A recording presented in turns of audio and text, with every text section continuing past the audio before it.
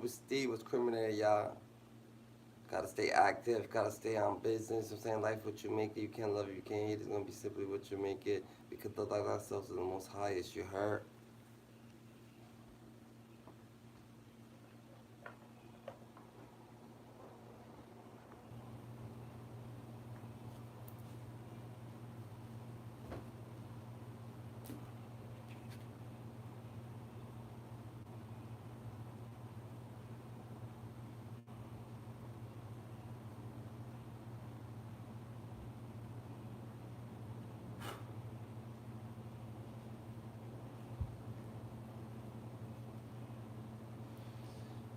You heard? Hyenas are who?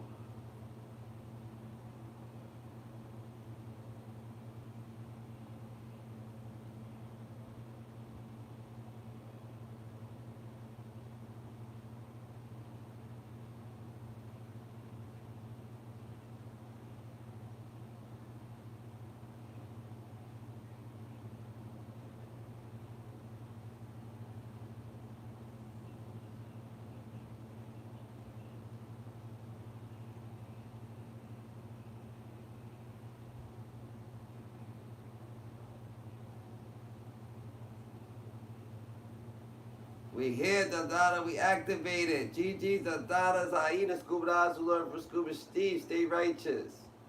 Stand on business. Life's what you make it. Can't love it, can't hate it. It's gonna be simply what you make it. And that's a fact.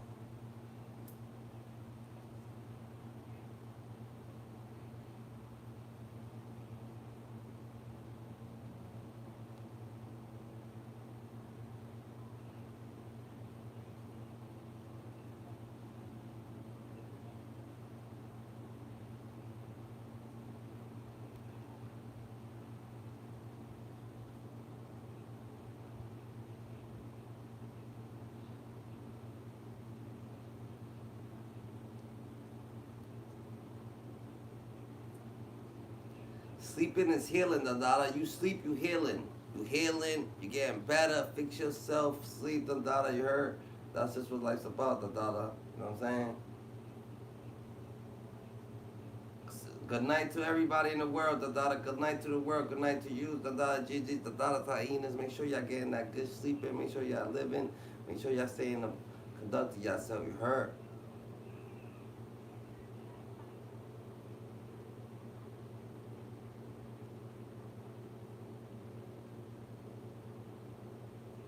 Life's what you make it. You can't love it. You can't hate it. It's gonna be simply what you make it. You heard? Oh shit. I missed this nigga's fucking phone call.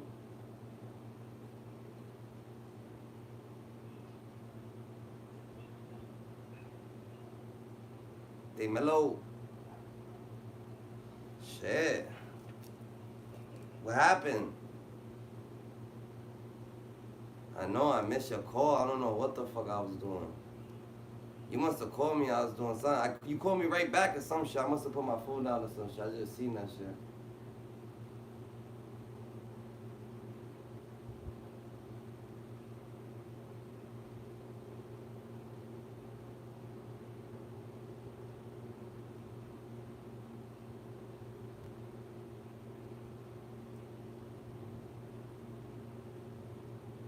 Oh, alright. Alright. Yeah, yeah, yeah. Hell yeah, why? Where the fuck you at? Yeah, yeah.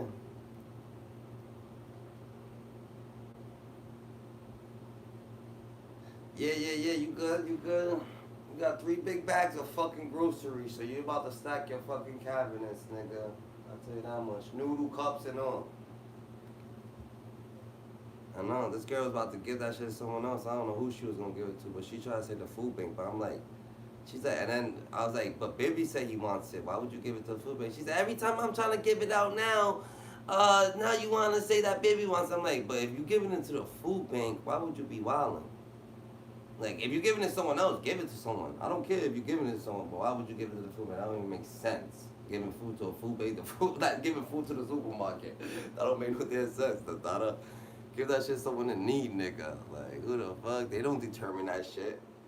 That's why I need to make my own little program going on and shit like that. Killer was supposed to try to stop by too. Killer was supposed to stop by too, his ass. He was supposed to stop by when you was supposed to stop by. He was with Unka, but he took the detour too. He took a little detour. Yeah, nah, y'all niggas, you good though. You know, that's just fucking thing. What you on though? Y'all niggas taking a light? Alright. About to do the puzzle. Nigga, his house is the puzzle. Every time he wants to clean it.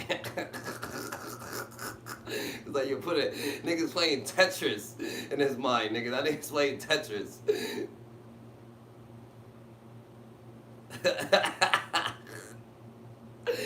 Oh shit. That nigga, yo, nah, fuck that. Alright then. But if anything, if it gets too late, don't fucking come too late. Just come tomorrow then. If you're gonna get too late.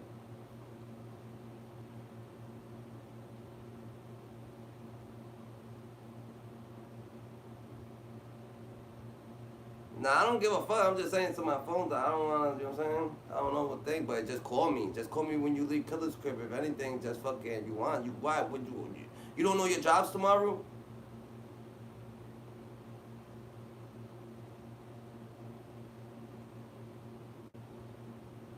Yeah, so you could slide if you want. But this girl wants that shit out of the crib though. She actually was gonna give that shit. She was gonna do something with that shit. So that's what I'm saying. Yeah, just come then. Okay. Alright.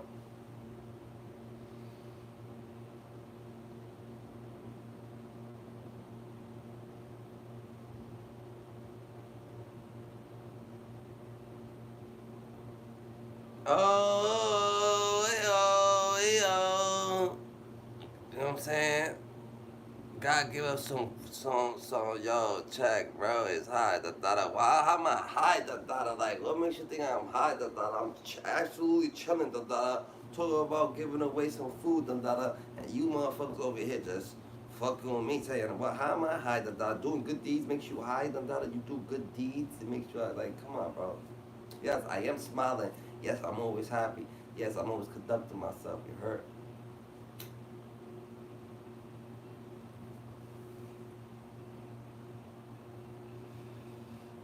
That's a motherfucker Fendi.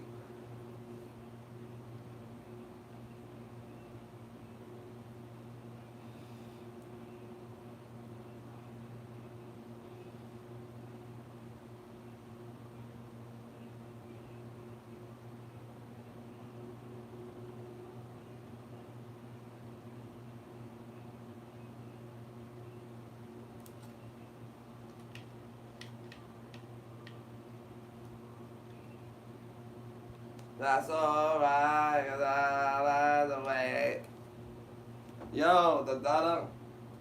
I didn't know Cash Money had beef. Hold on. I didn't know how Cash Money had beef with Jay-Z, the data. Damn, I'm gonna have to just put some batteries in here for now.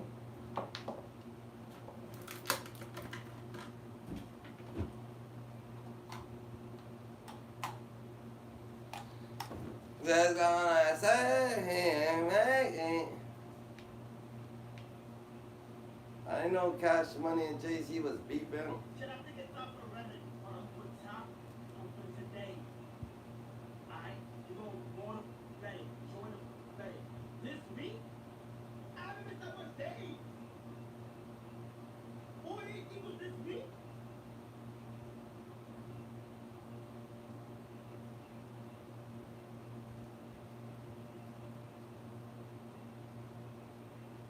My daughter doesn't have legs. This week.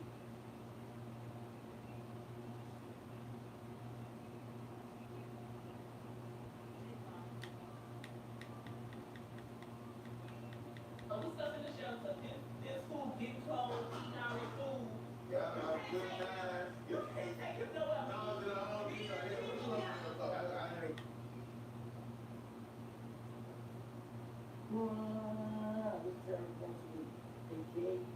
GG, the data, Zaida's good eyes, who love us, live Steve is criminated, y'all.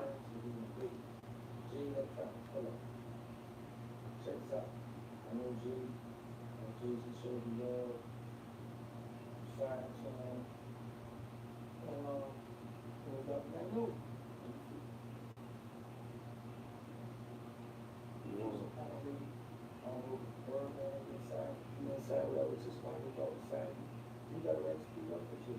But don't be a hypocrite. Don't say on one hand, you will war for Birdman, Wayne, blah, blah, blah, this kind of enemy, right? But then yet, on the distance side, how do you be Turk and you automatically not feeling magnetic, yada, right? So it's like a little confusing thing that you're doing.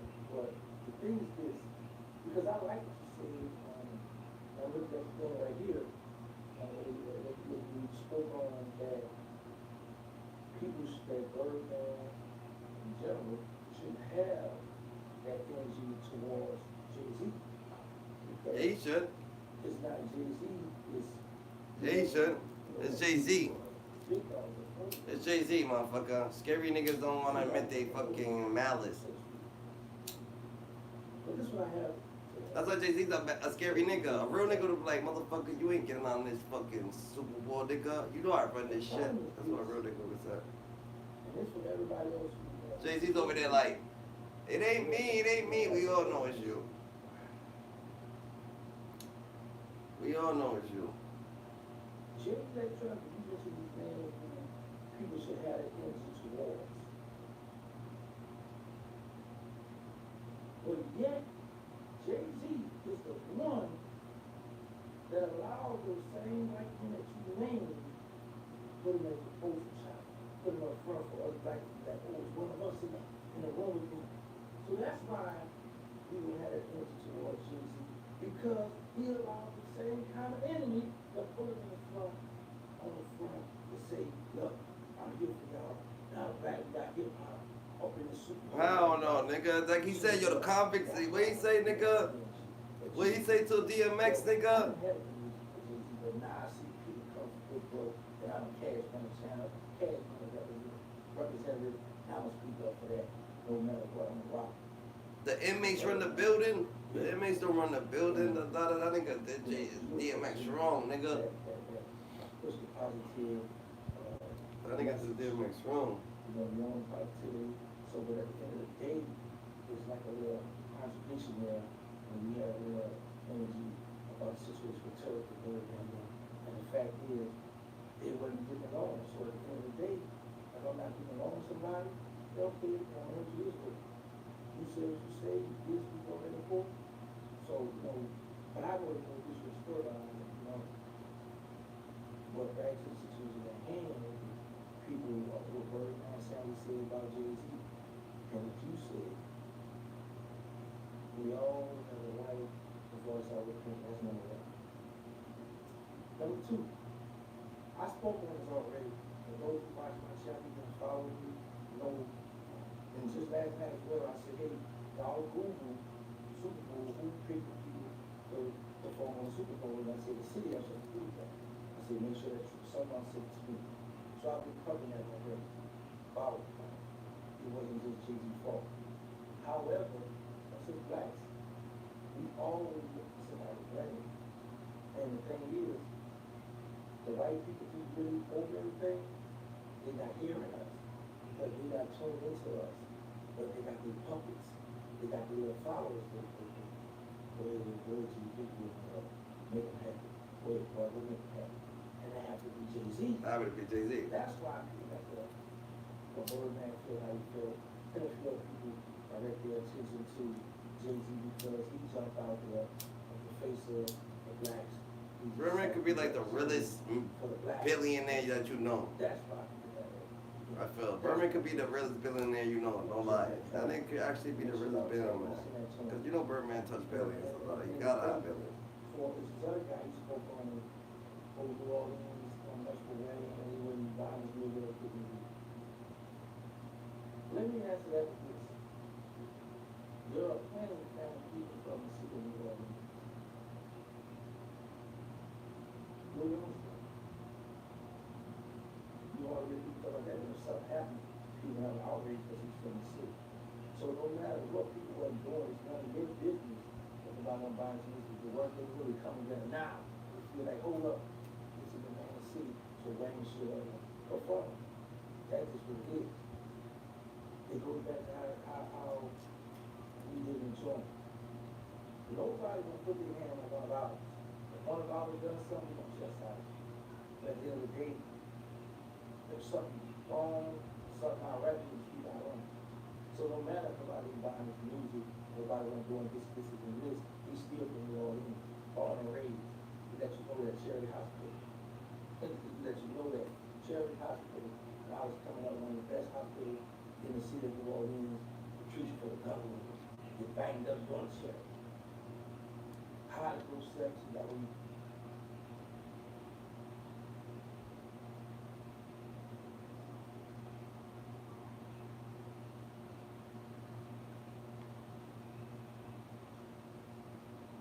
From now on, whenever anybody tries to tell me that Brick might have a shaky relationship with Atlanta, I have a retort. Because it's not my version.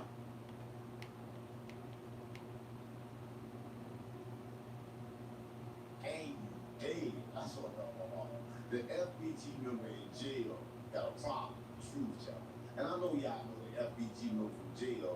He served 30 years in penitentiary for killing 5 BDs. I saw y'all rock.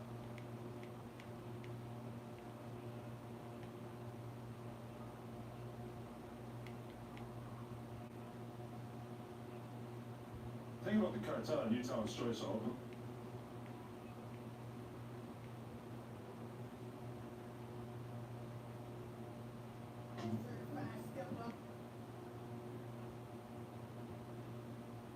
Want to support me? Go to Lini for read 37. See what this nigga gotta say about that. Want to support me? That nigga was ran on the wall. Make sure you join the membership. Shout out to the Mod Squad. You ain't follow my Mod Squad lady. That's at the end. Remember, you got anything. This nigga actually keeps it. I don't front this thing, keep it to the Hey point. y'all, FBG Butter, man, full arrest video is out. Shout out to Rack Breads, man. Shout out to Rack Breads. Y'all want to subscribe to the channel. Butter, in this video, man, Butter basically told them that it was the third person in the car with them. Now we know he was drunk, we know he hit the wall too, but he told the ambulance man that they got his brothers, his girl and his brother good. His brother that jumped out that motherfucking car. But now I can see them looking for a brother. And if your fingerprints on that gun, FBG brother, you better run. 2 pages down, he come. Hey, they coming, man. Hey, Butter done put you out there, man, so now they looking for a third wheel. Hey, y'all watch the video, get in the comments, let me know what y'all think. I will be going live tonight. He ain't lying. Y'all there, man. Hey, we got What you asking about your brother for? Get to the last question, though. Hey, my mind is my 9. Let's say the women, the children. Yeah, look at trash. I got a flashlight around here. I guess. Put cheese up. Here. Okay.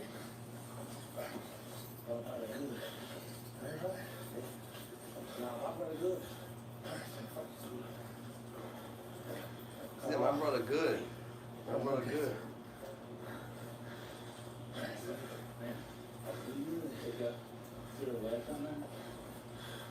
Good. Yeah. He left the pipes, nigga. You know he took the pipes. I think I left them shit around. Yeah, right.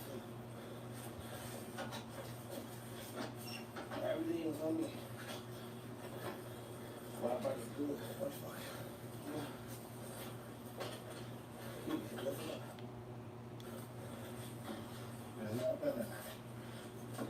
Yes. Yeah, I got it. That shit was stupid. This nigga FPG brother is fucking a real rat, dog. My brother good. So why you trying to ask for your brother? Why you asking cops for your brother? You should already say your brother's good. Who the fuck your brother, done? I don't even know what the fuck you talking about. My brother good. How many times you gonna say that shit?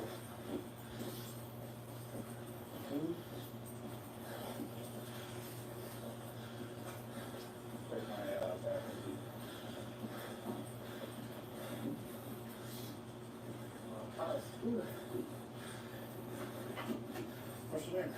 I mean, Yeah. ain't got no name. Yeah, I ain't got no name. No.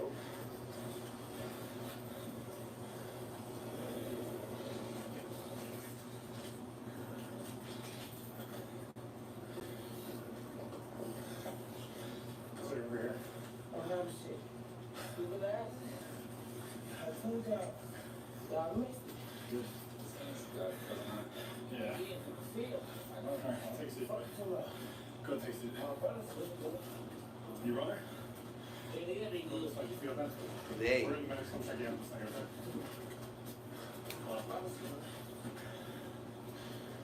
My brother. What's your first name? I ain't gonna lie. What do you want me to call you? I gotta talk to you, so just give me something to call you. You gotta talk to me. Alright. My brother's good. I guess you I got me, my girl. Yeah, I'm gonna check on you. My girl, right? Yeah, I don't know. I gotta go check on your girl. You just left her in the car, so I don't know. Oh.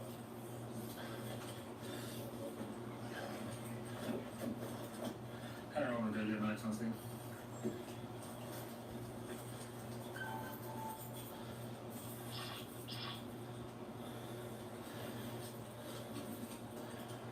Want to keep heavy file?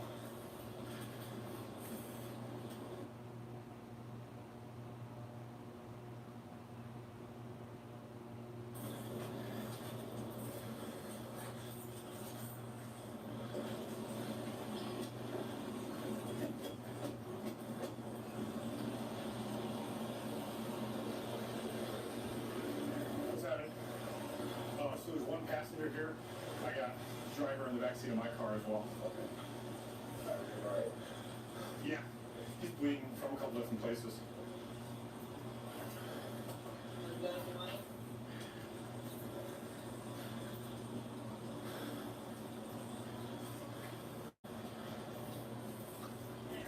She looks okay. Check out her. Yeah.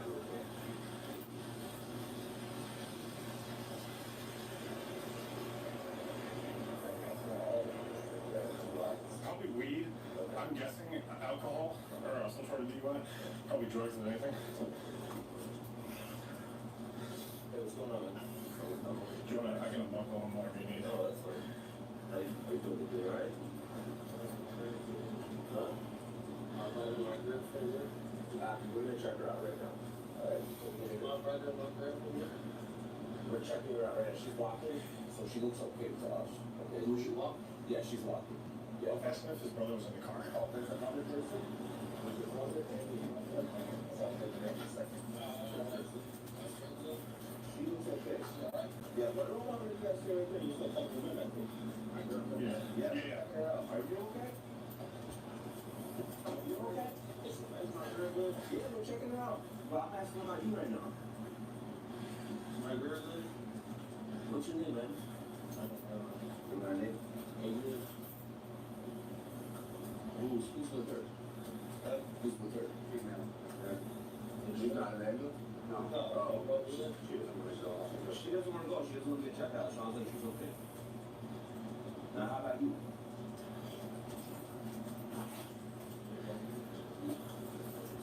That sounds like might be a good person.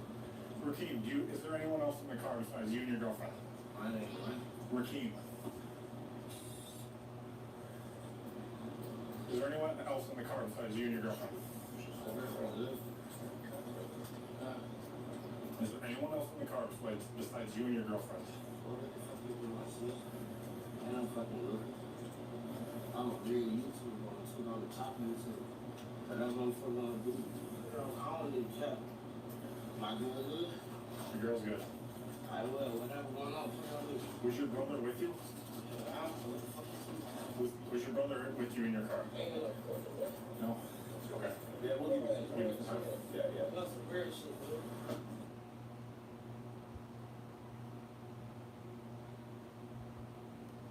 Something happened that what the fuck? That nigga, why the fuck he kept on saying, bro? How many times you gonna say it? I don't get it. John, starting with Mr. Sledgen's. That's why you can't have people with friends like that. Fake ass friends. Can't be around people to do. Has been identified by his mother as high risk. She's too overcome with grief to face her cameras. Just about 4 years ago, one of the most heinous crimes of recent memory in Metro Detroit happened. in Warren, which is a suburb on the east side. Perpetrator was a suburbanite from Oakland County, one of Detroit's more elite, affluent suburbs. And the victims were African Americans who had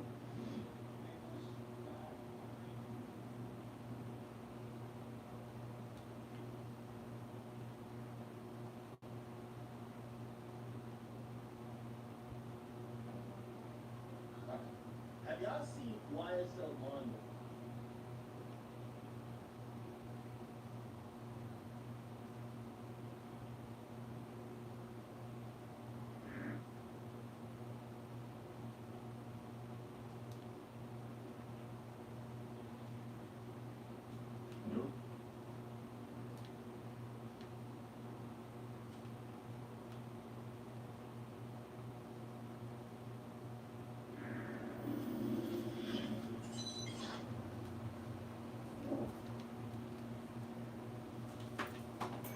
What the hell?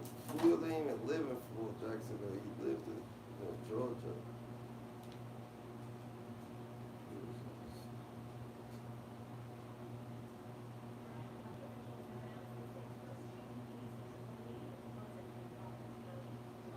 Mosquitoes. Stay away from mosquitoes. Have announced the state's first human case of triple E. It's a person from Providence County. Tonight, the Rhode Island Department of Health is now urging Rhode Islanders to take proactive measures. 12 News reporter Valerie Moravi has the latest. Valerie. Well, this is the first case of triple E in Rhode Island in 5 years. The last human case happened in 2019. Now, the Where was that person at? Is in their 70s. Today, we've also learned the state has a second probable human case of West Nile virus. That's a Newport County resident in her 60s. The first probable human case of West Nile, a Providence County resident in her 60s, has been confirmed after testing at the CDC. Last August, a New Hampshire resident died after being infected with triple E virus. Authorities say the infection was the first in that state in a decade. So what can you do to protect yourself? Put screens on windows and doors. Consider rescheduling outdoor activities at dawn and dusk. Wear long-sleeve shirts and pants and use bug spray. And put your tailgating over daily carriages. In addition to that, get rid of your school breeding grounds by removing items that collect water. Removing any water from unused swimming pools, trash, and tires. How can they trash? How can it come from your trash? Health says people infected with triple E could suffer neurological damage. Meaning it can involve the brain or the lining surrounding the brain. And those people who can develop meningitis or Why are they killing more people? quite ill. The folks who do get severe illness with triple E, about 30% of them will die. And of those survivors, about 50% will have long-term neurological problems. What the fuck? The Rhode Island Department of Health says although the triple E is extremely rare in humans, it is very serious and has a much higher human mortality rate than the West Nile virus.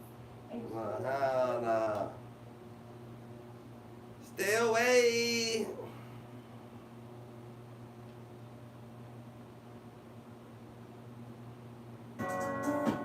What the heck is this about? Hold up. Really?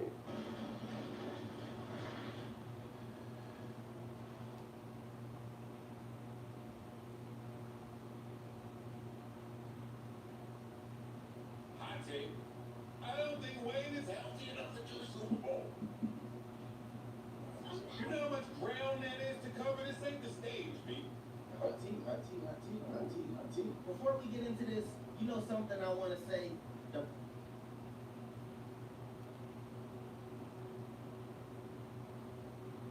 Oh, King Davis, when we up. Everybody always doing something. Everyone's a disrespectful motherfucker. My cash money don't get on Joe Budden's hills.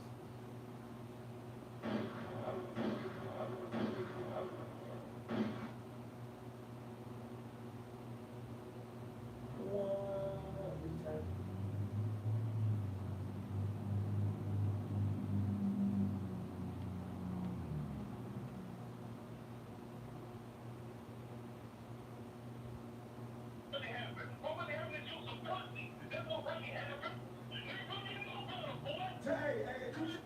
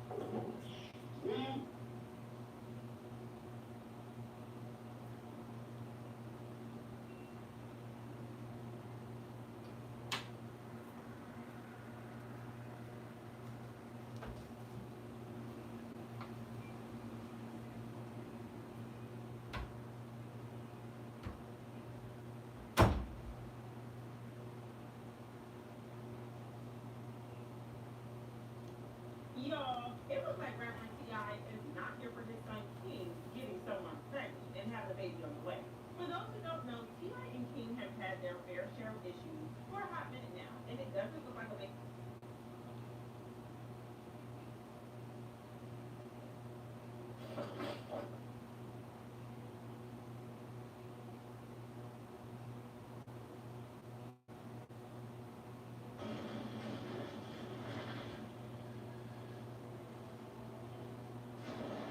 You know, we've been going through a political shit, so school just started back.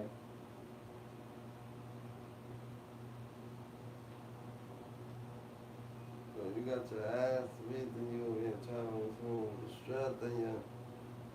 Alright guys, listen man, I can't defend this type of behavior at all. It's bad enough that you are in a high-speed chase from Florida Highway Patrol.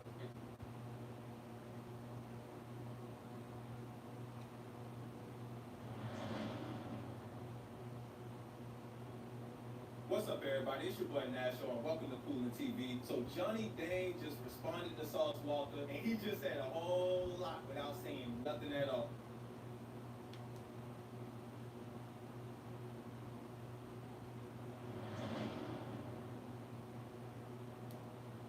What's up everybody, it's your boy Nash and welcome to Coolin' TV. So Johnny Dane just responded to Sauce Walker and he just said a whole lot without saying nothing at all, man. So y'all know the whole grill thing. Sauce Walker spent $1.1 million on a grill from Plug Geo. It's a competitor of Johnny Dane's in Houston. Alright, so they both in Houston, and Sauce Walker basically just went up the street to another jeweler to get this grill done. He paid $1 million for it. Now Johnny Dane just straight up shitted on Plug Geo, y'all. Alright, so I'm gonna show y'all the grill Johnny Dane just made, and he basically showing it off because it's a better version of what Sauce Walker paid $1 million for. Alright, so check this out.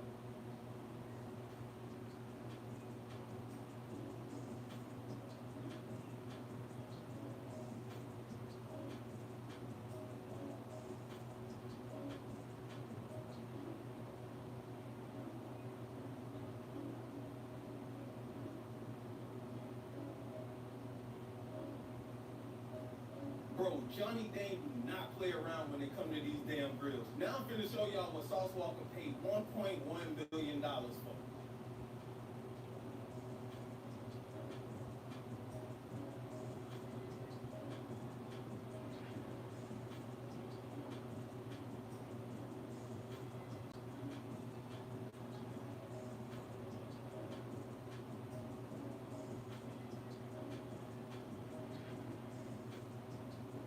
So bro, y'all see the difference, alright? You see the difference. I ain't even gonna lie, it look like Sauce Walker, you know, the diamonds are about to come out the molds. They about 2 teeth brushes away from falling out them goddamn holes, man. So it's not looking good compared to what Johnny Dane just showed us, bro. Johnny Dane, bro, I don't even know how he do this shit. Johnny went and spent all this money just to make this grill so he can show Sauce Walker how bad he messed up. Johnny Dane is saying, nigga, go to Plug Geo, you gonna get your ass robbed. I can't even lie, bro. Johnny Dane ain't got no competition when it comes to this grill. You didn't see how much that's Especially if you in good. Texas. It ain't nothing but you, bro.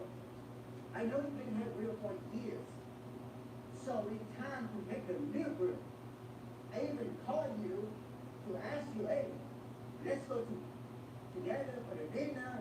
And I even asked you, this got about joining my nail salon so we can make money together. Am I right? I even started with your grill. Look, you knew that. I special design, very, very special. Make sure it's precise, good side of the diamond, smooth, so it not be too heavy, too chunky, so you go into wear it for another year without messing your mouth, and for free. Nothing but love, man. You, one of the few rappers I didn't know it for over 20 years. Nothing but love. I know, man. Some internet shit, when they hear some free stuff, and they go, you going to do the merchandise, CDs. Man, fuck that shit. You're not fucking shit. So you gotta do the all day long. I ain't saying. I always support Houston families, the community, the city where I started from the bottom. It's all good. You can shop around the world. You know, you don't need to put my name in there, but if you mention my name, put some respect on my name. Enough. Get the fucking banana out of my. And Johnny Dane saying, you know, you shouldn't get certain sizes or anything like that. Y'all gotta keep in mind, this nigga's the expert. Alright, listen to the expert. If he say you shouldn't get something in your mouth, you probably shouldn't. If he say you should do this, you probably shouldn't. Johnny been doing that shit for like 20 years, man. Johnny Dane was fed up because this whole thing started by Sauce Walker making a video kind of dissing Johnny Dane. Now, he didn't straight up diss him, but he said he taking the Johnny Danes out and he putting in the plug geos, which he paid that $1 million for. So I'm gonna go ahead and play some clips so y'all can see. World's most expensive girl, man. South Walker plug geo. Get it. Take out the Johnny Danes and put in the geos. I'm sorry. I'm taking out these and I'm upgrading to these. Look, 11,000 to 1 D. You know what I'm saying? So we have an evidence. We set the bar standard in the state of Texas so high that he cannot be beaten. Let me tell you. Oh, we.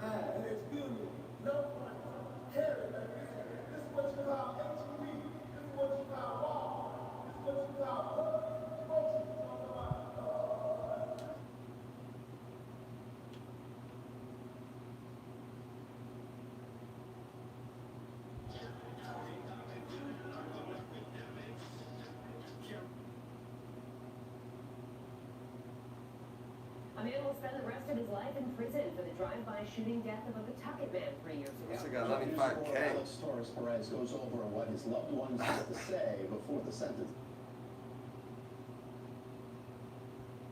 Hey, nah, for real. Charles, real quick, let me ask you, you know, Tyrese just recently went on the Breakfast Club and he was crying, and of course, you know,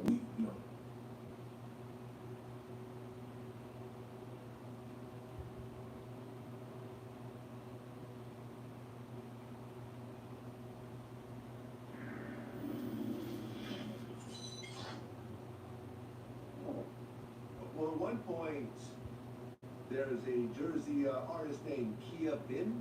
Yeah, Well, she did a remix of A Bay Bay for My Bay. yeah, And I guess there was some controversy around that. yeah. What happened to that? She made it. When she made it, some kind of way me and her ended up on the phone. And I was like, that shit hard. I'm finna make an actual song. Now, number one, nobody came to me before they put it out. It was already super viral. Sampled my shit and made it go super viral. Nobody came to me and said, hey, we're gonna use this, we wanna make sure we conversation. Number two, she posted and don't even mention me. She started mentioning everybody that she sampled except me. Number 3, when we end up getting on the phone, and I say, I'm finna make a bang out of this shit, she say, well, you know, make sure you let me hear, you know, I wanna make sure it's up to par. I'm like, nigga, you sample my motherfucking shit. I got the rights to this. The fuck is you talking about? After that, I just dropped that bitch. Hold on. If she sampled your song and made a new song, is when you sampled her song? I went back and used my shit. Okay. Did you use any of hers? No, all that I used was my bank. My bank. My bank.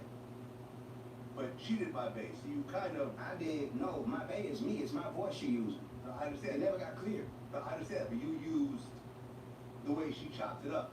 Yeah. In your thing. So Yeah. you did kind of take some of her creativity and Yeah. incorporate it into her. Yeah, so we got on the phone to merge and do it together, but she started talking like, well, let me make sure you do it right, and I hate for you to make it, and it ain't hard, and it's be trash. I think that's a fair So my ask. thing is, I think that's a fair my ask. thing is, why you didn't let me know you was sampling my shit, so I could have said, let me know it ain't Nigga, it's true. his song, bro. How the fuck? She telling me, let me hear everything you doing and approve of it so I can make sure it ain't trash. Why you didn't let me hear you sampling my shit so I could have made sure this wasn't trash? You're playing with my shit. Right.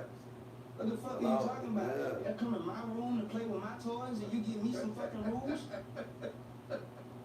Make sure you don't break this. This is my fucking shit. You just picked it up to play with it. Okay. Well, Joe Budden ended up dissing you. Fucking, when you see, that's a bitch, man. You gonna fucking try to fuck shit What up. the fuck you speaking on me for, Joe? You should have called me up there and had a conversation about it. You guys ever work it out? Hell nah, I don't know what the fuck Joe talking some dumb Look at ass. shut up. relevant sense is. I think I got no sense of Fuck you fucking aiming direction. for, bro? What I was niggas- I got no sense of direction, bro. Fucking sweet ass, bro. To you though.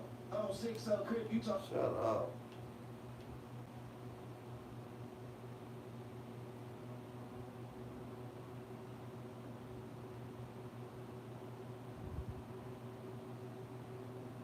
A powerful vortex pulled each of the 5 men into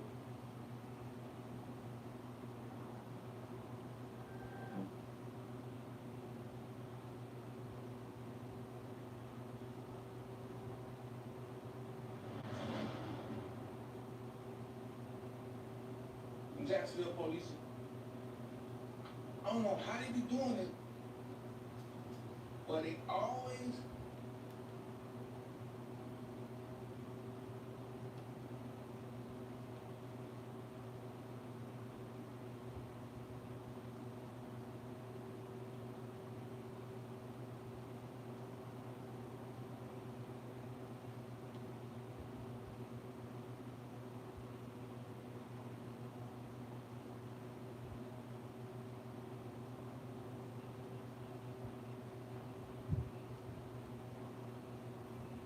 Save your life, cause all your eyes gonna be there.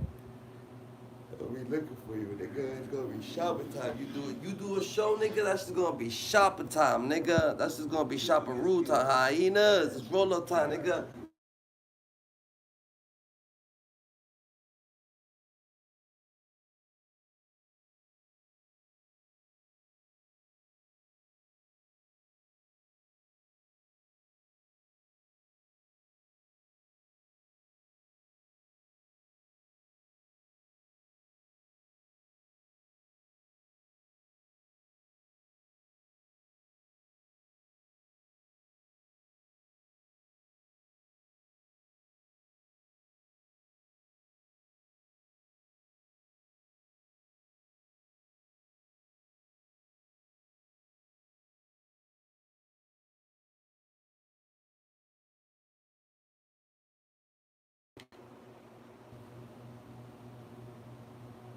Dímelo.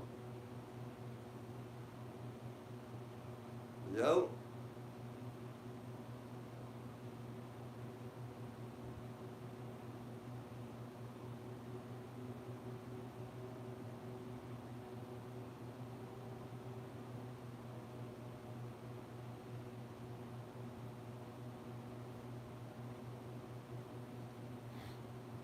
Yo. What's poppin', GG?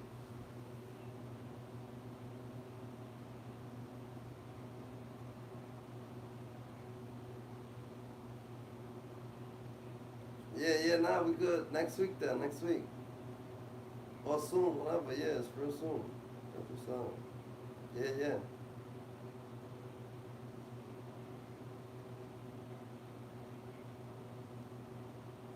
Yeah. Nah, I'll see what's up. Yeah, for sure. There's no rush. Alright. Alright.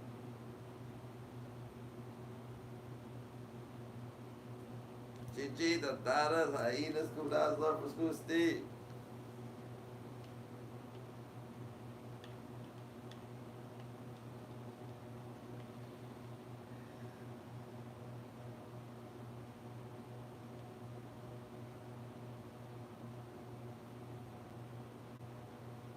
I feel like I'm very bold.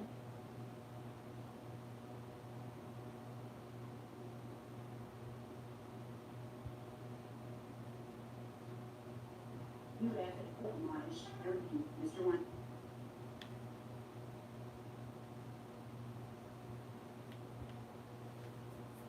What we on, the daughter?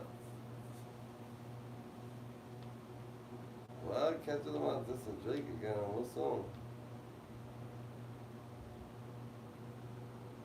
Let's see.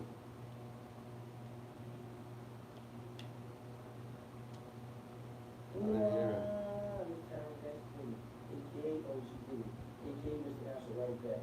It gave people chat. Relativity. Man. Shout out to DJ 254. And the reason why this man sent me some information, right? The way this person broke down this typical video explaining that he's going to be the front of the Super Bowl blew my mind.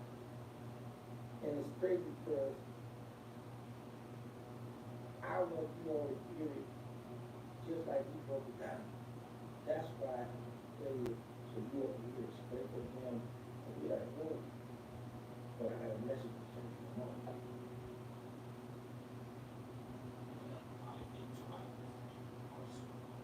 Most people caught that Kendrick performing at the Super Bowl was the ultimate response to first-person shooter.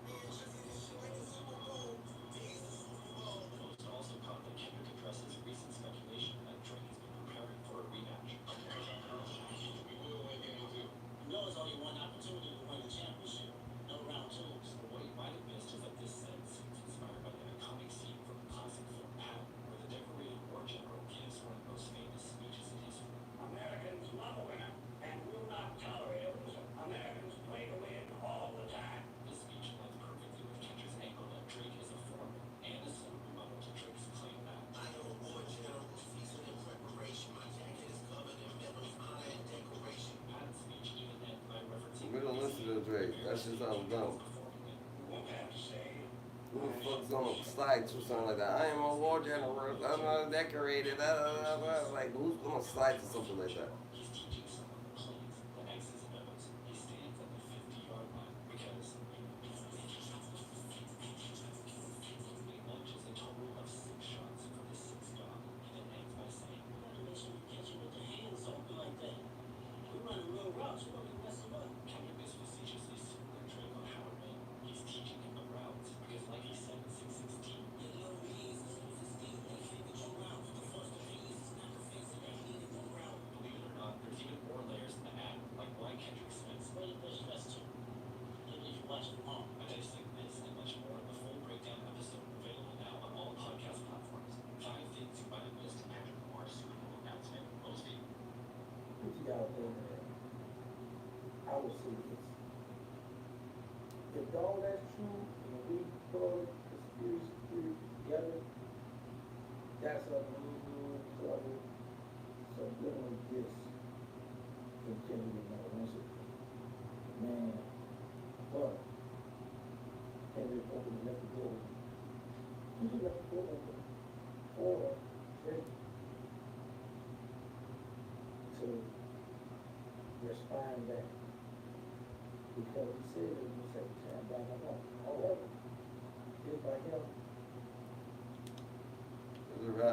bro. It's a wrap. Stop thinking for a play. We ain't gonna come in fucking animal. Eat blood.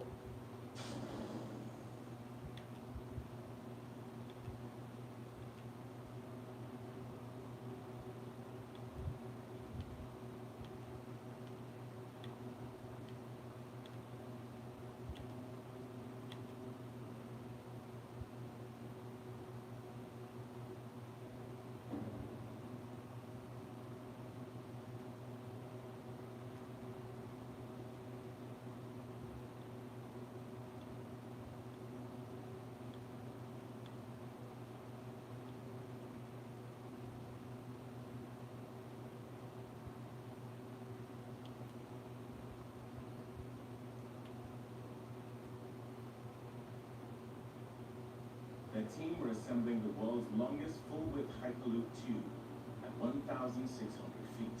The main attraction of the Hyperloop system is its supersonic speed. If you've been keeping up with the latest tech news, you've likely heard of Elon Musk. He's a major player in the technology world and is known for his out-of-the-box ideas.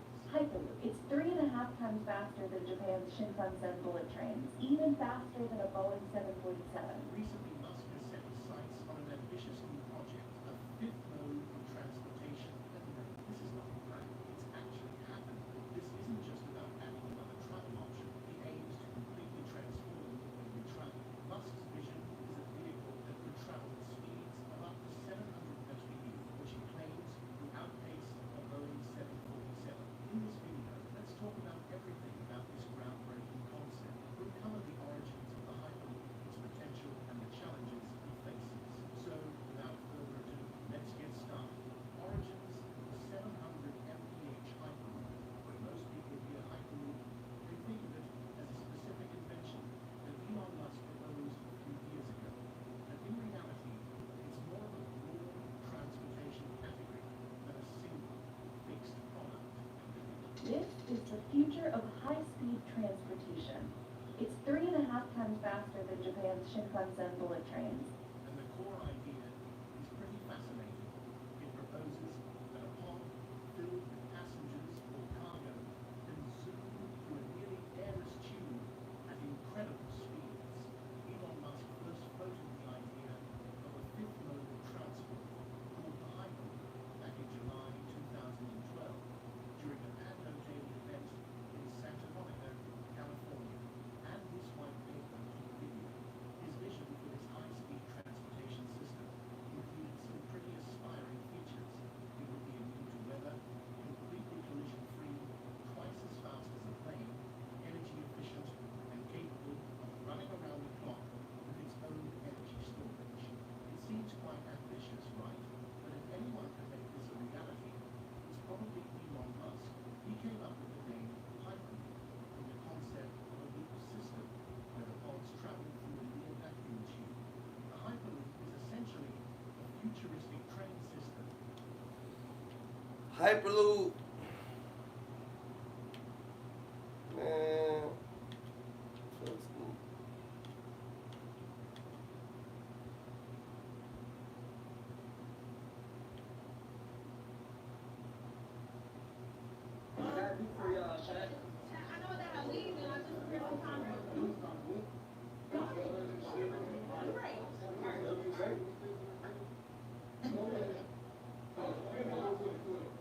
I'm just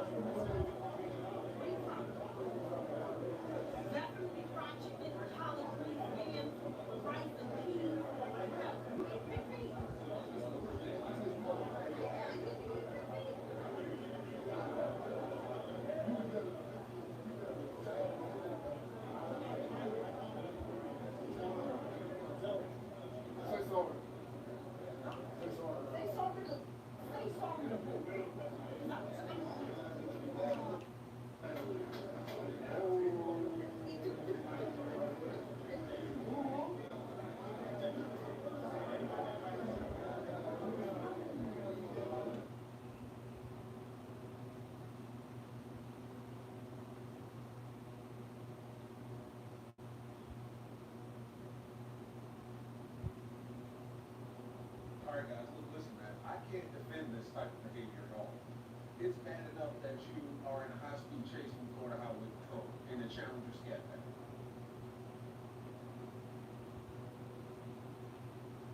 I wouldn't be able to fuck with her. She's trying to make you. Sometimes I ain't got time for that.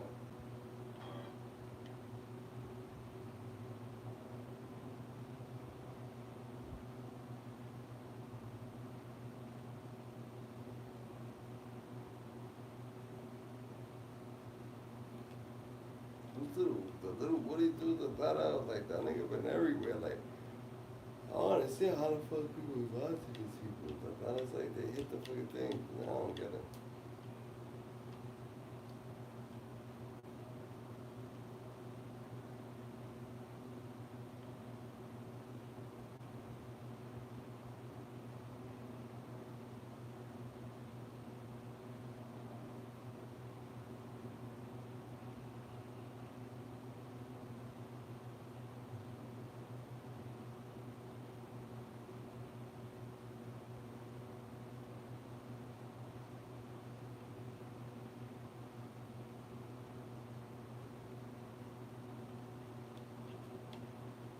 We got some real.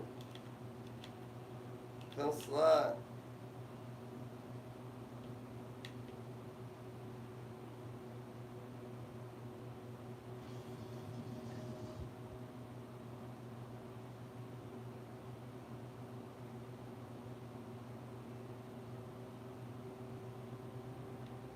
That nigga Hurricane Chris look like he wants to cry. That nigga's heated. That nigga's fucking heated. GG's the taras, Hyenas, cobradas, los frescos, tíos, criminating y'all. Hey, yo.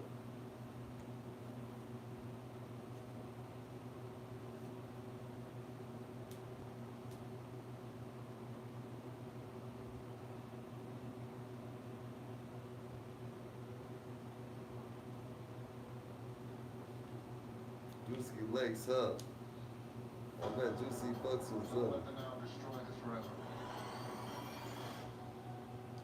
Yeah, so look what it does. It's stupid high cement.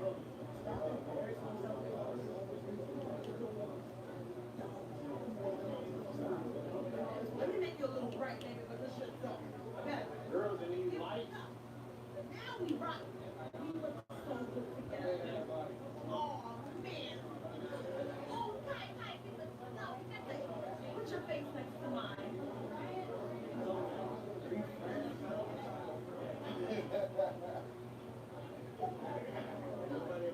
Do not clip it.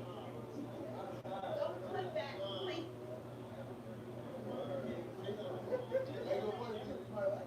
What is he doing there? Hey.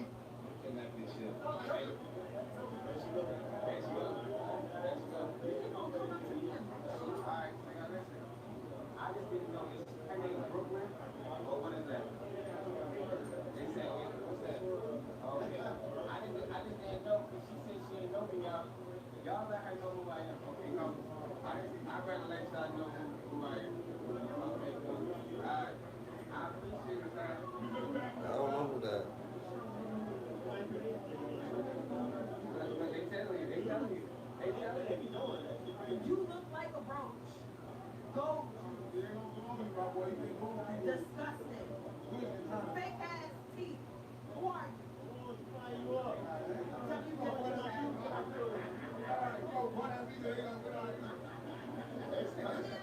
Yeah, what juice you got?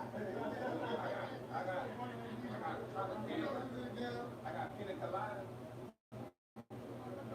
I got, which I need all types of juice. What that mean right there? What that eggplant mean? What the eggplant mean?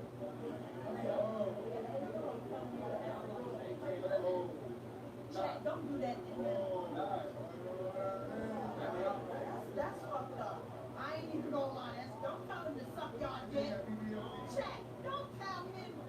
W50. Whoa.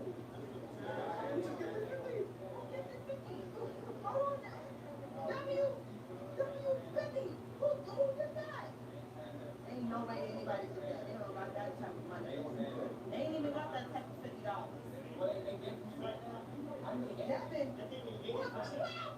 Don't be fucking gifted in the chat. You're talking.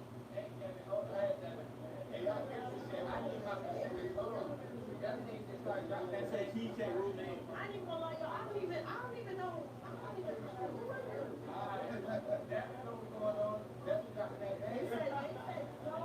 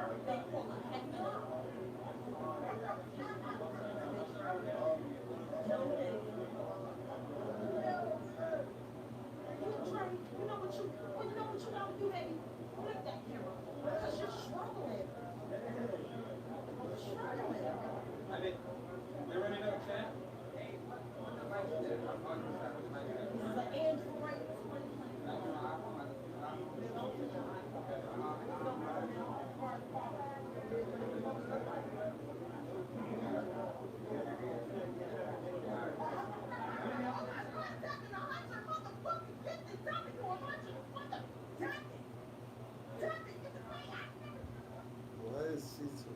Yeah, she too cool, bro.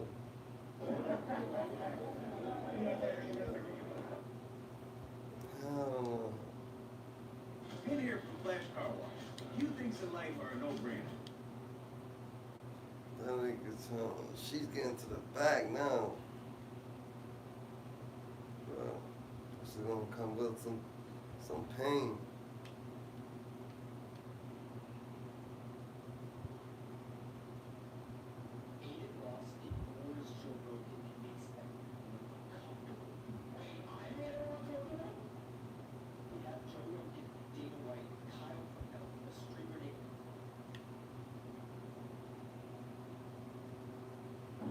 We really about to lock in though because we on a date. I want some tacos really, but I don't think it's good though. So we're on a date and we're gonna try this again.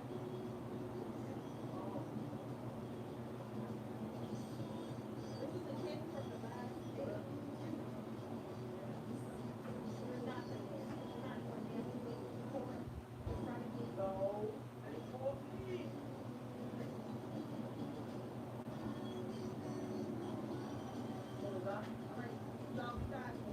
Oh yeah, chat. Chat.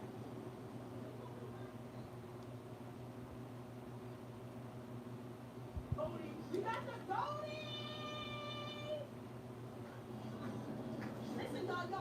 Hey, open the door, gang. Open the door, gang. That smell like good Goldie. Yeah, and it's in a box. Box Goldie. Box Goldie. Chat. Chat. Oh, and a fifth.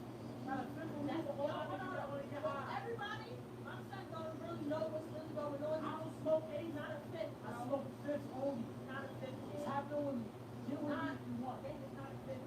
Get with me or don't sit with me. How about Goldie and Munchies? Nah. Goldie and Munchies, chat. Using tools. Nah. Goldie and Munchies tools.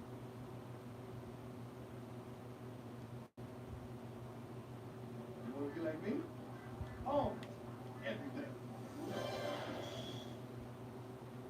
Hell Never let go. no. Hell no. I'm everyday crazy, bro. My opinion, I'm my boyfriend.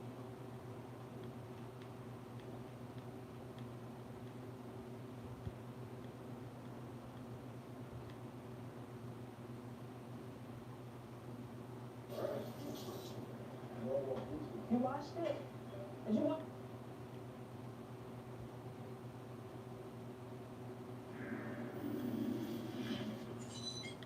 Yo, what's what's up with this thing. He be asking the dumbest questions. That 50 Cent write his own works. He got beef with this and this and shit. 50 put a slap 50 gonna let that nigga black and rip this. Now that we ain't all this controversy.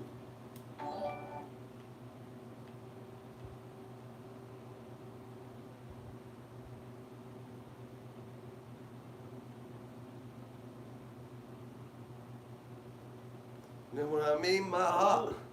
Know what I mean, my a crime boss who has operated in the underground world for a long time.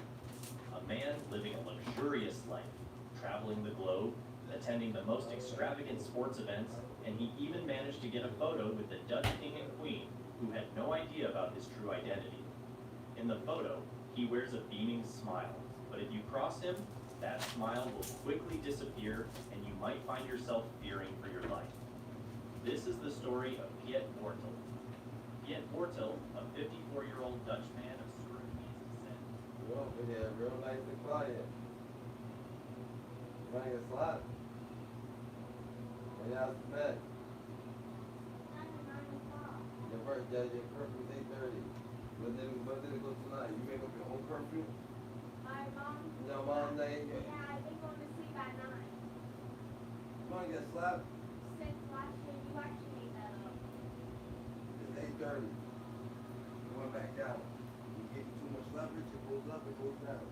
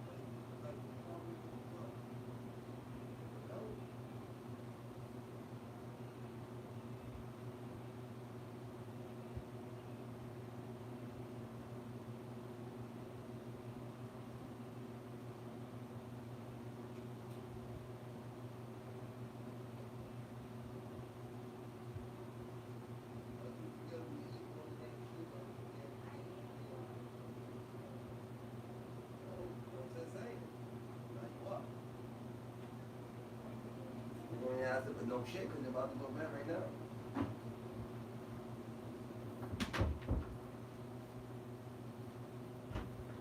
Good night to you.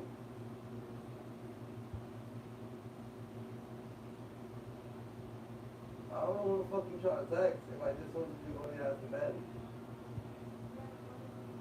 What she said? Talk about going my ass to bed.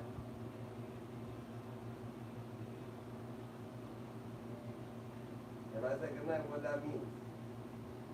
Good night, little girl. There you go.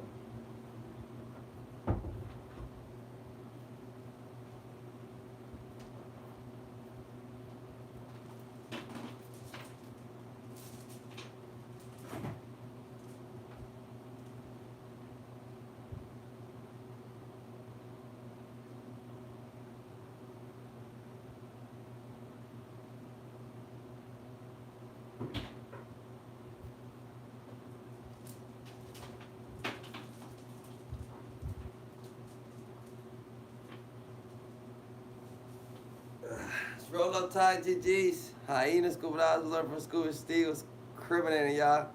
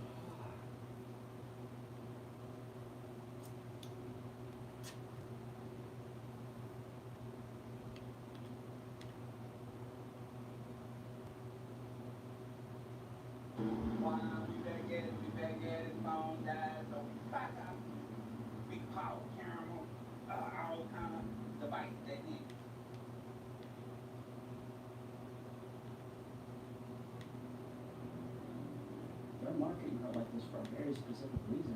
Her body is more popular than her music. I just don't understand how people don't see it. How long can they keep on shoving her down their throats? I ain't gonna lie to you, the best part of what she performed is the twerk. It seems like people are waking up and it looks like the fall off is approaching. Who actually listens to her? She's Now, not Ice bad. Spice.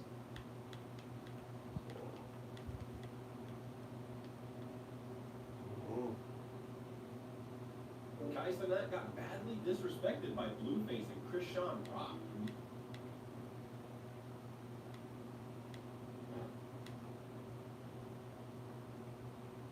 No Jumper, coolest Patreon/OnlyFans in the world today. With Bricked Up Brick. And we're having a conversation with two young ladies. We're very excited.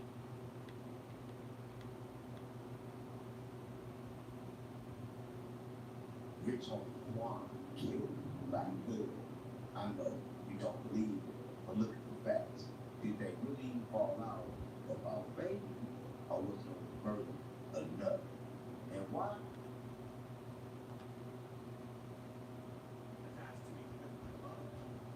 Stop thinking you know more shit about black culture than black people. More famous for his interviews than his DJ career, DJ Vlad has earned a reputation for all the wrong reasons. To many, he is rude, a culture vulture, and even fed. And while for several years now, he Facts. Alright guys, so Fucking weirdo. That nigga Vlad is weird as fuck.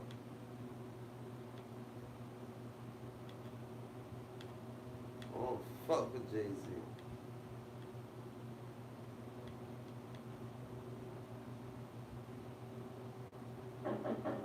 What you knocking on the door for, man? cause I ain't got no key, man.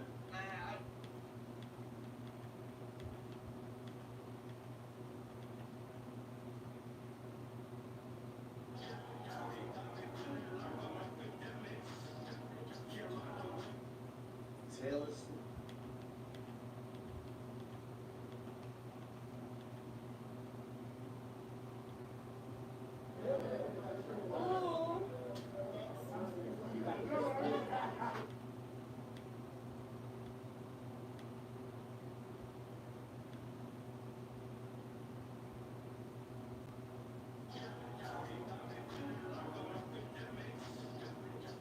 They sent her a couple articles, so I'm here to correct this.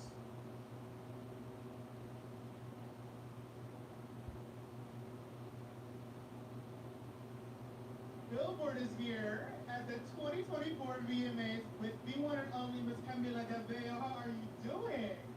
Really, really good. I'm so excited to meet you. You gotta walk me through this look is giving God glam. I love it. Talk to me about it. You know, I mean, my thoughts.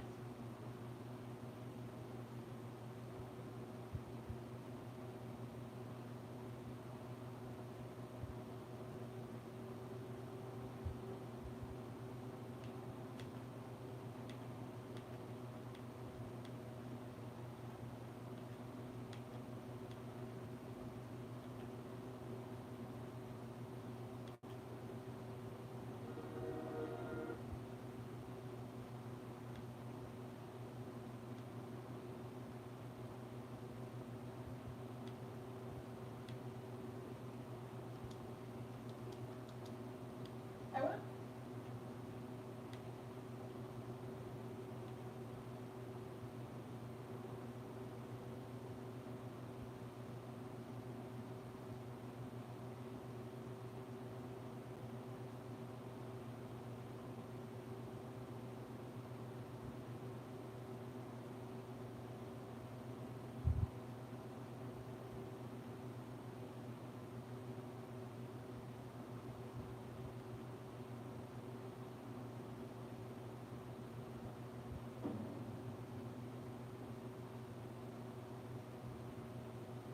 Stretch. If I'm not mistaken, you helped him get his first record deal, right? Yeah, for Tommy Boy Records, yeah. Yeah, Stretch was from the hood. He was from the neighborhood, you see him around a lot. And the guys that actually were the show boys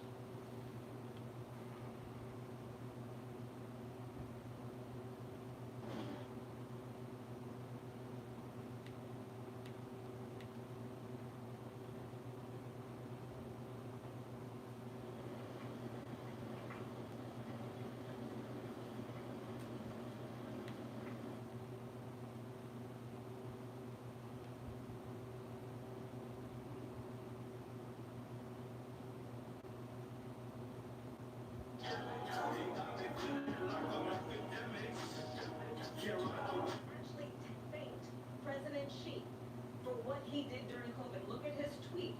Thank you, President Xi, exclamation point, when we know that Xi was responsible for lacking. My boy Trump got that even tan, he looking extra orange today. Now, I ain't gonna lie, Trump get what's up. Well, they bought their chips from Taiwan. We hardly make chips anymore Why because do you say countries name like that? Taiwan. they have, and policies like they have. I don't say her because she has no policy.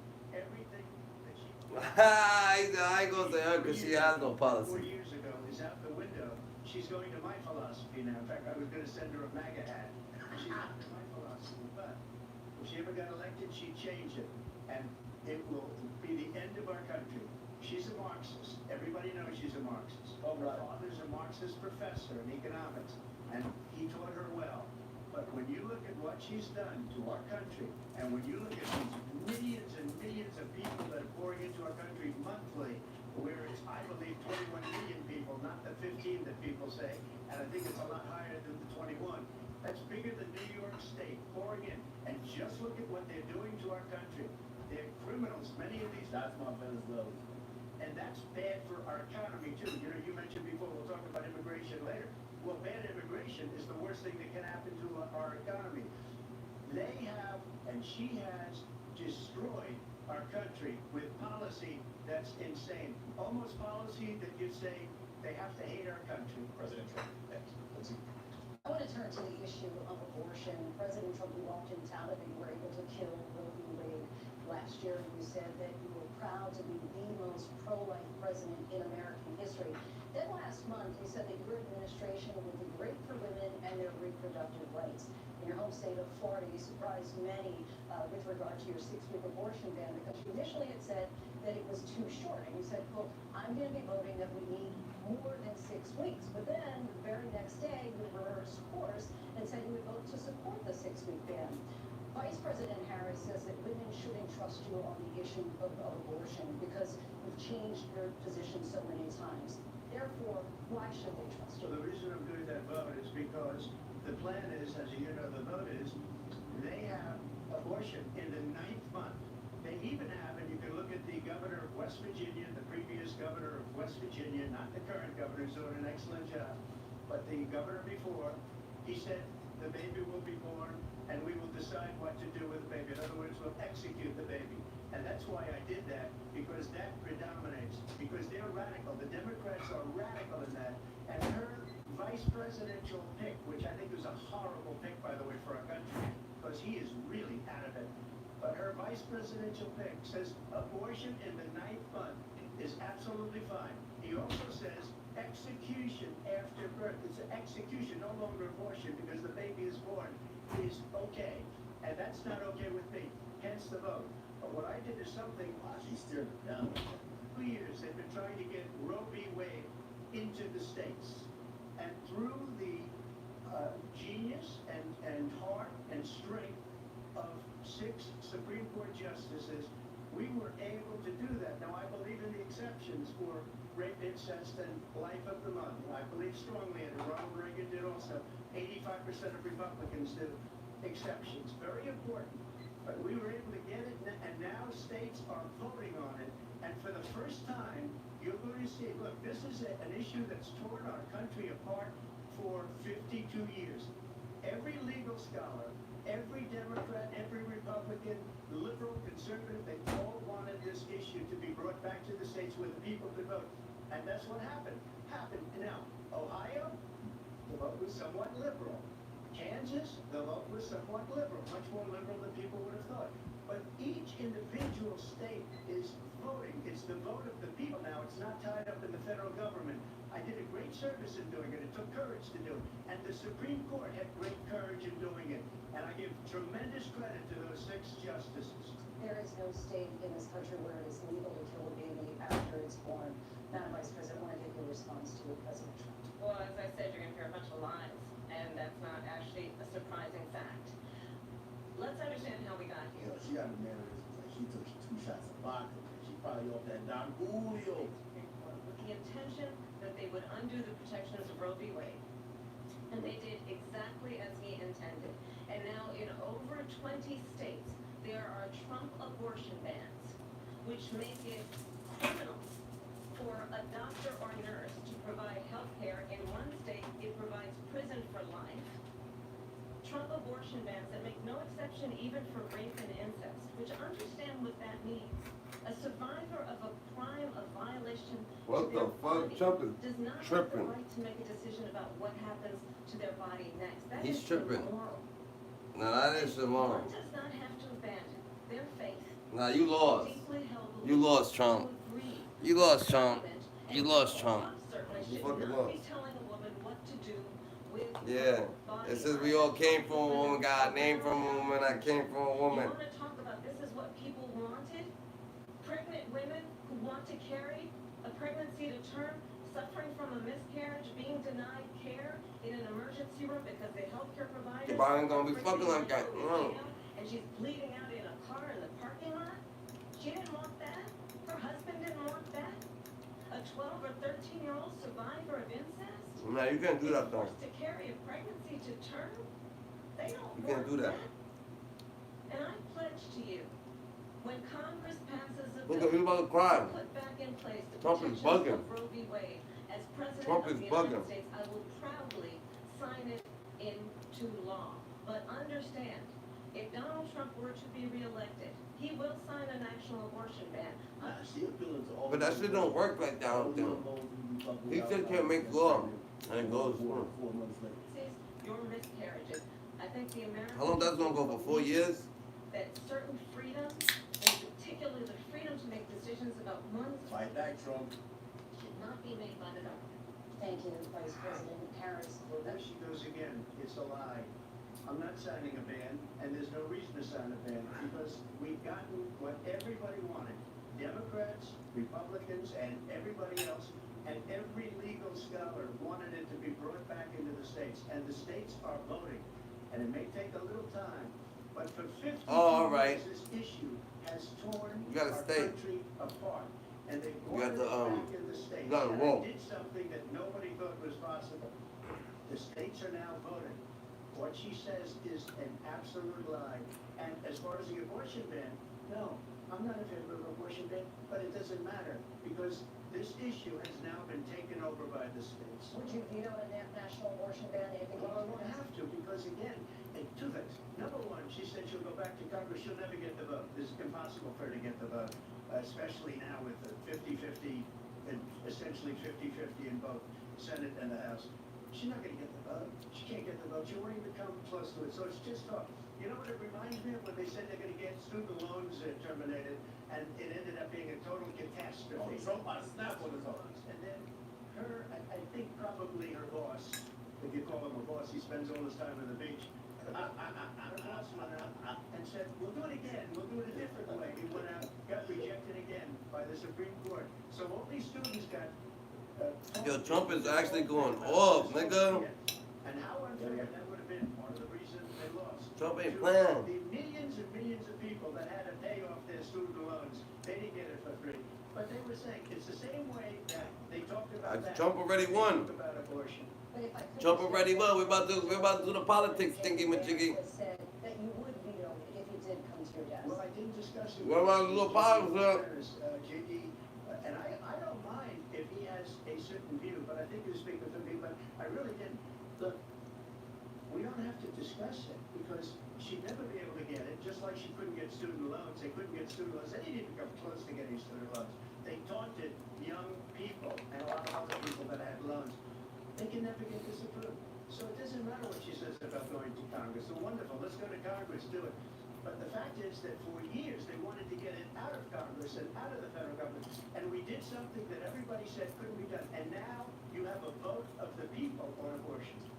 She don't want to be president. She ain't hungry. But I do want to ask, would you support any restrictions on a woman's right? Yo, she definitely a I support reinstating the protections of Roe v. Wade, and as you rightly mentioned, They try to kill this nowhere man. in America He's is a hungry. woman carrying a pregnancy to term and asking for an abortion. That is not happening. It's insulting to the women of America. And understand what has been happening under Donald Trump's abortion bans. Couples who pray and dream of having a family are being denied IVF treatments, what is happening in our country. Working people, working women who are working 1 or 2 jobs, who can barely afford childcare as it is, have to travel to another state to get on a plane sitting next to strangers to go and get the health care she needs. Barely can afford to do it, and what you are putting her through is unconscionable. And the people of America have not, the majority of Americans believe in a woman's right to make decisions about her own body, and that is why in every state where this issue has been on the ballot in red and blue states both, the people of America have voted for freedom. Vice President. Excuse me, I have to respond. Another lie. It's another lie. I have been a leader on IVF, which is fertilization. The IVF, I have been a leader. In fact, when they got a very negative decision on IVF from the Alabama courts, I saw the people of Alabama and the legislature 2 days later voted it in. I've been a leader on it. They know that, and everybody else knows it. I have been a leader on fertilization, IVF. And the other thing, you should ask, will she allow abortion in the 8th month, 9th month, 7th month? Okay, would you do that? Why don't you ask me that Why question? don't you answer the question? Would you Because please under Roe v. answer Wade, the question for me? you could do abortions in the 7th month, the 8th month, the 9th month, and probably after birth. Just look at the former governor of Virginia. The governor of Virginia said we put the baby aside and then we determine what we want to do with the baby. President Trump claims that. We're going to turn now to immigration and border security. We know it's an issue that's important to Republicans. That's where Big Trump will find In this country. Vice President Harris, you were tasked by President Biden with getting to the root causes of migration from Central America. We know that illegal border crossings reached a record high in the Biden administration. This past June, President Biden imposed tough new asylum restrictions. We know the numbers since then have dropped significantly. But my question to you tonight is, why did the administration wait until That's 6 months crazy. before the election to act? And would you have done anything differently from President Biden on this? So I'm the only person on this stage who has prosecuted transnational criminal organizations for the trafficking of guns, drugs, and human beings. And let me say that the United States Congress, including some of the most conservative members of the United States Senate, came up with a border security bill which I supported. And that bill would have put 1,500 more border agents on the border and helped those folks who are working there right now overtime trying to do their job. It would have allowed us to stem the flow of fentanyl coming into the United States. I know there are so many families watching tonight who have been personally affected by the surge of fentanyl in our country. That bill would have put more resources to allow us to prosecute transnational criminal organizations for trafficking in guns, drugs, and human beings. But you know what happened to that bill? Donald Trump got on the phone, called up some folks in Congress, and said, kill the bill. And you know why?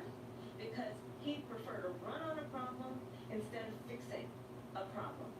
And understand, this comes at a time where the people of our country actually need a leader who engages in solutions, who actually addresses the problems at hand. But what we have in the former president is someone who would prefer to run on a problem instead of fixing a problem. And I'll tell you something, he's going to talk about immigration a lot tonight, even when it's not the subject that is being raised.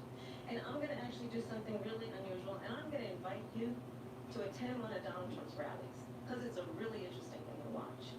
You will see during the course of his rallies, he talks about fictional characters like Hannibal Lecter. He will talk about windmills cause cancer. And what you will also notice is that people start leaving his rallies early out of exhaustion and boredom. And I will tell you, the one thing you will not hear him talk about is you. You will not hear him talk about your needs, your dreams, and your desires. And I'll tell you, I believe you deserve a president who actually puts you first, and I pledge to you that I will. Vice President Harris, thank you. President Trump, on that point, I want to get your response. Well, I'd like to respond. Let me just ask, though, why did you try to kill that bill, and successfully so? That would have put thousands of additional agents and officers on the board. First, let me respond as to the rallies. She said people start leaving. People don't go to her rallies. There's no reason to go. And the people that do go, she's busing them in and paying them to be there. And then showing them in a different light. So she can't talk about that. People don't leave my rallies. We have the biggest rallies, the most incredible rallies in the history of politics. That's because people want to take their country back. Our country is being lost. We're a failing nation. And it happened 3.5 years ago. And what's going on here, you're going to end up in World War III, just to go into another subject.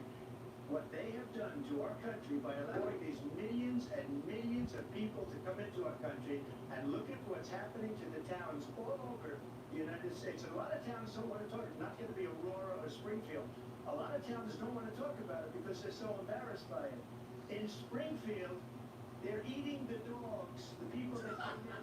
They're eating the cats. They're eating the pets of the people that live there. And this is what's happening in our country, and it's a shame. As far as rallies are concerned, as far as the reason they go is they like what I say. They want to bring our country back. They want to make America great again. It's a very simple phrase, make America great again. She's destroying this This is country. crazy. And if she becomes That can't be president, real. this country doesn't have a chance of success. Not only success, we'll end up being Venezuela on steroids. I just want to clarify here, you bring up Springfield, Ohio, and ABC News did reach out to the city manager there. He told us there have been no credible reports of specific claims of pets being harmed, injured, or abused by individuals within the immigrant community. Well, I've seen people on television. Let me just say here, this is The people on television say my dog was taken and used for food. So maybe that's a good thing to say for a city manager. I'm not taking this from But the television. people on I'm taking it from television the say city that manager. dog was eaten by the people that went there. Again, Springfield city manager says there's no evidence of that. Vice We'll President find Harris, out. I'll let you respond to the rest of what you've heard. You talk about extreme. You know, I think one of the reasons why in this election, I actually have the endorsement of 200 Republicans who have formally worked with President Bush, Mitt Romney, and John McCain, including the endorsement of former Vice President Dick Cheney and Congressmember Liz Cheney.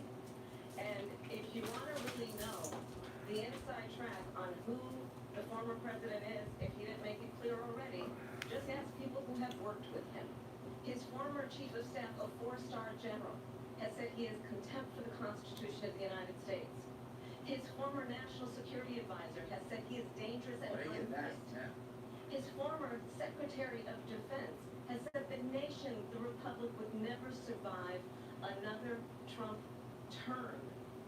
And when we listen to this kind of rhetoric, when the issues that affect the American people are not being addressed, I think the choice is clear in this election. President Trump will give you a quick minute to respond. Yeah. Thank you, because when I hear that, see, I'm a different kind of a person. I fired most of those people.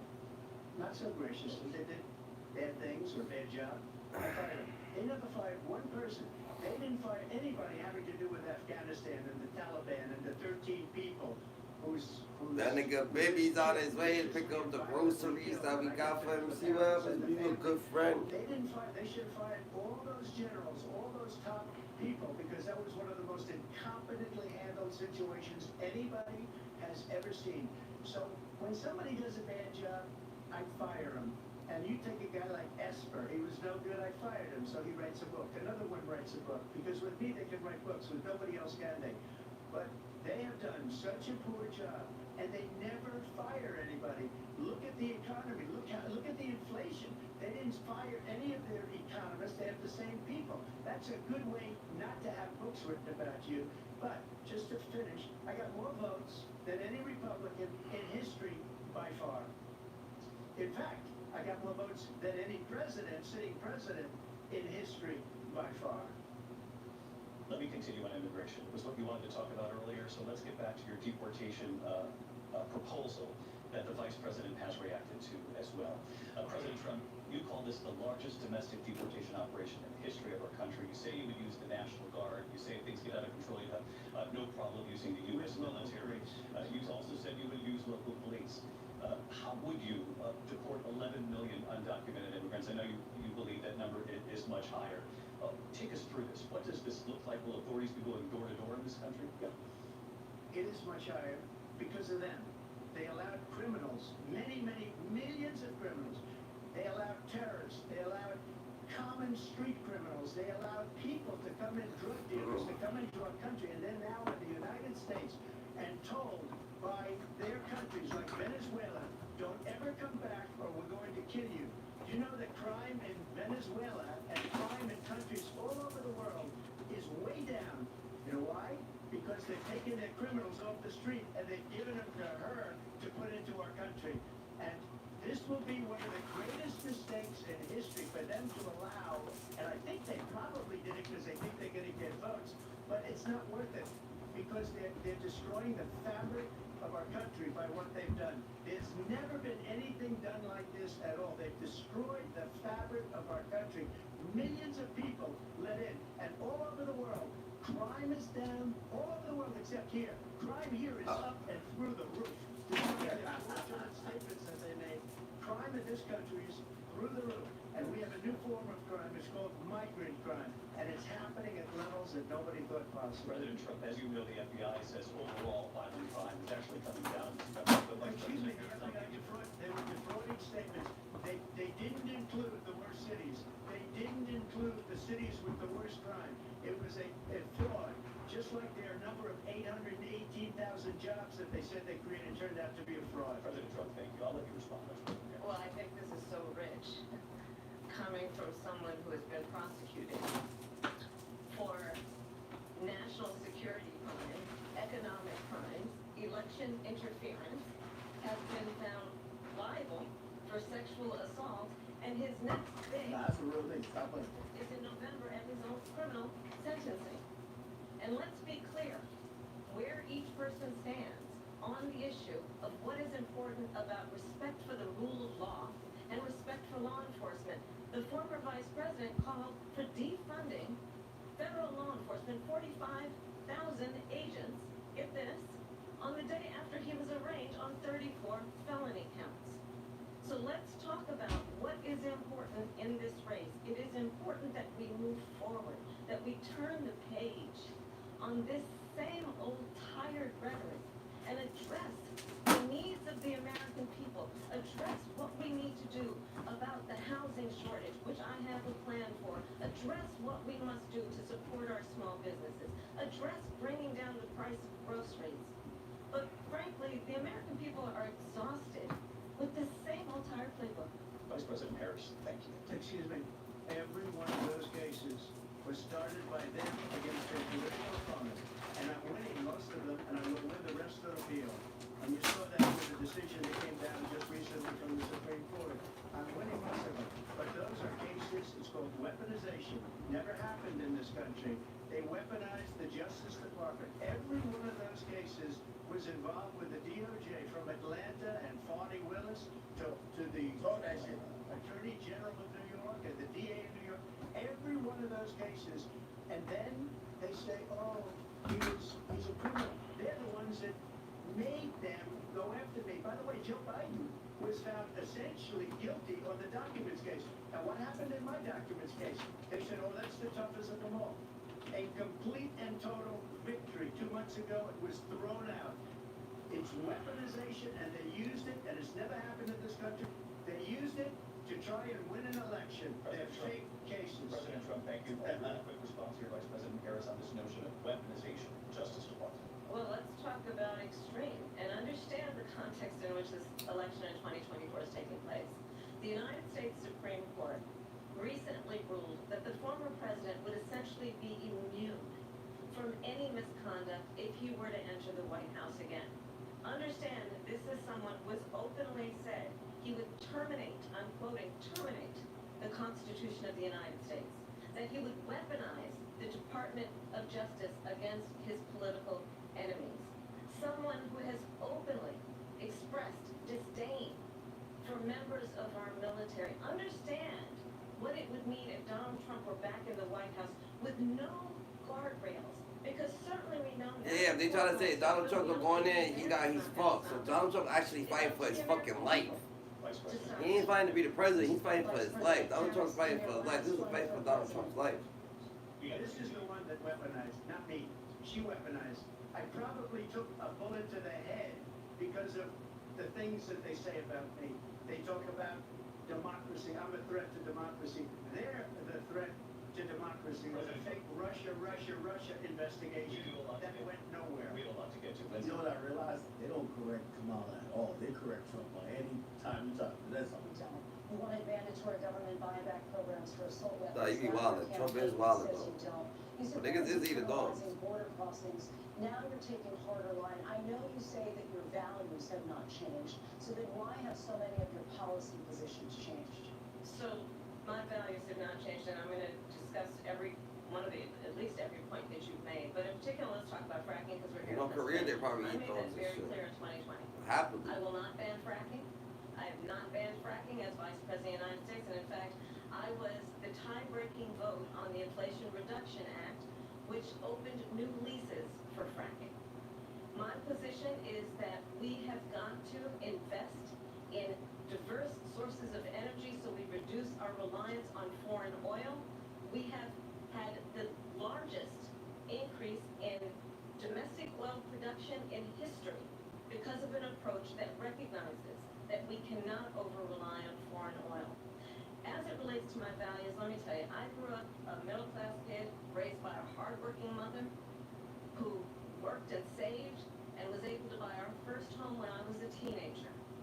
The values I bring to the importance of home ownership, knowing not everybody Is that a black mother or Indian? Which one? I was on a silver platter and then filed bankruptcy 6 times, is a value that I bring to my work to say we are going to work with the private sector and home builders to increase 3 million homes, increase by 3 million homes by the end of my first term. My work that is related to having a friend when I was in high school who was sexually assaulted by her stepfather. And my focus then on protecting women and children from violent crime is based on a value that is deeply grounded in the importance of standing up for those who are most vulnerable. My work that is about protecting Social Security and Medicare is based on long-standing work that I have done, protecting seniors from scams. My values have not changed. And what is important is that there is a president who actually brings values and a perspective that is about lifting people. Right, this bitch has been talking, right? Yo, the shorty just asked you. You said you were down to decriminalize people coming across the border. Now you want to enforce them. Your value, like, fuck the values. You changing your policy stances. People up. I intend to be that president. Change it in a thing. Well, first of all, I wasn't given $400 million. I wish I was. My father was a Brooklyn builder, Brooklyn, Queens, and a great father, and I learned a lot from him. But I was given a fraction of that, a tiny fraction, and I built it into many, many billions of dollars. Many, many billions. Oh, And as people see it, they are even surprised. So we don't have to talk about that. Fracking, she's been against it for 12 years. Defund the police, she's been against that forever. She gave all that stuff up very wrongly, very horribly, and everybody's laughing at it, okay? They're all laughing at it. She gave up at least 12 and probably 14 or 15 different policies. Like, she was big on defund the police. In Minnesota, she went out, wait a minute, I'm talking now. You don't mind, please. Oh, shit. Sound familiar? Oh, you checked the fuck out of her. In Minnesota, and wanted to let criminals that killed people, that you burned checked down her. Minneapolis, she went out and raised money to get them out of jail. She did things that nobody would ever think of. Now she wants to do transgender operations on illegal aliens that are in prison. This is a radical left liberal that would do this. She wants to confiscate your guns, and she will never allow fracking in Pennsylvania. If she won the election, fracking in Pennsylvania will end on day 1. Just to finish one thing, so important in my opinion. So I got the oil business going like nobody has ever done before. When they took over, they got rid of it, started getting rid of it, and the prices were going up the roof. They immediately let these guys go to where they were. I would have been 5 times, 4 times, 5 times higher, because you're talking about 3.5 years ago. They got it up to where I was because they had no choice, because the prices of energy were quadrupling and doubling. You saw what happened to gasoline. So they said, let's go back to Trump. But if she won the election, the day after that election, the they'll go back to destroying our country, and oil will be dead, fossil fuel will be dead, we'll go back to windmills, and we'll go back to solar, where they need a whole desert to get some energy to come out. You ever see a solar plant? By the way, I'm a big fan of solar, but they take 400, 500 acres of desert soil. These are the kind of things for the environment that you understand. Thank you. Lindsay, thank you. We have an election in just 56 days. And I want to talk about the peaceful transfer of power, which, of course, we all know is a cornerstone of our democracy, and the role of a president in a moment of crisis. Mr. President, on January 6th, you told your supporters to march to the Capitol. You said you would be right there with them. The country and the world saw what played out at the Capitol that day, the officers coming under attack. Aides in the West Wing say you watched it unfold on television off the Oval Office. You did send out tweets, but it was more than 2 hours before you sent out that video message telling your supporters to go home. Is there anything you regret about what you did on that day? You just said a thing that isn't covered. Peacefully and patriotically, I said during my speech, not later on. Peacefully and patriotically. And nobody on the other side was killed. Ashley Babbitt was shot by an out-of-control police officer that should have never, ever shot her. It's a disgrace. But we didn't do this group of people that have been treated so badly. I ask, what about all the people that are pouring into our country and killing people that she allowed to pour into? Now, the one thing about Trump, he always gonna hold his semi-radical people down. Y'all niggas stormed the Capitol, even though he ain't really tell y'all to, but he kind of gave y'all a wink. He ain't gonna throw y'all under the bus. By the way, there's 2.3 million people. Trump's loyal to his claim. These people from countries all over the world, not just South America, they're coming in from all over the world, David, all over the world, and crime rates are down all over the world because of it. But let me just, I ain't gonna lie to you, I fuck with Trump for that, man, on some real shit. I fuck with Trump because he rock with the niggas who rock with him. Even if they're a little bit racist, I'ma just pull at this. Barack Obama got in the White House, my nigga. Barack Obama was probably the first gay president, not the first black president.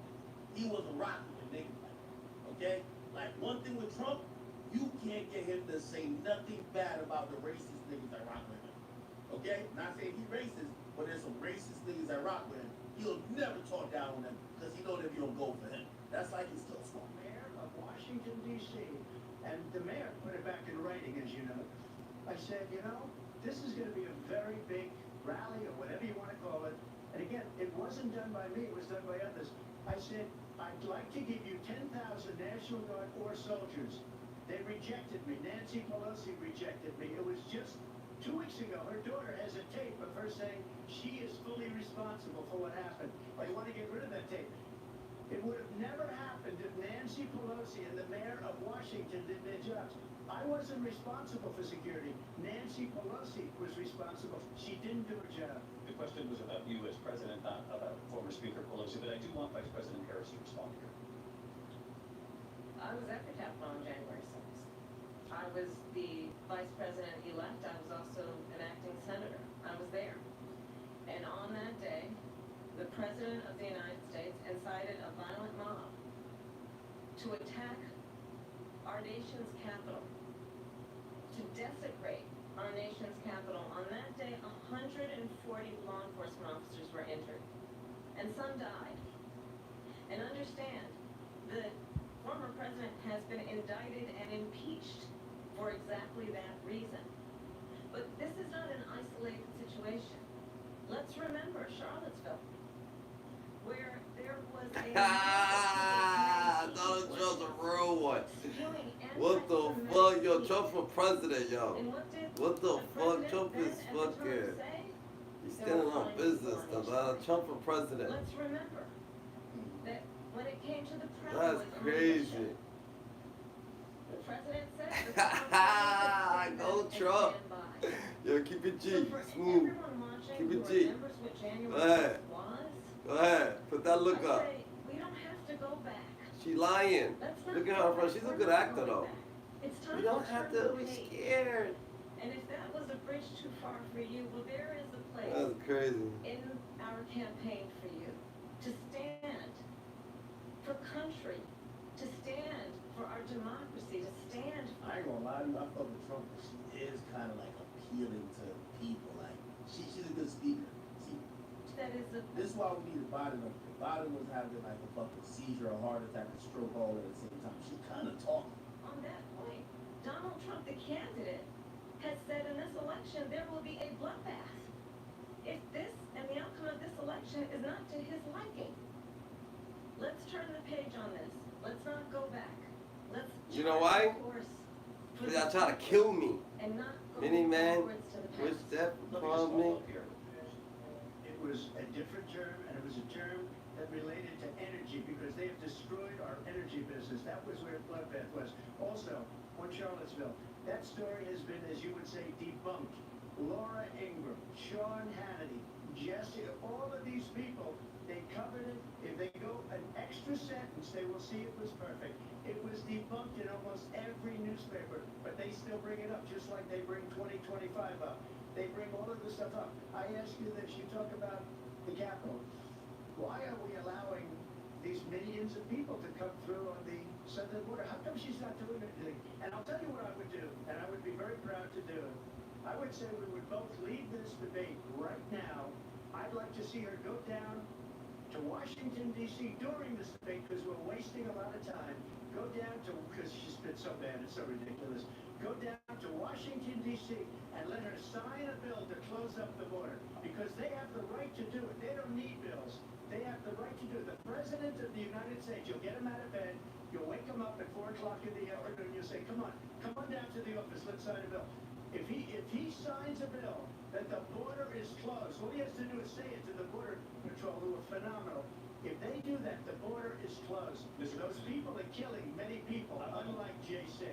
We talked immigration here tonight. I do want to focus on this next issue both because it really brings us this into focus, truth in these times that we're living in.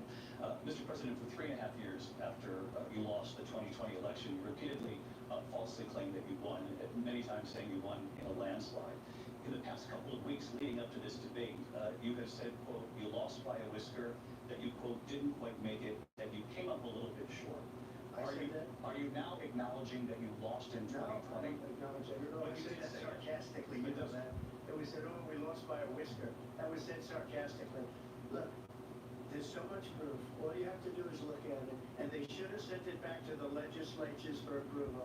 I got almost 75 million votes, the most votes any city president has ever gotten. I was told that I got 63, which was what I got in 2016.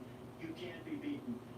The election, people should never be thinking about an election as fraudulent. We need two things. We need walls, and we have to have it. We have to have borders, and we have to have good elections. Our elections are bad. And a lot of these illegal immigrants coming in, they're trying to get them to vote. They can't even speak English. They don't even know how to figure it practically. And these people are trying to get them to vote. And that's why they're allowing them to come into our country. I did watch all of these pieces of video. I didn't Trump's different, yo. Trump's different. Trump's different. And we should just point out here, Trump's on one, the dollar. Trump's actually on one. cases in front of many judges, many of them No, were judge looked at it, and said they there's said no we didn't have widespread standing. fraud. That's the other thing.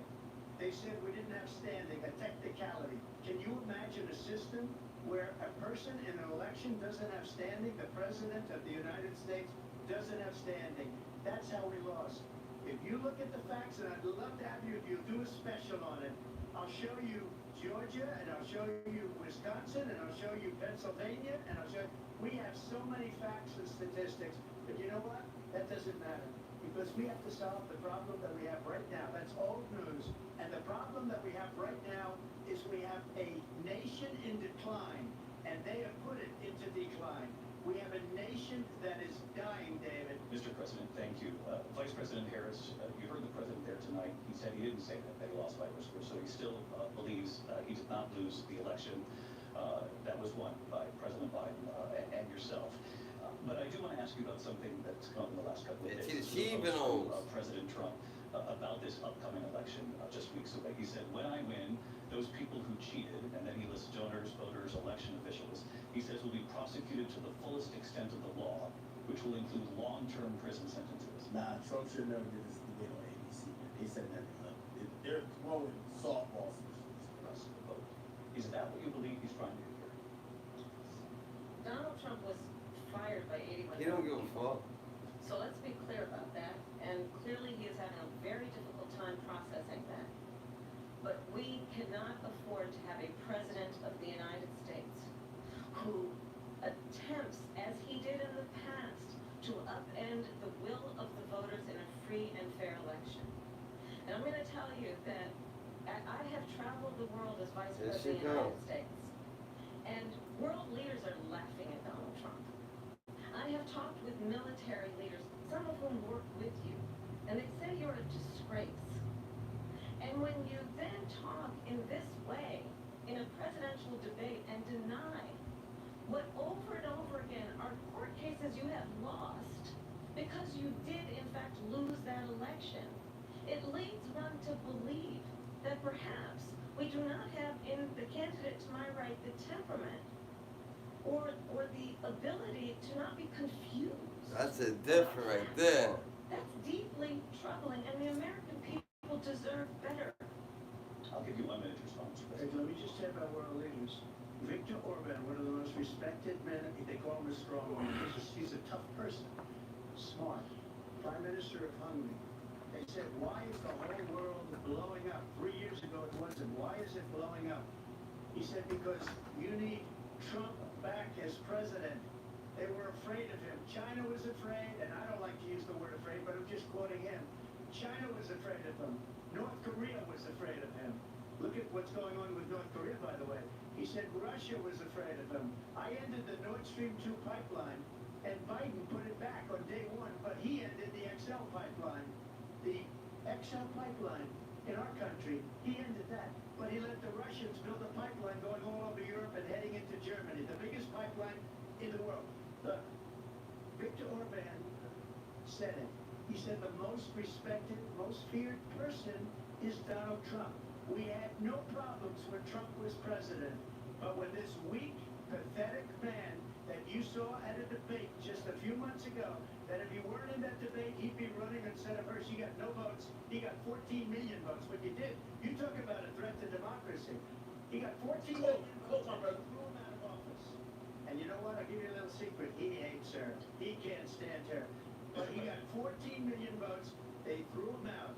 She got 0 votes. And when she ran, she was the first one to leave because she failed. And now she's running. I don't understand it, but I'm okay with it because Your time I is up. think we're going to do very well. We've got a lot more to get to. Turning now to Yes. the Israel-Hamas war and the hostages who are still being held, Americans among them.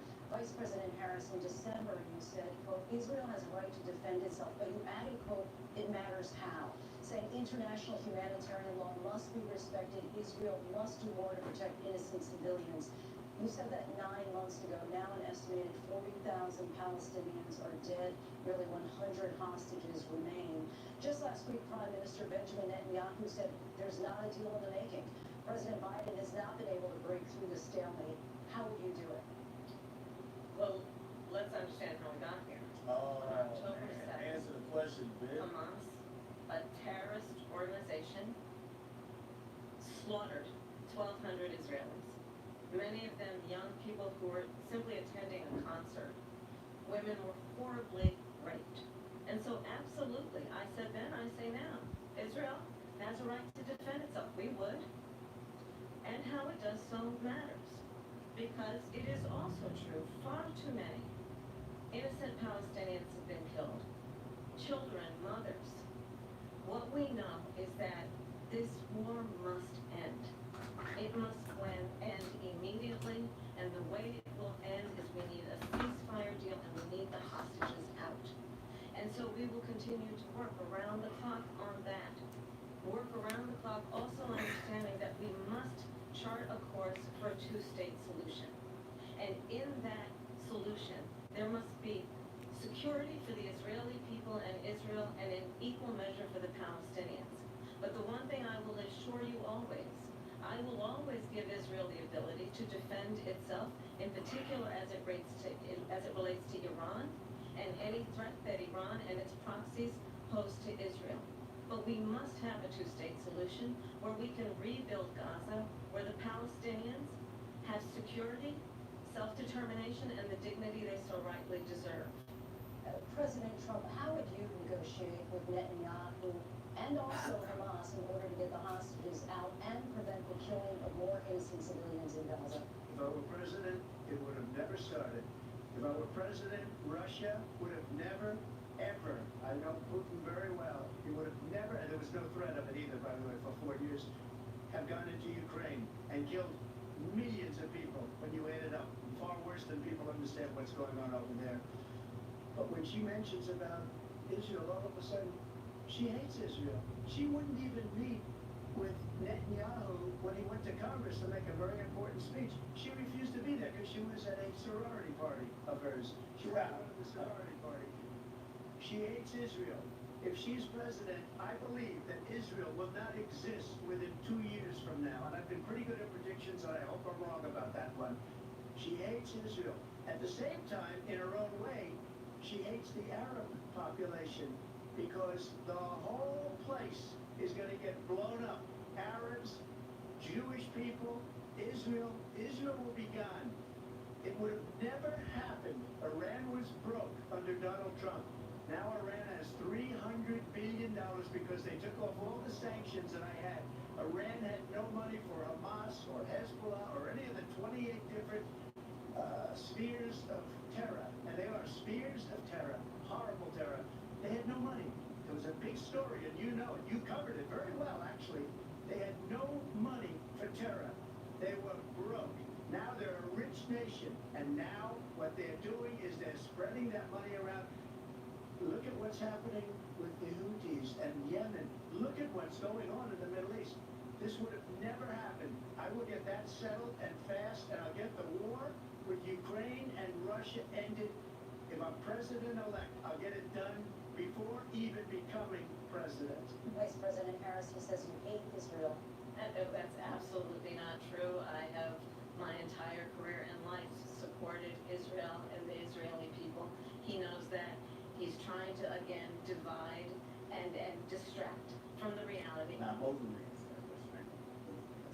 that Donald Trump is weak and wrong on national security and foreign policy. It is well known that he admires dictators, wants to be a dictator on day one, according to himself.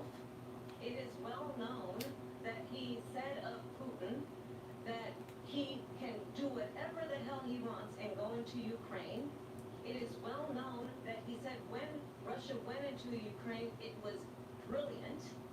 It is well known he exchanged love letters with Kim Jong-un, and it is absolutely well known that these dictators and autocrats are rooting for you to be president again because they're so clear they can manipulate you with flattery and favors. And that is why so many military leaders who you have worked with have told me you are a disgrace. That is why we understand that we have to have a president who is not consistently weak and wrong on national security, including the importance of upholding and respecting in highest regard our military. Vice President Harris, thank you. And she's the one that caused it. That's weak on national security by allowing every nation last month for the year, 168 different countries sending people into our country. Their crime rates are way down. Putin endorsed her last week, said, I hope she wins. And I think he meant it. Because what he's gotten away with is absolutely incredible. It wouldn't have happened with me. The leaders of other countries think that they're weak and incompetent, and they are.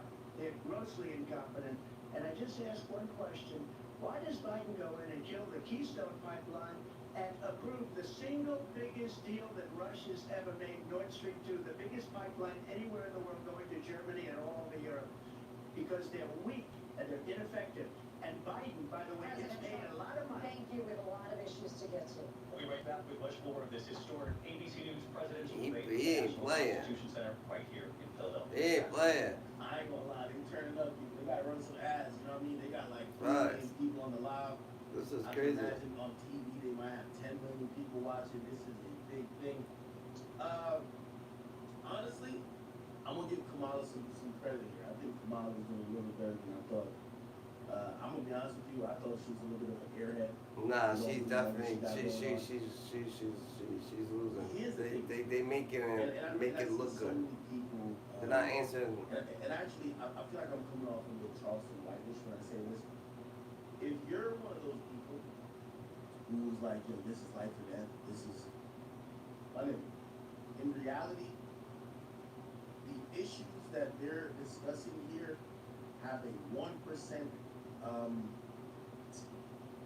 it's like a 1% case rate if it will affect your life. Whether we got Kamala, whether we got Trump, really don't matter that much. You know what matters to me, like, this is me personally, I pay a lot of taxes, really mostly, I pay a shit ton, I pay like $45,000 a year just for the house I live in. That's property taxes. You know what that's going to? Schools, roads, it's paying the local municipalities. What are they doing with the money where if I'm paying that and there's 5, 10 other houses paying that, my city is getting a lot of fucking bread, but it's local. So when we like constantly only obsess over the presidential elections, they're talking about abortion. If that's the biggest thing in your life, my nigga, like, bro, you was a con, bro. You know what's like? I'm thinking about local crime. I'm thinking about the schools. I'm thinking about, yo, why the fuck am I paying $45,000 a year in property taxes, but there's a fucking pothole over there? You get what I'm saying? Like, these are things that matter, but it's not on a national level, it's on a local level. I think even for you guys, wherever you live at, the majority of things that's probably affecting your life on 90% basis is not federal. So when we're watching this, for me, it's a little bit like entertainment. Because whether we do got Trump or we got Biden, or actually not Biden, I guess Kamala is, it really don't matter. A lot of us, we're I talking get about what he's politics, saying and shit like that, you know what I'm saying? about politics. But that shit actually does affect your life, cause, Nobody gives a fuck about. but it's just like you can't be in politics, but it's like you don't wanna be, but it actually is affecting the community. It actually is fucking shit up. It actually is thing, cause if you a public about it, they just, but shit's kind of fucked up. Like it's a step. Every step forward is good. Saying step, baby step. Damn. I guess that's it. Handle it better, but maybe on a local level, you should be arguing that the city of Philadelphia, that, whether it's, that board or whatever that, political structure looks like, they should be investing more into after-school programs that these little kids, it's a 16-year-old who killed YBC Bill, they're running around with switches. Like, think about it. We really acting like what Trump is talking about, what Kamala is talking about, I'm gonna keep it a being with you. I love Mexicans. I don't give two fucks about it. To keep it real. It sounds good. Oh, okay. Let's close the border. I don't give two fucks. You know what I'm saying? Like, that doesn't affect my life. You know what I mean? Low key, I need more Mexicans. And I ain't gonna lie, when they come in, they come work on my roof. That shit be fire. Them niggas come through, them niggas be doing that shit in like 30 minutes. I'm like, goddamn, it's supposed to be over there. The point I'm trying to say is that we're all invested in the presidential election, when most of the issues that the federal government that they're going to be mostly caring about don't affect most of us. If you know a bunch of people where abortion rights is a thing that's controlling how they live their life in the next 6 months, you just know hoes. Tell them bitches to stop fucking. You know what I'm saying? If you know a bunch of people where illegal immigrants supposedly took their jobs, or, bruh, you need to go to school, go get some education.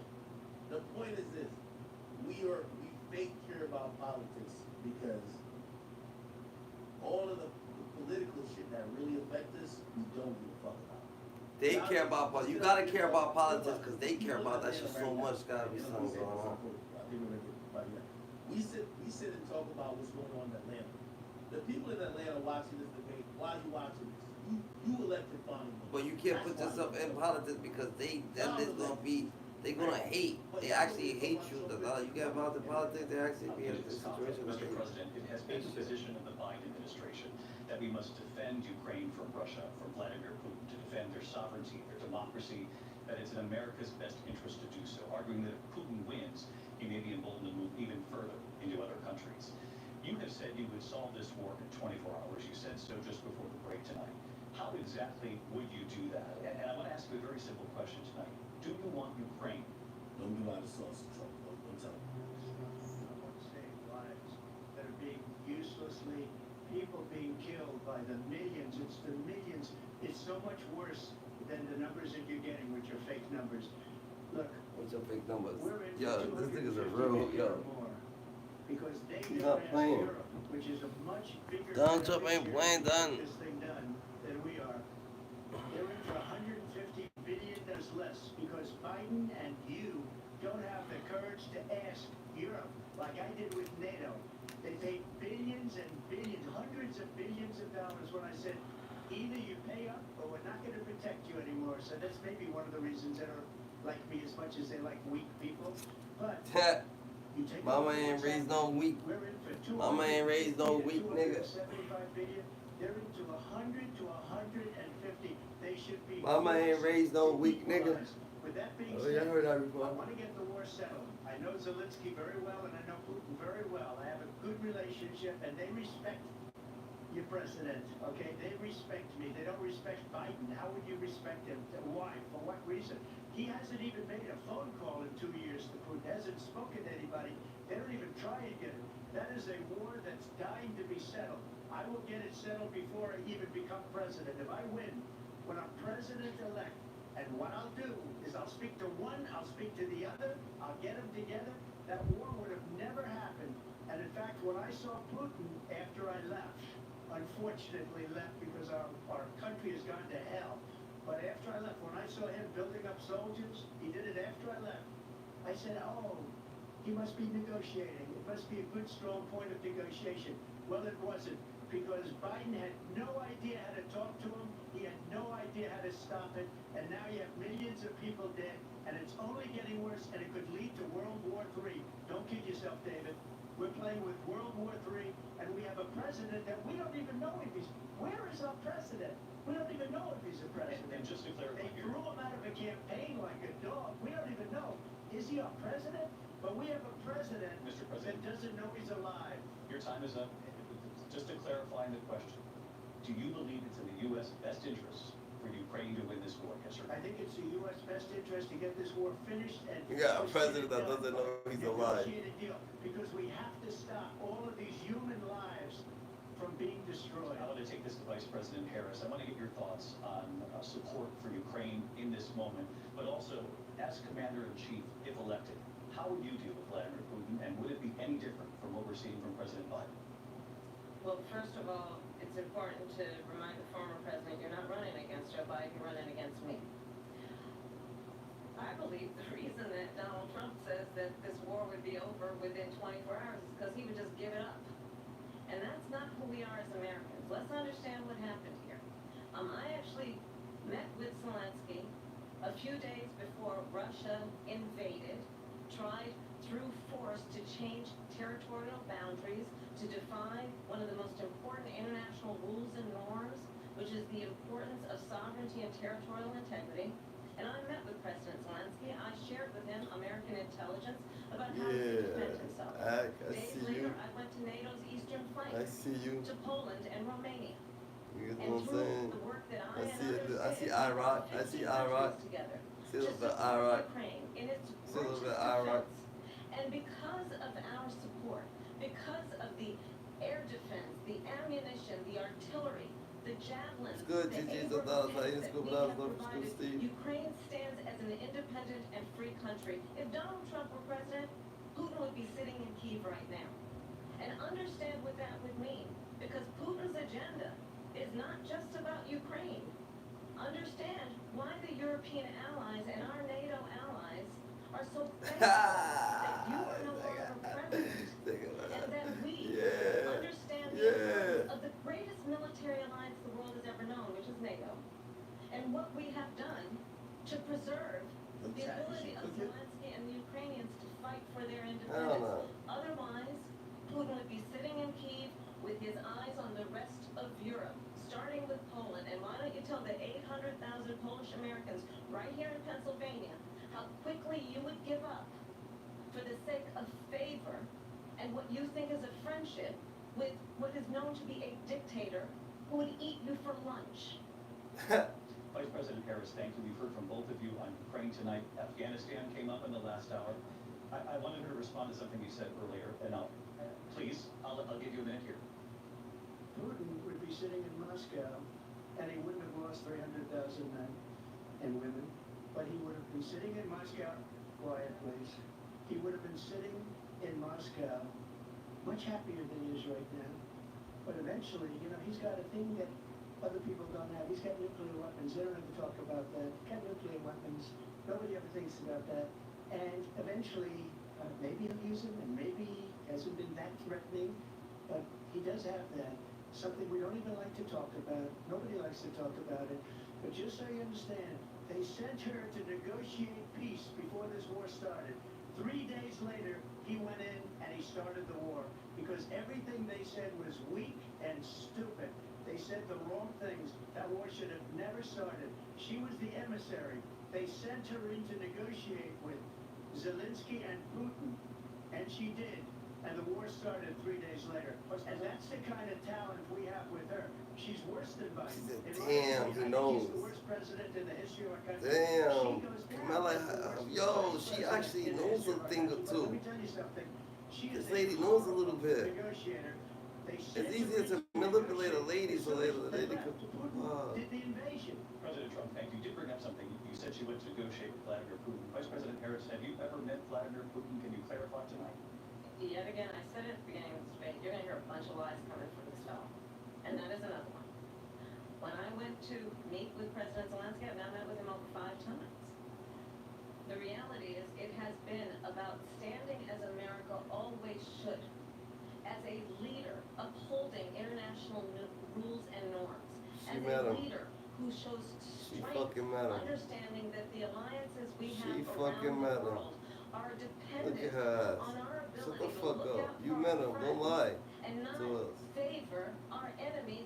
Yo, this shit whack. They throwing the mad softballs. It's like, these are journalists. They know that supposedly they never met. That's why they asked her these questions. Have you ever met with them? So all she got to do is She knows she did. Chief.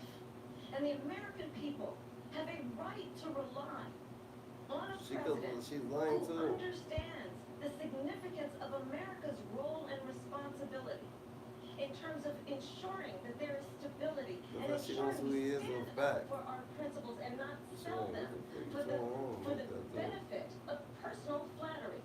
You talked about Ukraine and Vladimir Putin. I do want to talk about Afghanistan. It came up in the first hour of this debate.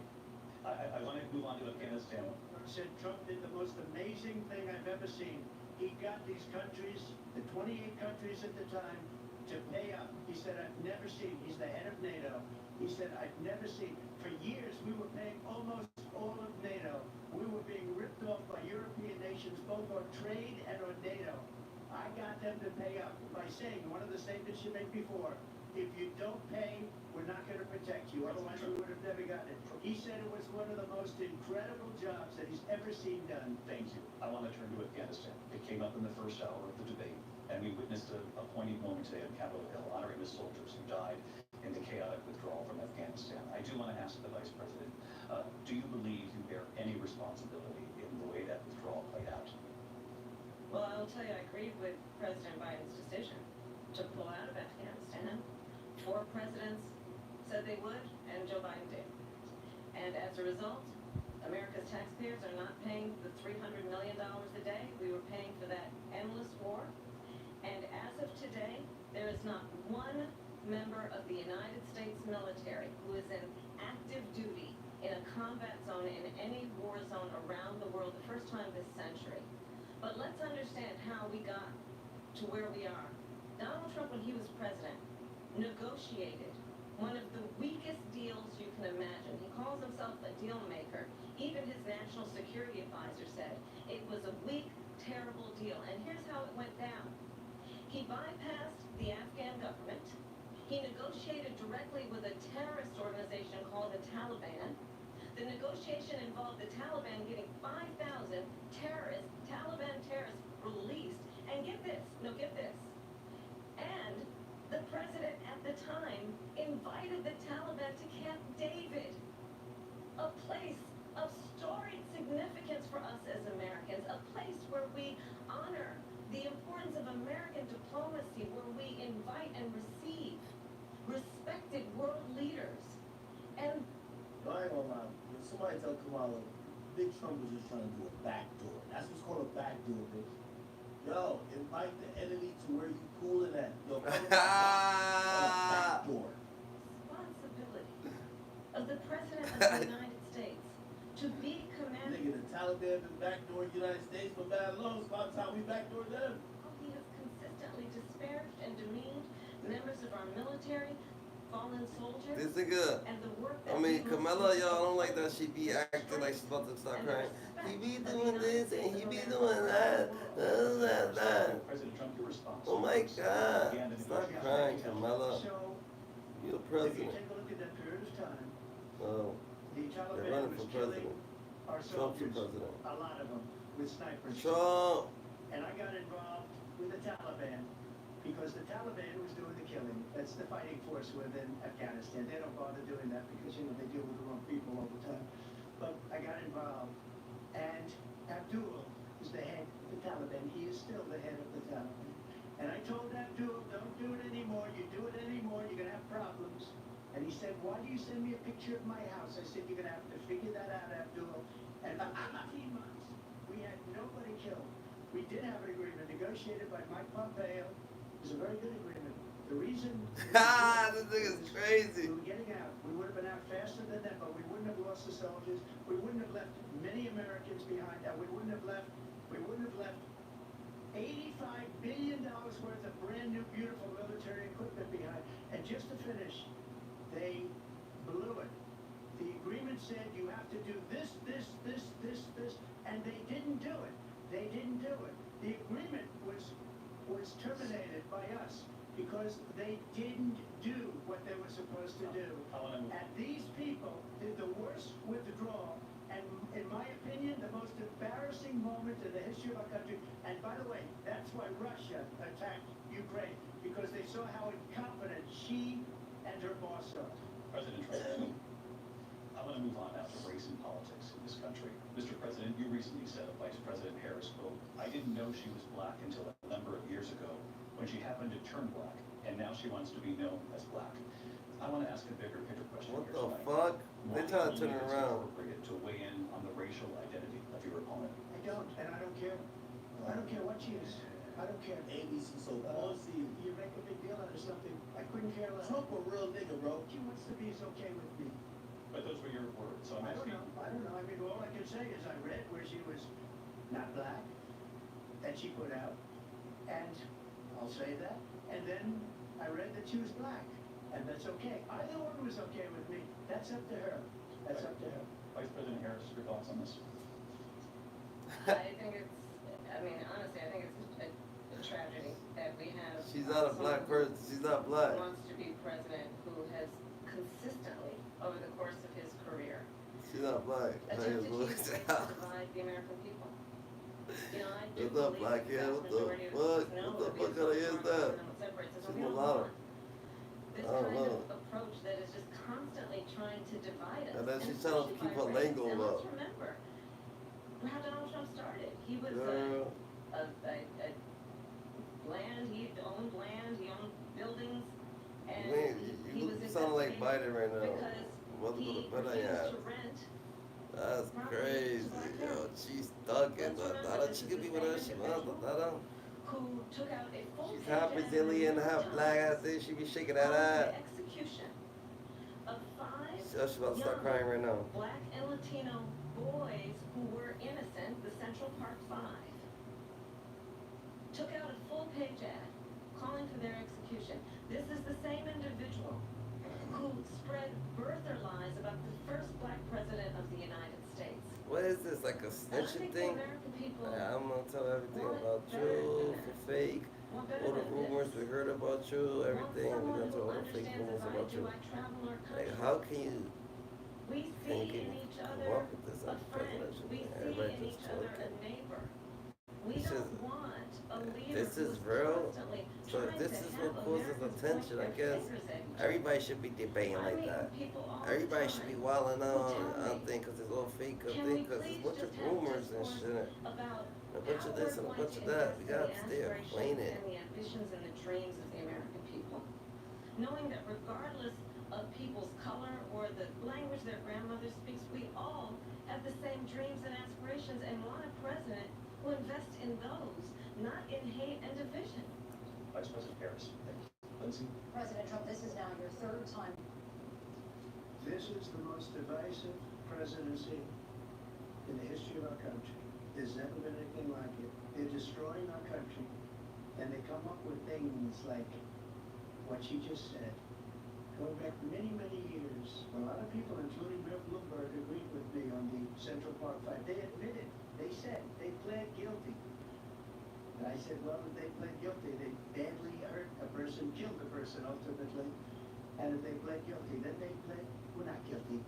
But this is a person that has to stretch back years, 40, 50 years ago, because there's nothing now. I built one of the greatest economies in the history of the world, and I'm going to build it again. It's going to be bigger, better, and stronger. But they're destroying our economy. They have no idea what a good economy is. Their oil policies, every single policy. And remember this, she is Biden. You know, she's trying to get away from Biden. I don't know the gentleman, she says. She is Biden.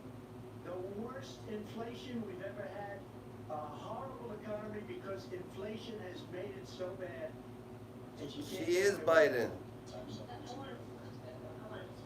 Briefly. Clearly, I am not Joe Biden. No, you and are. I'm certainly not Donald Trump. And what I do offer is a new generation of leadership for our country. One who believes My ass. is possible. One who brings a sense of optimism My ass. about what we can do. Whoever's running Biden, definitely running you, Gigi. American people. I You know, believe in what we can who you do fuck to make you the fucking strengthen our small the businesses, which is OG why I have of the a plan. Let's puppeteers to talk cut all about the our strings. You plan. fucked all the, you fucked, like, who And the let's fuck compare made the you plans. I have a get plan the scissors? to give startup businesses And you could do it. $50,000 tax deduction to pursue their ambitions, their innovation, their ideas, their hard work. I have a plan, $6,000 for young families for the first year of your child's life to help you in that most critical stage of your child's development. I have a plan that is about allowing people to be able to pursue what has been fleeting in terms of the American dream by offering a help with down payment of $25,000 down payment assistance for first-time home buyers. That's the kind of conversation, I believe, David, that people really want tonight, as opposed to a conversation that is constantly about belittling and name-calling. Let's turn the page Vice and President move Harris. forward. Thank you. Let's turn to policy. President Let's Trump, turn to we have to policy. move on. President Trump. Let's turn to policy, please.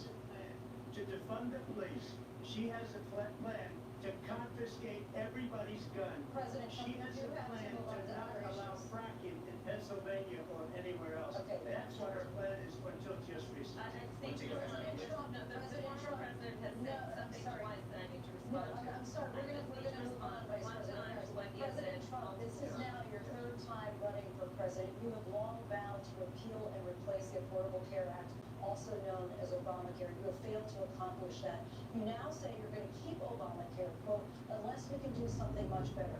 Last month you said, quote, we're working on it. So tonight, 9 years after you first started running, do you have a plan, and can you tell us what it is? Obamacare was lousy health care, always was.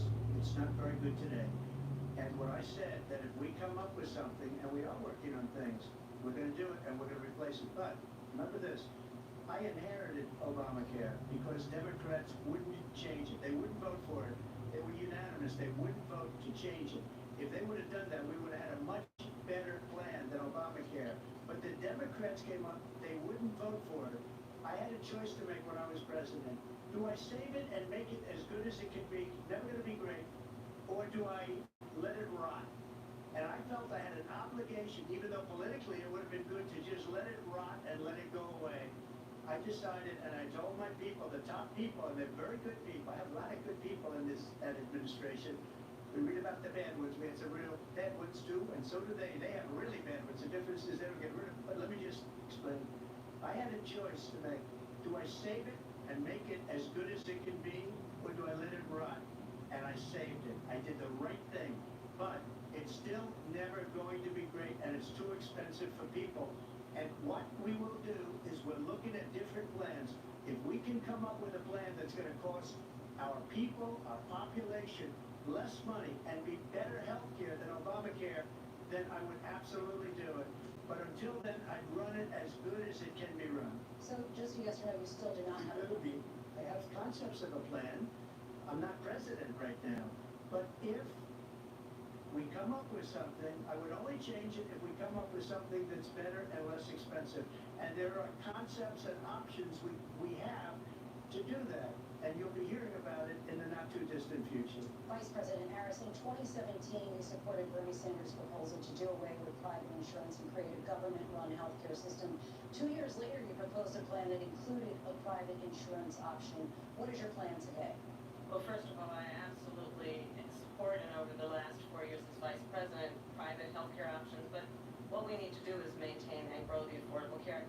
But I'll get to that, Lindsay. I just need to respond to a previous point that the former president has made. I've made very clear my position on fracking. And then this business about taking everyone's guns away. Tim Walz and I are both gun owners. We're not taking anybody's guns away. So stop with the continuous lying about this stuff. Why does she make her voice like that? Like, she's a good actor. That's not her real natural way that she talks. Was president 60 times he tried to get rid of the Affordable Care Act. 60 times. I was a senator at the time. She don't got the accent. She puts the accents in her voice. When it was up for a vote, And then when she can't do the accent, she starts cracking and what to cry. John McCain, who you have disparaged Well, as that's being don't like him, you said at the time, because Kamala got a fake fucking accent. That's just fucking crazy. the late great John McCain, I will never So you forget got that fake time. accent, you find a Walked fake onto the person. I Senate don't know floor and about said, no, you don't. No, you don't. No, you don't get rid of the Affordable Care Act. You have no plan. And what the Affordable Care Act has done is eliminate the ability Big accent. of insurance companies to Keep deny it. people with You pre-existing can't keep it, conditions. you see? I don't have to tell people watching There you tonight. go, Remember that's what that her, was you like? see? Remember You when got, an insurance yo, company she's could actually deny faking that accent, if nigga. a child had asthma, Yeah, if someone was a breast cancer survivor, if a grandparent had diabetes. And thankfully, She hit different. as I've been vice president, Yo, and this we is over the yo, last 4 Kamala's years have deep, strengthened the bro. Affordable Care Act. Why does she We fake have an allowed accent? Trying to first-time get to the urban Medicare to community? negotiate drug prices That'd be cute. on behalf of you, the American people. Donald Trump said he was going to allow Speaking Medicare to nationality, negotiate fucking thing, I He don't know never what did. the He fuck did. it is. And now we have capped the cost of insulin at $35 a month. Since I've been vice president, we have capped the cost of prescription medication for seniors at Speaking $2,000 a everything. year. And when I am I don't know, president, the we will dollars, do they don't that have to for tell all me people, about this. understanding that the value I bring to this is that access to health care should be a right and not just a privilege of those who can afford it. And the plan As has to be titties, to as strengthen titties. the Affordable Care Act, not get rid of it, pass it up in terms of where Donald Trump stands on that. I want to move to an issue that's important for a lot Made of a mistake. And number one, John McCain fought Obamacare for 10 years. But it wasn't only him. It were all of the Democrats that kept it going. And you know what? We can do much better than Obamacare, much less money. But she won't improve private insurance for people, private medical insurance. That's another thing she doesn't want to. People are paying privately for insurance that have worked hard and made money, and they want to have private. She wants everybody to be on government insurance where you wait 6 months for an operation that you need to be. President Trump, thank you. We have another issue that we'd like to get to that's important for a number of Americans, in particular younger voters, and that's climate change. President Trump, with regard to the environment, you say that we have to have clean air and clean water. Vice President Harris, you call climate change an existential threat.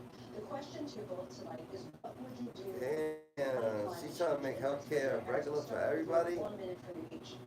Well, the former president has That's said right, you climate should. change is a hoax. And what we know is that it is very real. You ask anyone who lives in a state who has experienced these extreme weather occurrences, who now is either being denied home That's not insurance or bad. being jacked up. You ask anybody who has been the victim of what that means in terms of losing their home, having nowhere to go. We know that we can actually deal with this issue. The young people of America care deeply about this issue.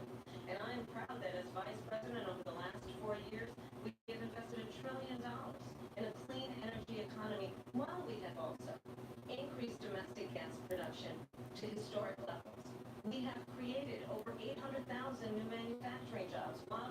Vice President.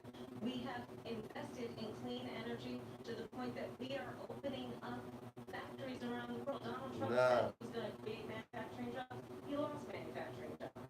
And I'm also proud to have the endorsement of the United Auto Workers and Sean Fain, who also know that part of building a clean energy economy includes investing in American-made products, American automobiles. It includes growing what we can do around American manufacturing and opening up auto plants, not closing them like happened under Donald Trump. President Harris, thank you. That didn't happen under Donald Trump. Let me just tell you, they lost 10,000 manufacturing jobs this last month.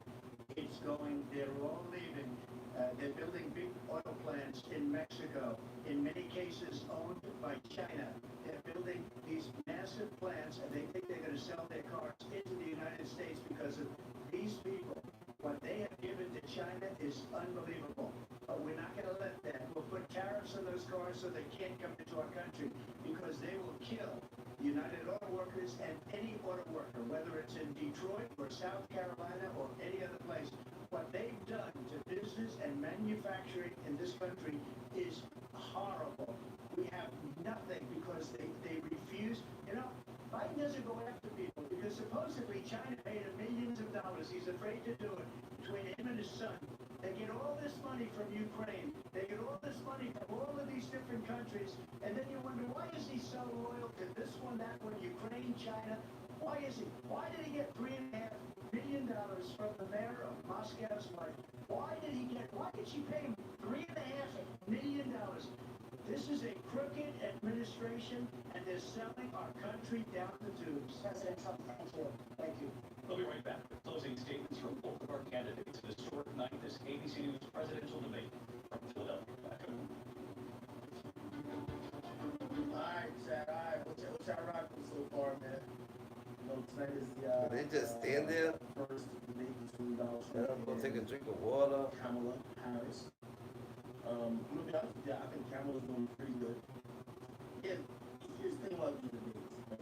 I think the majority of the population, I include myself in that, the people who have the right to vote and the constituents of whatever states, I don't think we're all that involved in politics. We're all going talking points, we hear the same shit. We don't ever follow. You see these guys with the conferences, you hear wild things go around. You hear Kamala says that she's gonna be putting in. I mean, shit. I don't know if y'all have a business, but shit, that sounds great, right? Like, yo, you get a $50,000 tax rate if you start a small business. That's good because shit, if you do start making profits, like to scale up, you wanna, you know, whatever, and shit, she's trying to give you a break to give you an opportunity. Will that become a thing? We don't know, right? Like these are like promises. Hearing these guys talk is like promises. Hearing Donald Trump say certain things, y'all gonna end whatever war is and third. I've seen a lot of people, you know, and this is why they say we never talk about politics because it's really weird if people care about it. It was kind of interesting during the last little break, you know, saying that all y'all niggas like we care about this, but money, I'm gonna keep it real with you. Whether Gaza and fucking like Israel and Palestine kill themselves all day, it matters nothing. It does nothing. I just see them matter to them, right? And what I mean matters, I mean relative, right? Like same with Russia and fucking Ukraine. It's crazy, like we're like almost like brainwashed to think like we're voting on these issues. Like you niggas got nothing to do with what's going on here. Y'all niggas should care about what's going on in your community. Why niggas keep stealing cars? Why the fuck the road ain't never been fixed? Why is there no after school programs that your little brother can be at? Why the fucking YMCA or the gyms are so fucking crappy? That's kind of what matters in most regular people's lives, except that's not what we vote. You know what I mean? Like, you know, when there's a city council and the local mayor, like, niggas don't be fucking about that. And those are the people that control your actual day-to-day life. We're over here, like, think about this. They keep mentioning this thing called fracking. I know what fracking is. Like, if you're not in a state like Pennsylvania, fracking don't even exist. Right? Like, fracking is like, I believe, it's like a method of like extracting natural resources from the earth. Bro, if you live in Atlanta, that shit don't matter to you. Yet they're talking about this constantly, and they're trying to make sure they're on the right side of this point. So, you know, again, The only thing I'm trying to tell y'all is like, of course, there's some bigger points, like for example, again, I still think this is a marginal case even with abortion. Bruh, how many people do y'all know that is getting abortions all the time, or is getting restricted from abortions that wanted abortions, or feel passionate enough that don't want other people to have abortions after, I don't know, maybe 6 weeks or whatever. So, you know, again, I personally feel like these are some, this is like the basic football team thing. It's like Bill Belichick, he's a smart guy, very cool. The offensive coach is a nigga who's probably starting whatever play that motherfucking Tom Brady was gonna throw, right? Like, or whatever the running backs were gonna do. You know, actually that Bill Belichick is but regardless, I'm saying we're kind of hiring a puppet, right? Like, if you get Kamala Harris, that's like almost saying I'm kind of cool with what's been happening the last 4 years, and maybe you are. I'm cool with what's been happening the last 4 years, and I think with Trump's really fucked up. Let me just keep Kamala, because that's kind of like a representative of what you kind of been doing. All right. If you get Trump in, it's almost like, you know, it's like this fictional, like half of the shit that Trump is saying ain't gonna get done. Right? They said he's gonna build a wall, he ran into all type of shit. They said he's gonna deport all type of people, ran into all. When he was president, we seen how it went. So like, a lot of it was like, you elected a leader you felt confident in, but did they do half of the shit they said? And even half of the shit they said, did it really matter to your life? Okay. Closing statements, and Vice President Harris, we begin with you. So I think you've heard tonight two very different visions for our country.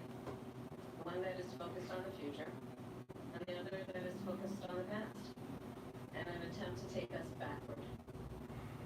But we're not going back. And I do believe that the American people know we all have so much more in common than what separates us, and we can chart a new way forward. And a vision of that includes having a plan, understanding the aspirations, the dreams, the hopes, the ambition of the American people, which is why I intend to create an opportunity economy, investing in small businesses, in new families, in what we can do around protecting seniors, what we can do that is about giving hardworking folks a break and bringing down the cost of living. I believe in what we can do together. That is about sustaining America's standing in the world and ensuring that we have the respect that we so rightly deserve, including respecting our military and ensuring we have the most lethal fighting force in the world. I will be a president that will protect our fundamental rights and freedoms, including the right of a woman to make decisions about her own body and not have her government tell her what to do. I'll tell you, I started my career as a prosecutor. I was the DA, I was an attorney general, a United States senator, and now vice president. I've only had one client, the people. And I'll tell you, as a prosecutor, I never asked a victim or a witness, are you a Republican or a Democrat? The only thing I ever asked them, are you okay? And that's the kind of president we need right now. Someone who cares about you and is not putting themselves first.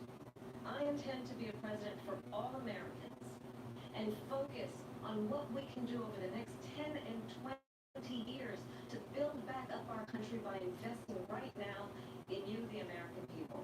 Vice President Harris, thank you. President Trump? So she just started by saying she's going to do this, she's going to do that, she's going to do all these wonderful things. Why hasn't she done it? She's been there for 3.5 years. They've had 3.5 years to fix the border. They've had 3.5 years to create jobs and all the things we talked about. Why hasn't she done it? She should leave right now, go down to that beautiful White House, go to the Capitol, get everyone together and do the things you want to do, but you haven't done it, and you won't do it, because you believe in things that the American people don't believe in. You believe in things like, we're not going to frack, we're not going to take fossil fuel, we're not going to do things that are going to make this country strong, whether you like it or not. Germany tried that, and within 1 year they were back to building normal energy plants. We're not ready for it. We can't sacrifice our country for the sake of bad vision. But I just asked one simple question. Why didn't she do it? We're a failing nation. We're a nation that's in serious decline. We're being laughed at all over the world. All over the world they're laughed. I know the leaders very well. They're coming to see me. They call me. We're laughed at all over the world. They don't understand what happened to us as a nation. We're not a leader. We don't have any idea what's going on. We have wars going on in the Middle East. We have wars going on with Russia and Ukraine. We're going to end up in a third world war, and it'll be a war like no other because of nuclear weapons, the power of weaponry. I rebuilt our entire military. She gave a lot of it away to the Taliban. She gave it to Afghanistan. What these people have done to our country, and maybe toughest of all, is allowing millions of people to come into our country. Many of them are criminals, and they're destroying our country. The worst president, the worst vice president in the history of our country. President Trump, thank you. And that is our ABC News presidential debate from here in Philadelphia at the National Constitution Center. I'm Lindsay Davis. And I'm David Muir. Thank you for watching here in the U.S. and all over the world, and from all of us here at ABC.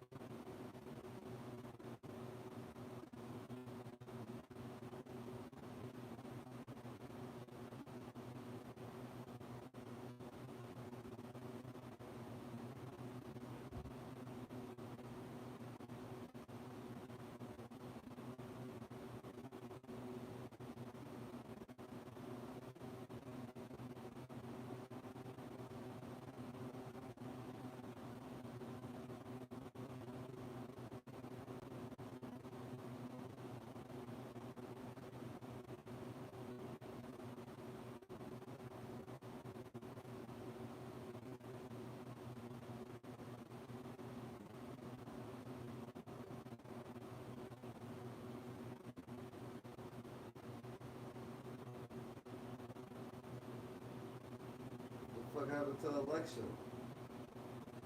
Shit, dead. Fuck, nigga.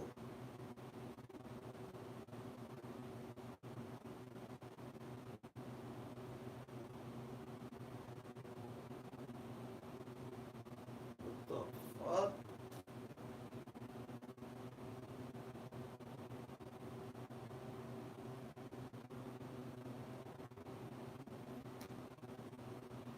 This shit done. Nigga, so. What's that? Oh, nigga.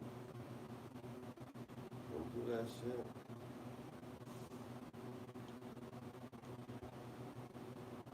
Nutrish Whole Health Plan for happy, healthy dogs. We found out quite a lot of things about the past of our planet. Can we figure out its future? And I mean, not guess or predict, but estimate scientifically. Before we move on to assessing the future of our planet, I suggest we define the future of our channel. Please support our work by subscribing and liking. Thank you.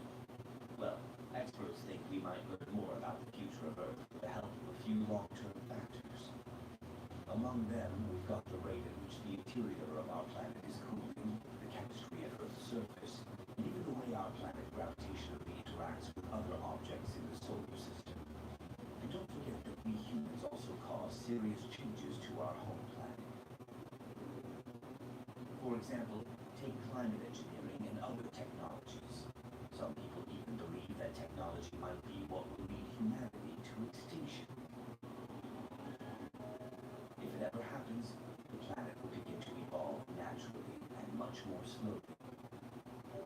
Experts think that over periods of hundreds of millions of years, certain space invaders can lead to mass extinctions on Earth.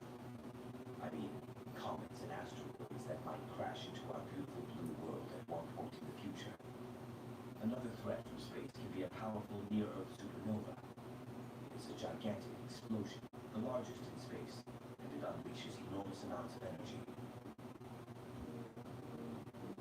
The temperature at the core of a supernova is often 6,000 times higher than that in the sun's core. It can reach several billion degrees F within microseconds. After that, atoms get crammed together so infinitely close that the squeezed core recoils and the star explodes, creating a superheated shock wave. If a supernova ever occurred around 30 light years away from Earth, we'd have huge problems. An incredibly powerful blast of radiation would bring a massive influx of high-energy neutrinos. Our planet would be vaporized in just a fraction of a second. Even the shock wave would have enough force to wipe out our oceans and the entire atmosphere of our planet. Another prediction says that while the sun is orbiting the Milky Way, stray stars may approach our solar system, get close enough to have a disastrous influence on our planet. Such an encounter can also lead to comets in the Oort clouds becoming more active. The Oort cloud is a region of space filled with icy celestial bodies orbiting within half a light year away from the sun.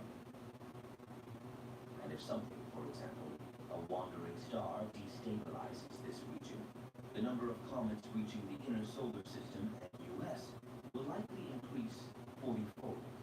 But while scientists can't be sure about asteroid impacts or supernova explosions, they can forecast large-scale geological events. One theory claims that Earth will continue to experience glacial periods for quite some time. Also, the movement of tectonic plates will probably result in the appearance of a new supercontinent. It might happen in 250, 300 million years from now. The changes in the luminosity of the sun, which will become brighter and brighter, will lead to an increased level of solar radiation reaching Earth. It will eventually cause a drop in the level of carbon dioxide in the atmosphere around 600 million years from now. If this tendency continues, plant life will disappear from the face of the Earth. Of course, it will also influence animal life, since plants are the base of the animal food chain on our planet. In 10 billion years or so, the luminosity of the sun will become 10% higher than it is now. It will turn the atmosphere of the planet into a moist greenhouse. The oceans will start to evaporate. In around 2-3 billion years, the planet's magnetic field might stop functioning. 4 billion years from now, a rise in Earth's surface temperature will lead to conditions resembling present-day Venus. By that point, there won't be any life left on the planet. And finally, the sun will most probably absorb Earth in around 7.5 billion years. It will happen after our star enters its red giant phase and expands way beyond the current orbit of our planet.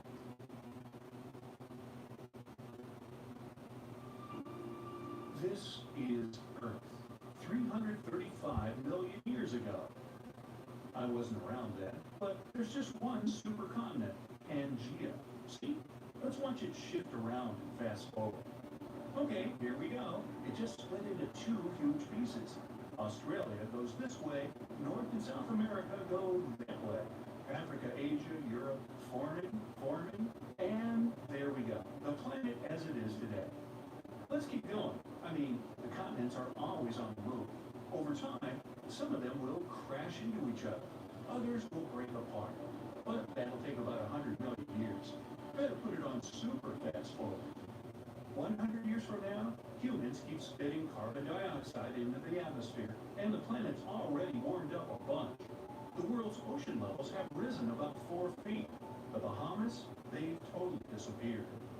200 years from now, the Earth's population is about 19 billion people. The climate's gotten even warmer. We're packed in like sardines over here. New medical tech makes it possible to live to 180. But why? Fossil fuel reserves of oil and gas, long gone. Oh, and the continents have drifted over 16 feet. The Voyager 1 space probe's about to enter an asteroid cloud at the edge of the solar system. It's the most distant man-made object in the universe, I guess. 1,000 years from now, thanks to better quality food, humans are now 7 feet tall on average. Technology solved the pollution and fuel shortage problem. Humanity's doing just fine. Robots do all the work. We just play around all day. Ocean levels have crept up another 10 feet. Islands like the Seychelles, Maldives, Galapagos, and many others have gone underwater. Denmark, the Netherlands, Eastern England, Thailand, and Vietnam are only partially underwater. There's been a huge human Fast forward about 5,000 more years, and it's the year 8113. Humanity's getting ready to open the crypt of civilization. It's a hermetically sealed room in Georgia, in the States, at Georgia. It was created in 1940, and it's full of about 800 books on microfilm, recordings of famous people's voices. It's also filled with bits of technology from that time, like a toaster, a radio, and a typewriter. Some awesome people created the crypt of civilization in case humans experienced a major catastrophe in the distant future and had to rebuild civilization from scratch. We'd all go back to using typewriters. 15,000 years from now, our planet has changed its tilt, and the Sahara Desert is now a tropical paradise. Years of rain turned the dry desert into a wild jungle. 30,000 years from now, the Voyager 1 space probe has finally left the asteroid cloud at the edge of our solar system. If it doesn't collide with anything, it'll be flying in the dark, wide open outer space for a very long time. 50,000 years from now, the climate's changing a lot. The temperature on Earth is beginning to drop, and we are approaching the beginning of a new ice age. The radio signal with a special "Hello, all you aliens out there" message sent into space in 1974 has reached its destination. The message contained the human number system and data about our DNA and our solar system. If there was someone on the other end to receive this signal, we might have a response from them. 100,000 years from now, one of the largest known stars in our galaxy, Canis Majoris, explodes with enormous force. The explosion of this supernova can be seen from Earth, even during the day. And the nights are much brighter because of the new strong glow in the night sky. What's new on Earth? Supervolcanoes start erupting all over. These volcanoes spew colossal amounts of lava and ash everywhere. Thick black clouds cover most of the sky. This prevents the sun's rays from reaching the ground, and the temperature on our planet drops even lower. Humans mostly live underground anyway, so it's no big deal. Because the stars are gradually moving in different directions, the usual constellations are starting to change shape. Soon, we'll need to come up with totally new constellation names. 250 years from now, oh, a new island's on the map. Back in 2021, it was just an underwater volcano somewhere in the Pacific. After thousands of years of spouting out lava, it finally reached the ocean surface and busted out into cool, fresh air. Not much burning on it yet. Niagara Falls has long since disappeared, and Lake Erie and Lake Ontario have teamed up to form one huge super lake. 300,000 years from now, the triple star system WR104 is about to explode. It's spinning crazy fast, and there's a chance that radiation from the explosion could eventually reach Earth. That would do a lot of damage to all life on our planet. Voyager 1 reaches the brightest star in the night sky, Sirius. Not a very funny star at all. It's really serious. It's 8.6 light years from Earth. 500,000 years from now, scientists are pretty sure that a huge meteorite could fall to Earth any day now. It might be even the size of 8 football fields. The impact of such a massive meteorite would cause an explosion so powerful that its sound would be heard on every continent. That would be followed by super strong earthquakes and tsunamis higher than the Brightside Empire municipal building tower thing. Okay, I just made that up. But who knows what we'll be building?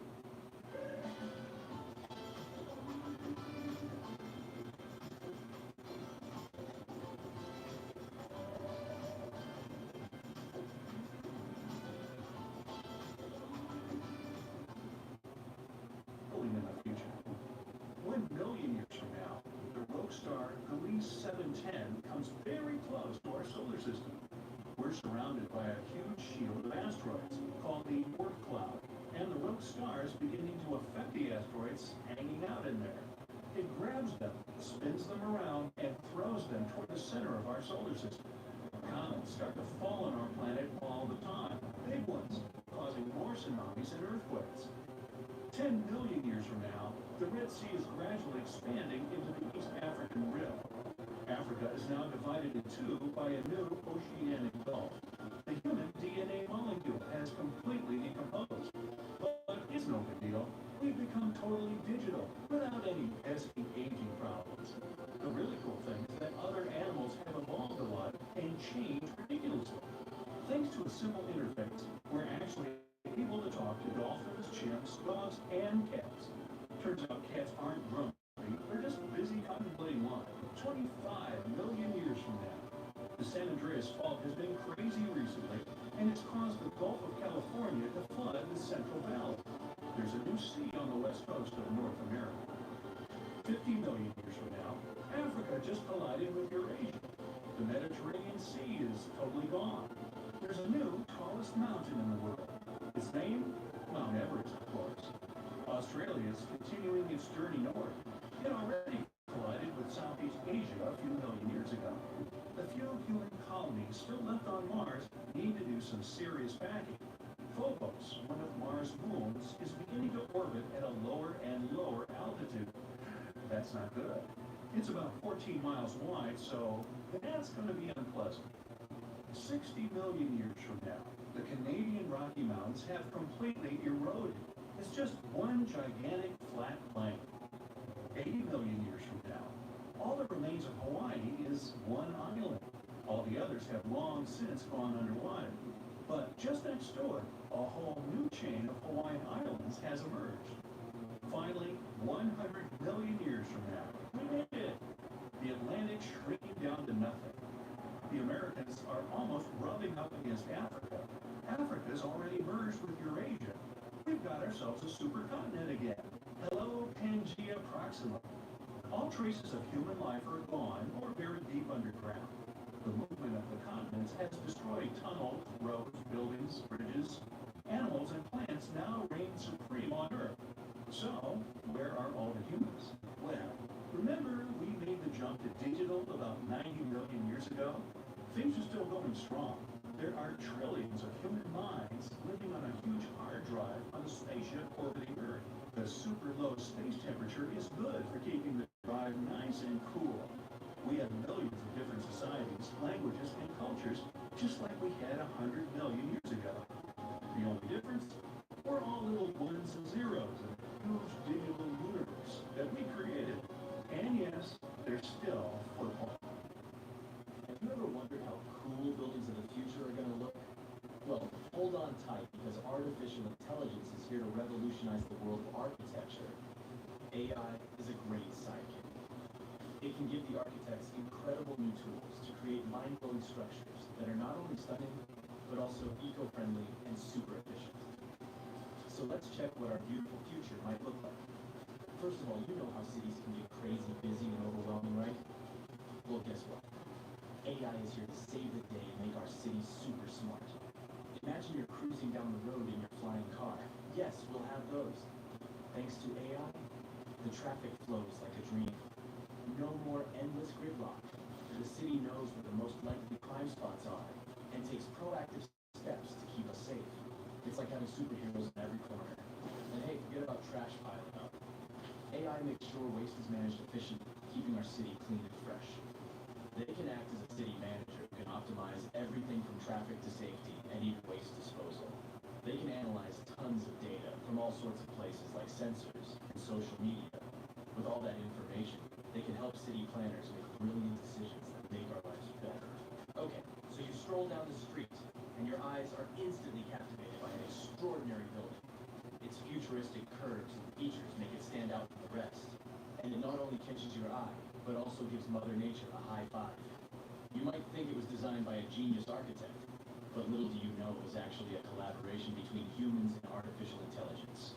Imagine having a super smart design buddy who can whip up thousands of incredible building ideas in a blink of an eye. That's what AI-assisted design software does for architects. It can generate and assess a ton of design options. They take into account stuff like the best materials to use and the perfect placement for the building. Also, by analyzing data and crunching numbers, algorithms can help optimize the building's design. They can ensure it minimizes energy usage, conserves water, and manages waste like a pro. Every building strives to reduce costs, save energy, and promote a better world. The result? Architectural masterpieces that are both jaw-droppingly beautiful and super practical. The cityscape of the future will be dotted with these awe-inspiring structures. Oh, but that wasn't impressive enough for you? Well, how about a stunning, futuristic building that seems to defy gravity? It's not made of traditional bricks and mortar. Oh no. This marvel was created using the powers of 3D printing. With the help of AI, architects designed every intricate detail and fed all the important data, like what materials to use and how the site conditions might affect the structure. AI algorithms work their magic to optimize the design, making it both breathtakingly beautiful and rock solid. 3D printing is basically like having a magical machine that can create awesome structures straight out of a sci-fi movie. And AI jumps in to make sure these structures are not just pretty, but also strong. In the city of the future, 3D printing will become the ultimate architect's tool. It will allow them to create structures that were once impossible to build. From mind-bending shapes to intricate details, the possibilities are endless. But AI isn't just making buildings look great, it also makes them efficient and cozy. Let's say you step into a futuristic office building, and voila! The lights automatically adjust to match your mood, and the temperature is set perfectly for you. These futuristic buildings are capable of sensing and responding to their surroundings, just like you do. They control the lighting, keeping it just right for the time of day. They manage the temperature, so it's always cozy and comfortable. They even keep a watchful eye on security and fix small issues before they become big headaches. So, the smart building knows where people come and go, so it optimizes energy usage accordingly, saving the planet and some cash along the way. Now the cool thing is, all these aren't the only possibilities. How about turning skyscrapers into a vertical forest? Recently, an architect from India got super excited about the power of artificial intelligence. So, he decided to team up with an image bot called Midjourney to create a vision for the future. But instead of a dull, robotic world, they aimed for something spectacular. With text prompts like utopian technology, futuristic towers, the architect and AI got to work. Guess what? Midjourney didn't disappoint. It conjured up a world where buildings were covered in lush vertical forests and adorned with shapes inspired by nature. They wanted to create a sustainable future that harmonized with the environment. The architect, Manas Bhatia, is super positive about AI's potential. He doesn't see it as a threat to his job, but as a powerful tool for positive change. He envisions a future where architects and AI collaborate to make breathtaking designs. In his project, Bhatia even asked the AI to imagine symbiotic and hollowed structures, and it responded with pictures of apartments nestled within hollowed-out trees. Imagine a world where the building itself becomes a living, breathing part of nature. Well, Bhatia believes that nature should play a big role in architecture. He loves designing structures that embrace nature's beauty and functionality. From buildings built around trees to facades that regulate temperature, he's all about blending architecture with the natural world. With architects like Bhatia and the superpowers of AI, the future of cities is going to be amazing. So get ready to step into a world where nature and technology coexist in perfect harmony. It's a dream we can't wait to see come true. Or, if you're not a big fan of trees, how about this? Skyscrapers that aren't made of solid bricks, but instead, they're inflatable wonders. Zuma, an architectural practice in Barcelona, used the magic of AI to bring these wobbly structures to life. These inflatable superstructures rise above future cities like illuminated balloons in the sky. Here's the best part. These inflatable buildings have sustainability superpowers. You can pump them up to towering heights, flatten them for easy transportation, and rebuild them wherever they're needed. Plus, they're powered by renewable energy, reducing their impact on the environment. Pretty cool, right? Phew. The future is zooming toward us like a rocket. Artificial intelligence can become the secret sauce that makes architects' work extra special. But hey, with great power comes great responsibility. We need to use AI wisely and ethically. For now, we don't have to worry about machines replacing architects. Artificial intelligence still needs a human hand, or else we might end up with buildings that look like mashed up bananas or ice cream cones, unless that's your thing. In addition, humans have one important advantage. They, well, are humans. We need to keep in mind that artificial intelligence doesn't have emotional intelligence. It's a brainy genius, but it can't fully understand the feelings and vibes we humans crave in our spaces. So we must remember to infuse our designs with that human touch, those warm and fuzzy elements moments that make us go, ah, I feel right at home. And let's not forget that AI is still learning.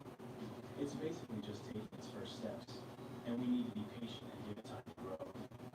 Rushing things too quickly could lead to wonky designs or buildings that look like a jumbled puzzle. This might look cool if you like avant-garde architecture, but for regular folk, no thanks.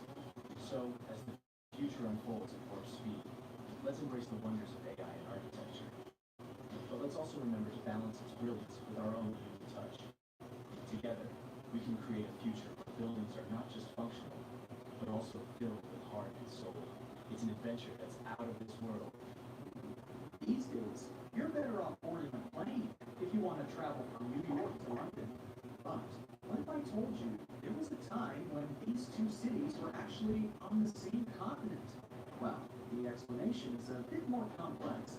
For starters, back then, these two cities didn't even exist at all. But the tectonic plates they sit on today were a lot closer. Nearly 200 million years ago, all of the continents on our planet connected, making up one large supercontinent. This enormous piece of land was surrounded by one single ocean. We call this huge continent Pangea these days. Some parts of this continent broke apart and shifted away from each other for our maps to reach their current configuration. Here's even a nice experiment you can conduct to test this theory. Find a map online and print it on a piece of paper.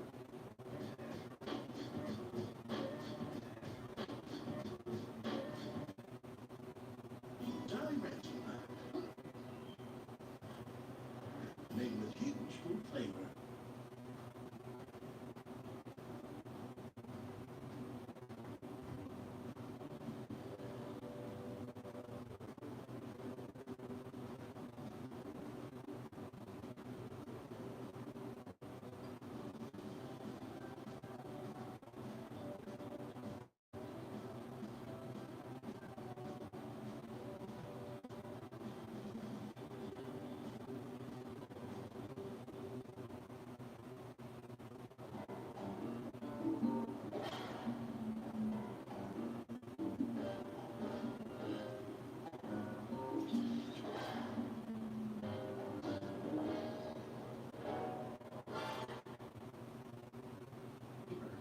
After that, simply cut out all of the continents. Once you start playing around with them, you'll soon notice they all seem to fit together, like pieces from a puzzle. Probably the most striking thing you'll see is how South America perfectly fits Africa. What's even more fascinating is that this isn't the first time in our planet's history that supercontinents have been formed and then broken apart. Scientists have figured out that this happened at least 3 times before. And if we consider our planet's age, 4.5 billion years, the last 200 million is closer to the blink of an eye.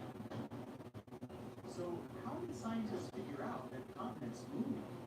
Apart from the aspect of today's continents, they also looked at identical rocks, which have been found on different continents. They look like they formed from the same minerals and under the same weather conditions. Some other secret helpers? Well, dinosaurs. Fossils from the same species have been stumbled upon in both South America and Africa. This particular dinosaur, named Mesosaurus, is said to have lived on our planet way before the continents drifted apart. It's hard to imagine how life on Earth must have been with one single continent. For starters, the climate must have been very different. That's because the mid-portion of the land would have probably been bone dry, having little to no source of water. More so, it was most likely hidden away behind many mountain chains. These would have acted as a barrier against moisture and rainfall too. However, geologists have also studied coal deposits from the United States and Europe. These seem to show that at least a part of the ancient supercontinent, which was close to the equator, must have been an amazing tropical rainforest, just like those we can find in the Amazonian jungle today. Coal appears when remnants of plants and animals get stuck into swampy water. If enough pressure is applied by the water, the substance is first turned into peat, then into coal. Our planet existed in this continental configuration for over 100 million years. And during this time, there was a lot of life on Earth already thriving. Hey, it was a great time to be an insect. Critters like beetles and dragonflies flourished. During the same time period, the Earth was roamed by the predecessor of all mammals, the synapsid. Life in Pangea was severely hit during one not-so-great period. It's believed that a comet or asteroid landed on the surface of the Earth about 251 million years ago. The asteroid or comet theory seems to fit pretty well, because 90% of all marine animals and 70% of the creatures living on land disappeared all of a sudden. The comet might not have been the only reason for the mass extinction. At the same time, there was also some important volcanic activity happening in northern Asia, which might have disrupted life on Earth. You may not notice it, but continents do continue moving as we speak. This configuration we now see with the help of satellite imagery will surely not be the last. Australia, for example, is slowly moving towards Asia. Most important proof that our continents are still shifting is the eastern portion of Africa. This area is simply breaking off from the rest of the land. To witness this, you'll have to travel to one of the hottest places on our planet. But if you get to this piece of land on the eastern part of the African continent, you might sit on top of the exact spot that, soon enough, will be split in two by water. Underneath this region, 3 tectonic plates are slowly drifting apart. If the data is correct, in the far future, Africa will be split in two. And between its two regions, a new ocean will arise.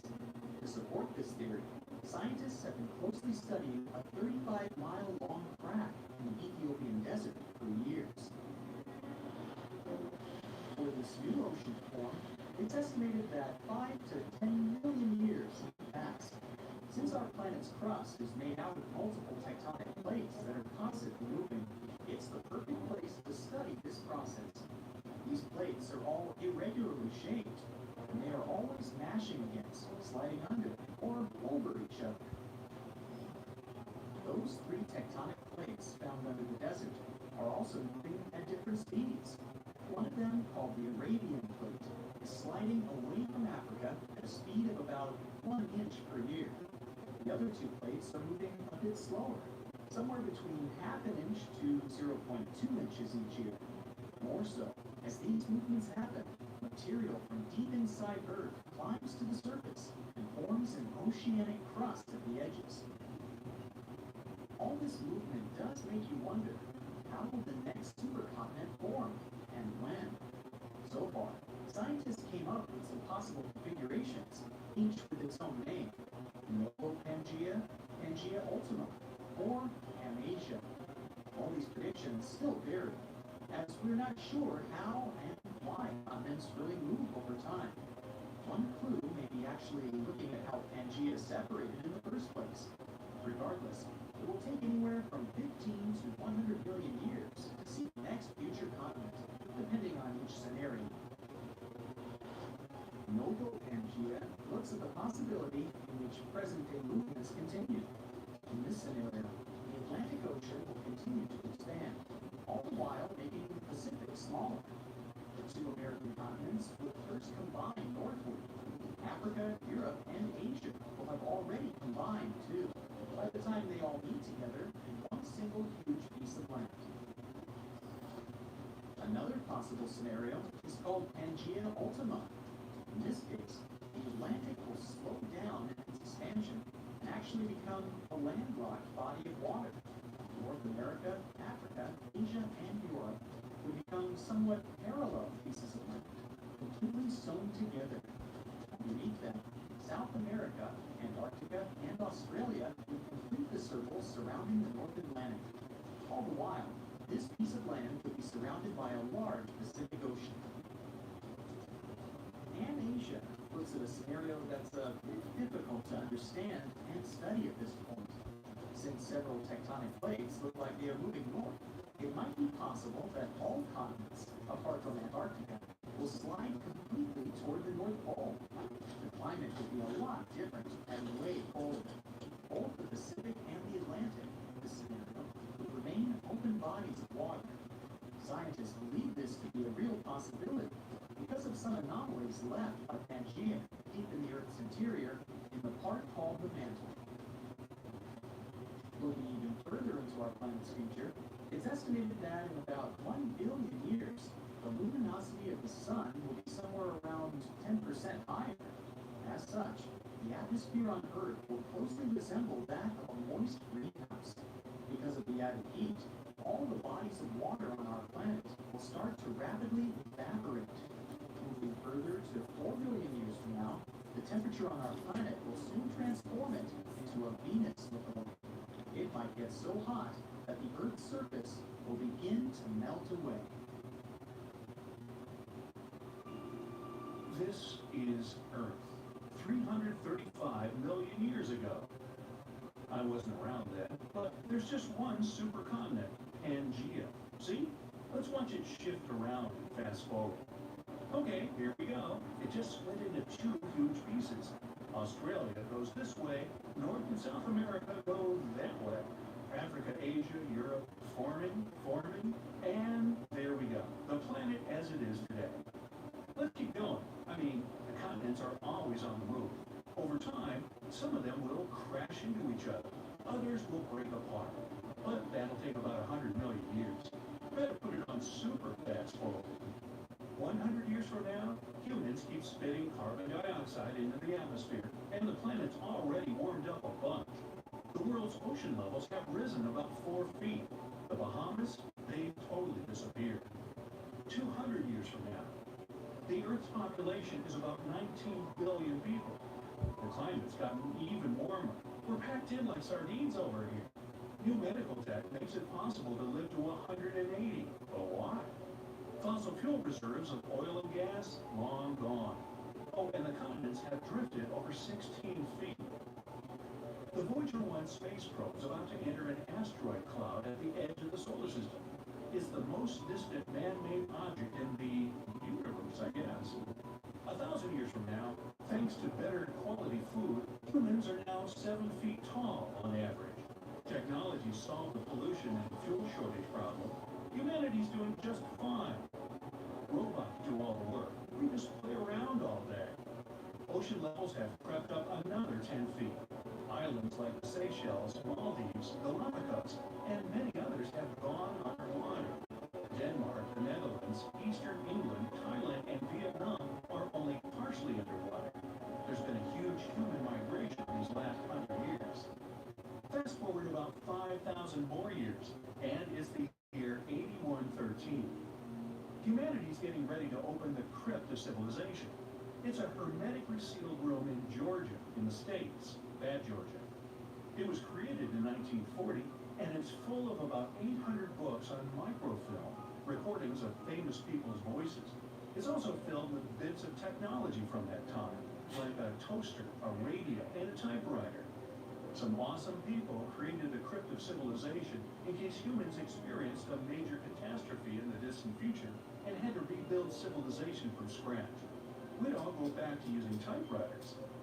15,000 years from now, our planet has changed its tilt, and the Sahara Desert is now a tropical paradise. Years of rain turned the dry desert into a wild jungle.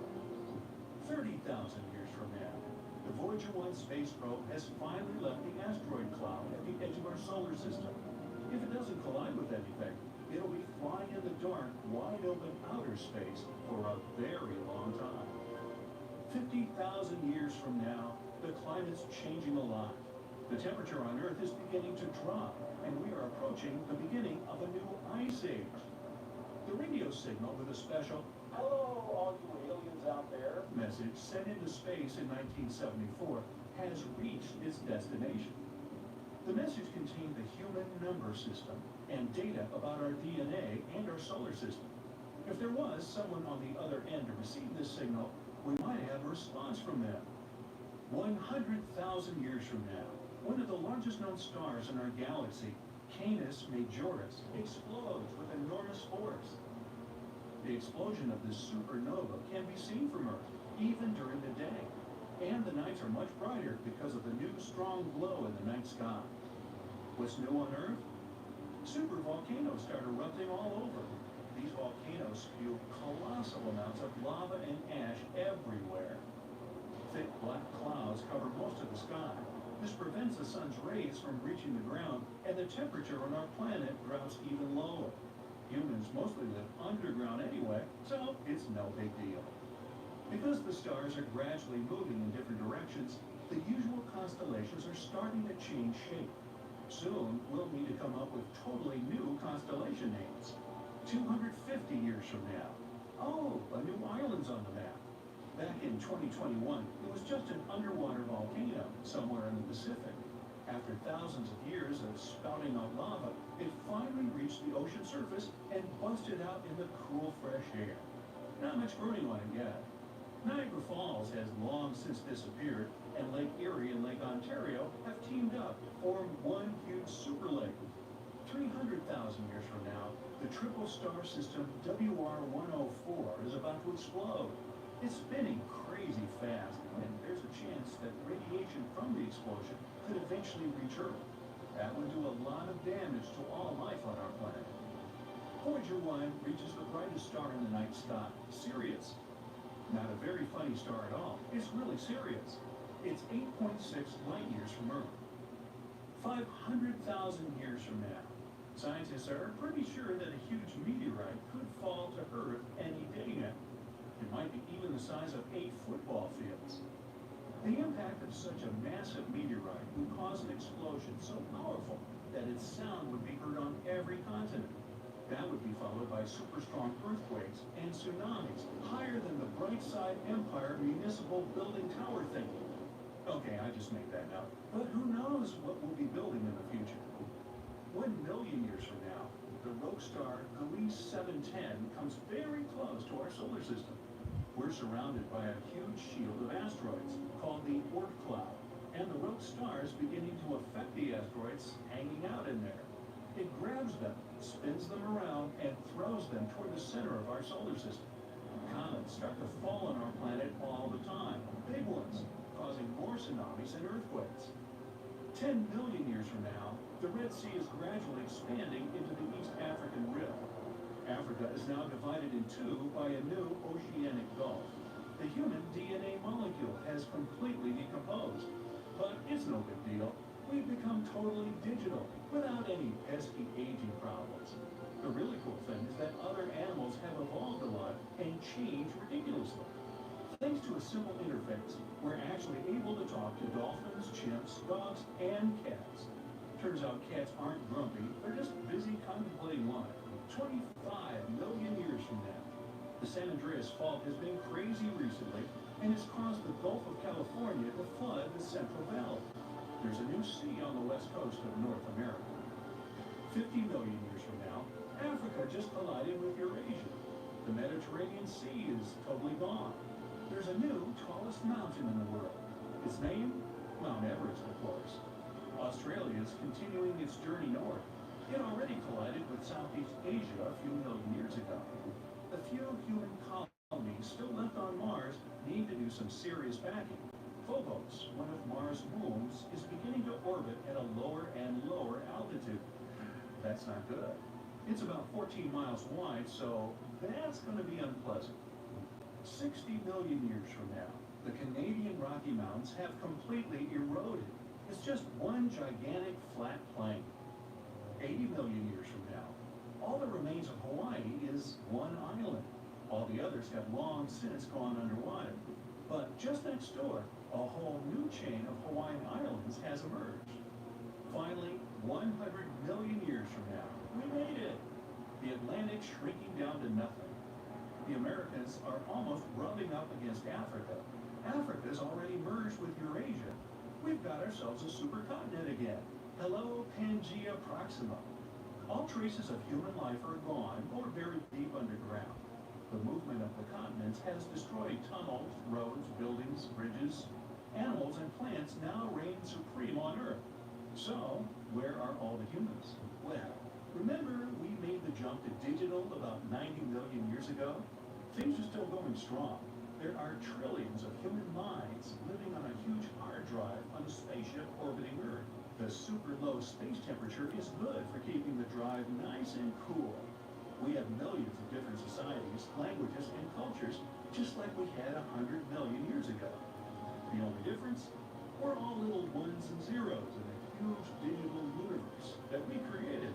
And yes, there's still football.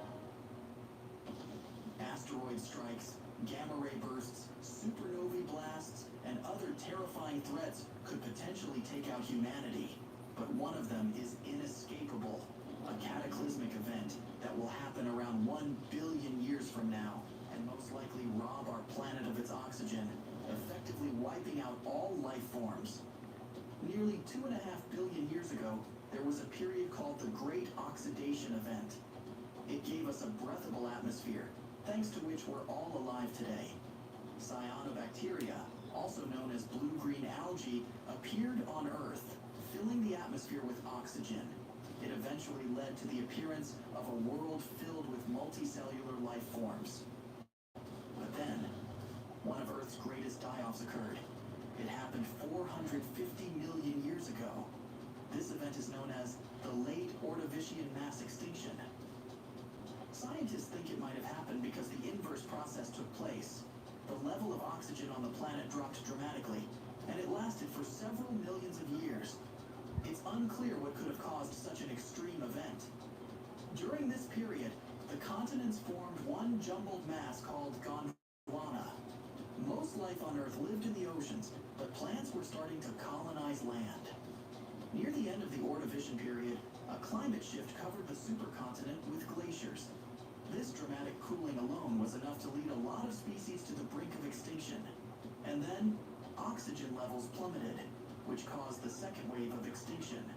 Scientists have found evidence of this event in seafloor samples gathered from all over the world. Some are sure that glaciers were responsible for changing the layers of the oceans, which had previously had unique temperatures and specific concentrations of elements like oxygen. However, the exact cause of the oxygen drop is still unclear. Whatever the cause, more than 80% of life on Earth disappeared during the late Ordovician mass extinction. Could a deoxygenation event happen again? Some researchers draw an eerie comparison to today's situation. They say that climate change is already reducing oxygen levels in our oceans. It's likely to make loads of species go extinct and the world to change beyond recognition. Now, even if global cooling triggered the late Ordovician mass extinction, what sparked this process in the first place? There's a theory claiming it could have been a gamma ray burst. These bursts seem to be the most violent and energetic explosions in space, and they might be related to supernovae. Thankfully, we haven't seen such a burst close enough to fully figure out what it is. So far, they have only been spotted in other galaxies. If a gamma ray burst occurred in our home Milky Way galaxy, it could also lead to a mass extinction on Earth. A burst pointed in our direction might only last 10 seconds or so, and still, it would destroy at least 50% of Earth's ozone layer. Yes, in such a short period of time. Even a relatively small amount of ozone depletion is enough to cause serious harm to our planet's natural sunscreen. And wiping out ozone on a large scale can wreak havoc, finishing huge numbers of species, starting with the ones living in the upper levels of the ocean. Gamma rays also break apart atmospheric oxygen and nitrogen. These gases turn into nitrogen dioxide, commonly known as smog. If this smog blanketed Earth, it would block out sunshine and trigger a global ice age. But our ultimate fate is much more dramatic than any of these scenarios. Most life on Earth will eventually disappear due to lack of oxygen after solar activity causes atmospheric oxygen to drop back down to the level it had been before the Great Oxidation Event occurred. The sun ages and puts out more and more energy. At one point, around 1 billion years from now, Earth will reach the point where atmospheric carbon dioxide will begin to break down. That's when oxygen-producing plants and organisms will disappear. Earth won't have enough life forms to sustain the oxygen-rich atmosphere all living beings on our planet need. This process may take as few as 10,000 years, and it seems to be unavoidable. Luckily, we still have around 1 billion years to figure out how to save ourselves. If you're finally ready to take a trip without the kids, Why stay at a hotel with more kids? Get an Airbnb and get a place to yourself.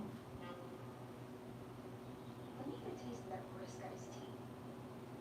I got you, babe. Thank you, animal. That's brisk, baby.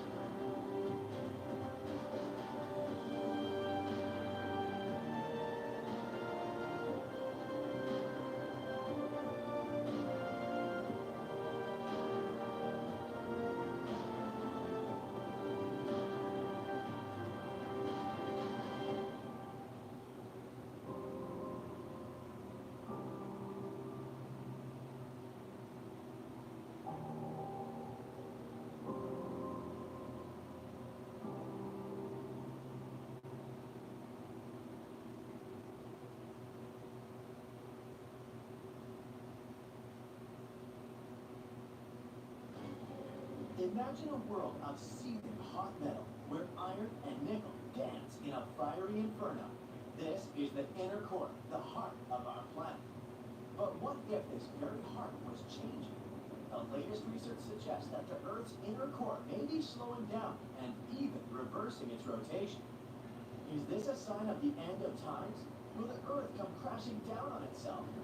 Let's find out. Imagine you have a giant onion, and every layer represents a different layer of the Earth. The center of this onion, the part you can never reach, represents Earth's core. It's like a mysterious land that no one has ever set foot on, yet scientists have been trying to uncover its secrets for centuries. Imagine diving deep into the center of the Earth, beyond the crust, the mantle, and finally, 1,800 miles below the surface, where you reach the inner core. It's a ball of seething hot metal made up of solid iron and nickel, and it's so hot it glows a brilliant white. It's also surrounded by a liquid outer core. This mysterious place is unlike anything else on our planet. And, get this, it's spinning on its own axis. The inner core is like a fire tornado that's constantly swirling, generating heat and energy from the inside out. But why is it so important to study this little piece of the Earth? Well, it's responsible for creating our magnetic field. This magnetic field is important to study because it protects us from harmful radiation from the sun.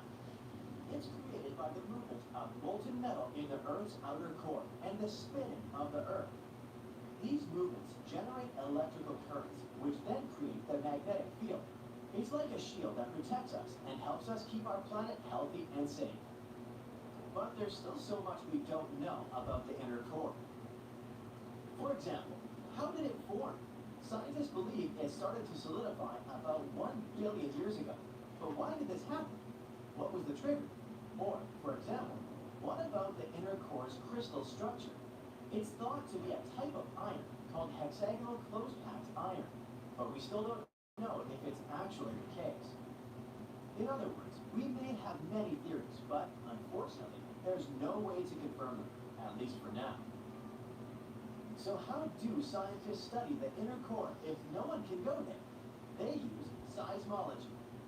Seismology is like a sonic scanner for the Earth.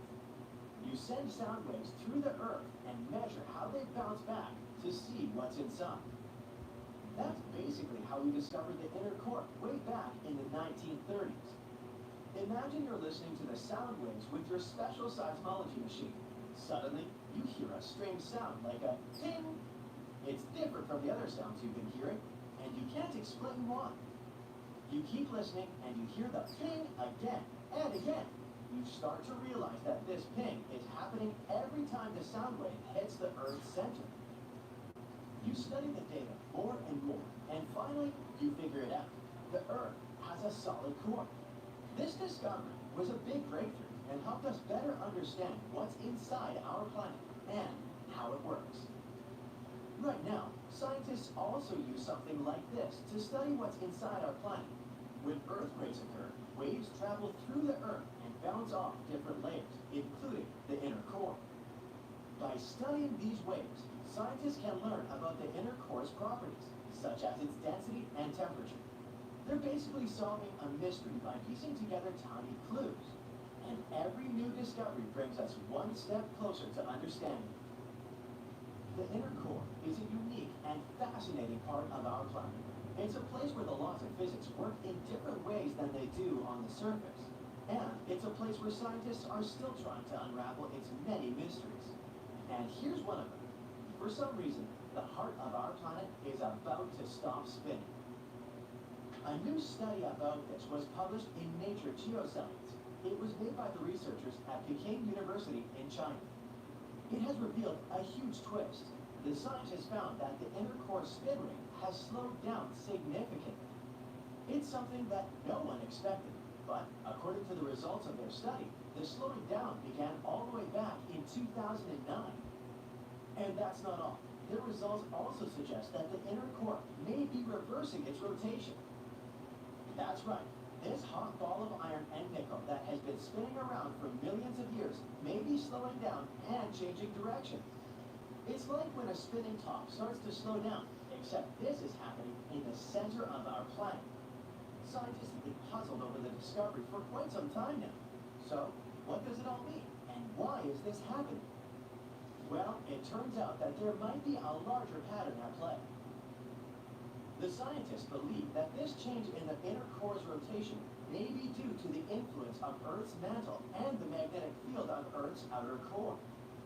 The mantle and the outer core are affecting the inner core, which is causing its spinning rate to slow down and potentially change direction. Before this study, scientists thought that the inner core was spinning faster than the Earth's crust. However, this new information suggests that the inner core may be slowing down due to the gravitational effect of the Earth's mantle and the magnetic field of its outer core. But here's where it gets even more interesting. When researchers took a closer look at data stretching all the way back to the 1960s, they discovered that the rotation of Earth's inner core was consistent from the late 1970s to the early 2000s. Before that, they found that another possible... If you've always wanted to go to Paris, why stay on the hotel side of Paris? Get an Airbnb on the Paris-y side of Paris. It was all a dream. I used to read Word Up magazine. Something about Patriots watching. Better with Pepsi. Whoever controls the streets controls the city. I'm in now. I'm gonna give no king in a counter. The Penguin. Streaming exclusively on Max. Supercharge your swish with new Listerine Clinical Solutions. From sweet to spooky, shop Halloween must-haves at prices so good guilt-free. And from the spookiest house on the block with scary large inflatables, it's all right here at your holiday headquarters. At home, decor for all for less. A slowing down or reversal event may have occurred in the early 1970s. It's like the inner core spin is like a roller coaster ride, speeding up, slowing down, and possibly reversing course over a period of time. The researchers estimate that these switches occur every 7 decades or so, which is pretty wild. But why is it happening? Unfortunately, we still have no idea. The exact reasons for why the Earth's inner core sometimes stops and starts spinning in another direction aren't yet well understood. However, scientists believe that it may be due to complex interactions between the solid inner core and the surrounding molten outer core. A lot of different things can be at play here. The changes in the temperature, pressure, and composition of the core, as well as the movement of material within the core itself, and so on. Also, as we said before, the Earth's magnetic field and the gravitational forces from the surrounding mantle might also play a role here. We need further research to fully understand the mechanisms behind the inner core's rotation changes. So, is the world ending? Fortunately, no. Not just yet. While the inner core is changing direction right now, it's not the end of the world as we know it. And even though findings may seem like a huge deal, life on Earth's surface hasn't been impacted much, if at all. In fact, it's just a fascinating part of the Earth's inner workings that we're learning more about every day. So, you can say with relief, nothing cataclysmic is happening. Moreover, according to Hervoya Kalsic, a geophysicist at Australian National University, the inner core is now more in sync with the rest of the planet than a decade ago when it was spinning a bit faster. All in all, this new study has added a strange twist to the story of Earth's inner core, and scientists believe that there's still much more to discover about this mysterious place. Who knows what other secrets lie in the heart of our planet? The possibilities are endless. So let's keep researching and enjoy our time on this amazing planet. Millions of people around the world go out on the streets and rooftops to look at the amazing cosmic phenomenon. Another planet right next to the moon, a big red one. At first, everyone's excited. Mars showing up out of nowhere is having a strange effect on humanity. Just as the moon can affect the psychological and physical state of some people, Mars's unexpected visit is causing people to behave pretty strangely. Every night, the sky is lit up by the white light of the moon and the red glow of Mars. Many people get a sort of instant insomnia. Some even stop drinking coffee because they no longer feel sleepy. Mars brings out energy and a little wildness in people, making them laugh more, and even drives a few poor people crazy. They begin to go out of their houses more often and enjoy the unusual night sky. A few days later, everybody can see what's happening. Mars is getting bigger. Scientists announced that the red planet is slowly moving towards Earth. A collision is inevitable. Earthlings only have a few years left. A few months ago, a huge asteroid crashed into the red planet with such force that Mars simply flew out of its own orbit and went rogue. The chance that Mars would fly close to Earth was always going to be pretty high. After about 3 seconds of being announced, the news went viral and panic set in. The situation's getting worse and worse. The closer Mars gets, the more it affects people on a physical level. Hundreds of videos pop up showing collision simulations of Mars and Earth. And there's no happy ending. Want to see what happens? One famous blogger asked her followers. The Earth's almost completely covered with water, and Mars is all dust, sand, and rocks. Then she puts a huge watermelon in the middle of her room. From the far end, she launches a bowling ball at it. Strike. Mars looks almost the same size as the moon now. It's about to come into the moon's orbit, and it's affecting the Earth's magnetic field. Floods, hurricanes, tsunamis, powerful thunderstorms. They go from bad to worse. Animals go crazy. Birds no longer migrate south. The polar northern lights appear in the Caribbean. The economy isn't handling the news that well. People stop showing up to work. Why wouldn't they? They just want to have fun and be with loved ones. There are enough resources on the planet to last until a catastrophe, so no one's even trying to fix the Earth's problems. Clothing, food, cars, yachts, whatever, everything loses its value and becomes free. Every day, huge street parties pop up all over the world. People decide to live their last months in peace and harmony. The global catastrophe is uniting humanity like never before. To go out with a bang, Earthlings team up to organize a huge rock concert. The red giant destroying our beautiful blue planet. Yeah, rock and roll's the perfect soundtrack. There's just enough time to eat, dance, party, and listen to good music. Huge stages are built all over the planet. It's every musician's last concert. During all that preparation, hope suddenly appears. Scientists have calculated all the events that'll occur when Mars crashes into Earth, and they have a simple plan. Luckily, humans had already planned on moving to Mars, so they already have been building spaceships for years. There's no time to get to another planet before the collision, but the good news is that people can wait out the disaster just outside Earth's orbit. You get to sit in a space station, munch some popcorn, relax, and enjoy the show. When the dust settles, it might just be possible to return to Earth, or what's left of it. After learning about this plan, people start working on finishing the ships night and day. Everyone in the world pitches in. There are still 2 years left before the big day. The huge concert stages are converted into more space stations. Mars is now giving people more energy, and with epic teamwork, people manage to create thousands of stations in just a few months. That's what happens when 7 billion people work together. Farmers, physical therapists, chefs, engineers, athletes, accountants, all on the same team. Mars is now closer to us than the moon. The red giant blocks out the sun, and our planet is plunged into darkness. There are only a few days left. People are working like ants in a massive colony, putting the finishing touches on several 100,000 space stations. It takes 4 whole days for everyone to get on board. Plus, there's the loading of supplies, animals, fish, seeds, plants, vegetables, fruits, video games, fruit roll-ups. The red giant is scheduled to enter Earth's orbit in a couple of days. That's when it will really pick up speed. Mars is only a little more than half the size of Earth, but up in the sky, it looks infinitely huge. The ships start taking off. People take a last look around, memorizing every inch. In a few hours, it'll all change forever. The stations fly up far enough away to clear any orbits.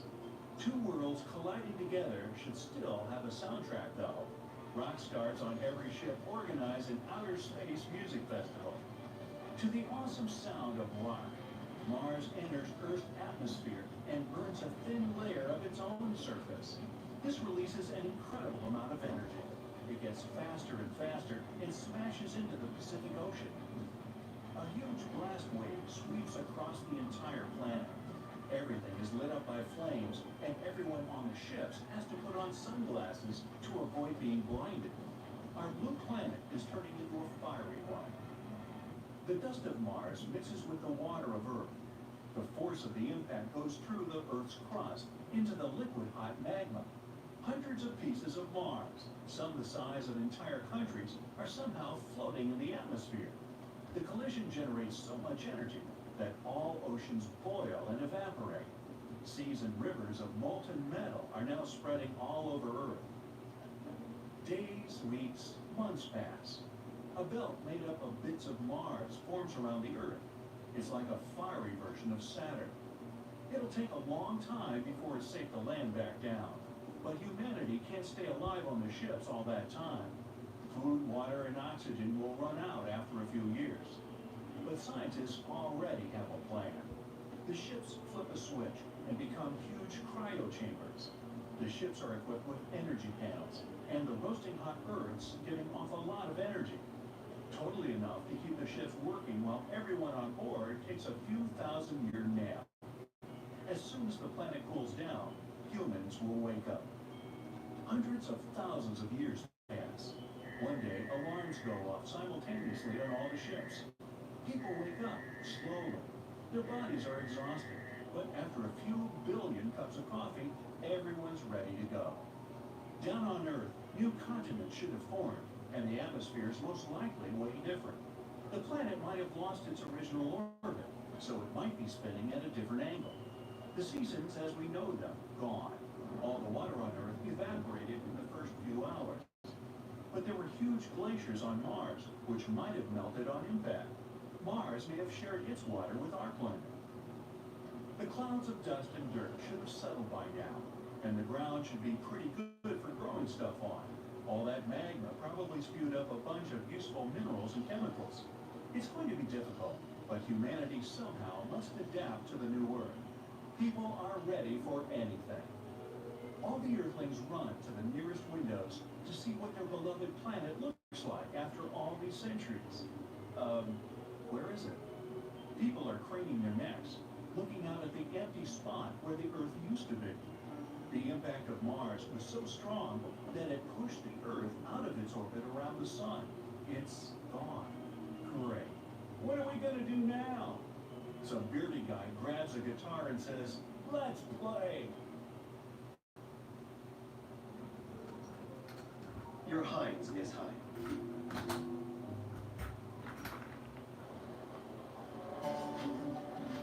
Good morning. I want to engage the team. I want us to think really big on this one, guys. I want to close this deal. I love it. What a perfect right there. I'm gonna stop us. God, yes, yes. Love your work. Thank you.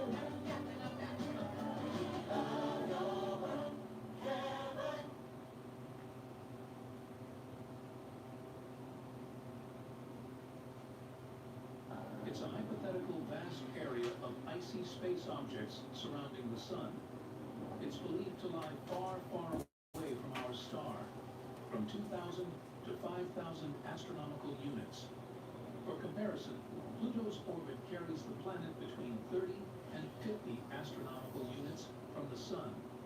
And there, in this freezing emptiness, a rogue planet may be hiding right at the moment. At least, that's what new research has recently suggested. Rogue planets are called this way because they don't orbit around any star. They wander the galaxy alone, totally untethered. Without stars, they don't have days or nights, only eternal darkness. Rogue planets are usually kicked out of their planetary systems doomed to a solitary existence of circling the center of the galaxy on their own. Of the thousands of planets scientists have detected outside of our solar system, only a dozen or so are starless and cruising on their own. At the same time, there might be billions or even trillions of rogue planets wandering around our galaxy. If these estimations are true, it might mean that the Milky Way contains more free-floating planets than stars. Anyway, in 1907, one astronomer started a search for Planet X. It's a hypothetical giant planet moving around the sun beyond the orbit of Neptune. The scientist was convinced that this planet existed because he had observed some irregularities in the orbits of Uranus and Neptune. His idea led to the discovery of Pluto in 1930. But the dwarf planet was too small to have any serious gravitational impact on the orbit of Neptune, let alone Uranus. These days, the Planet X theory is largely considered to be discredited, but it hasn't stopped astronomers from searching for planets in the far reaches of our solar system. And shockingly, a new study claims there might be one or even more out there, but much, much further away than predicted. An international team of scientists has recently simulated the unstable celestial mechanisms of the early solar system. They've discovered that there's a possibility that a few planet-sized bodies might have come to rest in the Oort cloud. You see, about 4.5 billion years ago, when the solar system was just forming, it was a hectic and unsettled place. Gravity sent debris from the cooling protoplanetary dust cloud hurtling around like cosmic tennis balls. From time to time, large chunks of this debris, even planet-sized ones, were sent flying far enough to escape the sun's gravity altogether. Such pieces of debris turned into rogue planets. Researchers have seen such space wanderers in distant exoplanetary systems, but according to them, there's a 0.5% chance that one or more of those wayward planets formed in the solar system and ended up in the Oort cloud after drifting away from the sun. At the same time, it's slightly more likely that a rogue Neptune-like planet was snagged by the sun's gravity from another planetary system, and then this planet came to rest somewhere in the Oort cloud. The chances that this scenario is true reach 7%. If this turns out to be the case, then a space body similar to Planet X might indeed be hiding out there, on the outskirts of our solar system. The only problem is that it would still be too far away to have any impact on Neptune's orbit. In any case, most researchers are convinced that the Oort cloud is made up of a collection of way smaller icy objects. But given the distance to the Oort cloud and its enormous size, we may never really figure out what is lurking out there. How about a mysterious object that used to orbit between Mars and Jupiter? At one point in the early days of the solar system, it was destroyed by some catastrophic event. This space body is called Phaeton. This planet is totally hypothetical, but some people believe that the debris the planet left behind could have formed the asteroid belt. If you like this kind of content, please give it a non-hypothetical like and subscribe. Your support is very important to us. Thank you. Now, at the start of the 19th century, people hadn't discovered the asteroid belt yet. But in 1801, one astronomer spotted the largest asteroid in our solar system, Ceres. At that time, it was believed that a planet was orbiting between Mars and Jupiter, and Ceres seemed to be a suitable candidate. But the next year, another astronomer discovered one more space object with a similar orbit.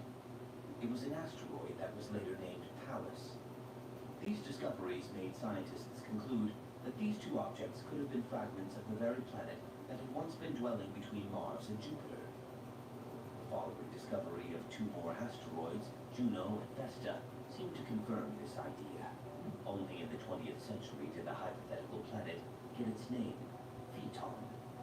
It was actually a name taken from Greek mythology, meaning shining one. The hero with this name was the son of the sun deity, Helios, who rode his solar chariot across the sky every giving humans the heat and light necessary for survival. One day, Helios allowed Phaeton to drive his chariot. But the sun didn't manage to control the horses. Everything went wrong, and Earth was about to burn down. That's why the main deity, Zeus, had to stop Phaeton with a thunderbolt. The idea of the asteroid belt being the sad result of the planet's destruction was called the disruption theory. And of course, there were several ideas explaining the planet's tragic fate. The most obvious one is that Phaeton was hit by a large space object. It could be another hypothetical body called Nemesis. Some people believe that it's our sun's companion star. According to this theory, the sun has a small companion star that has an extremely elliptical orbit. This orbit periodically brings it close to the Oort cloud, a large sphere of icy objects surrounding the sun.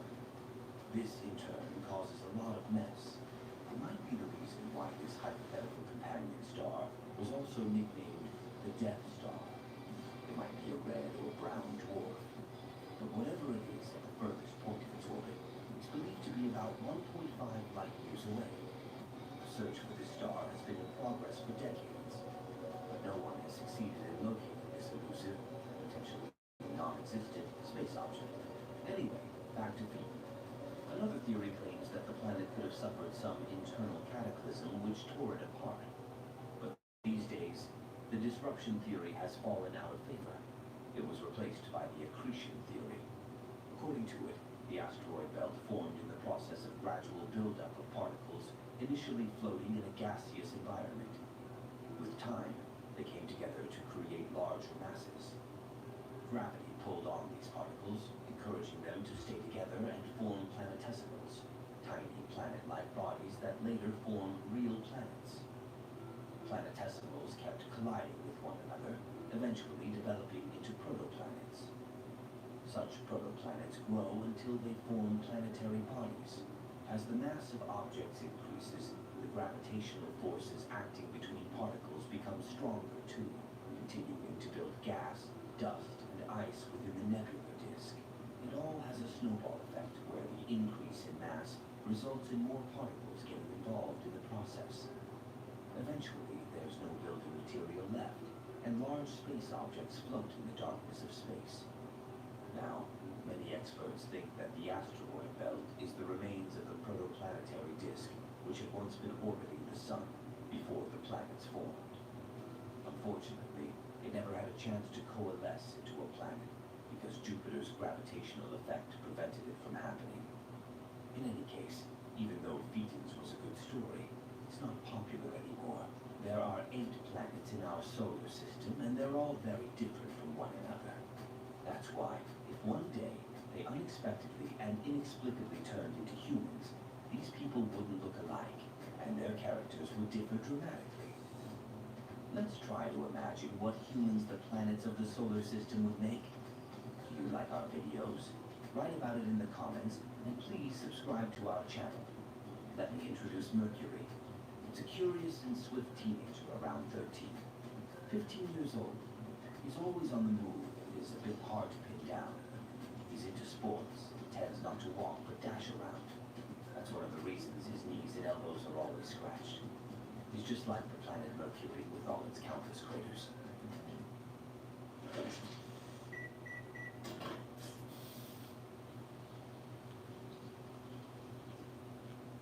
Tylenol Precise.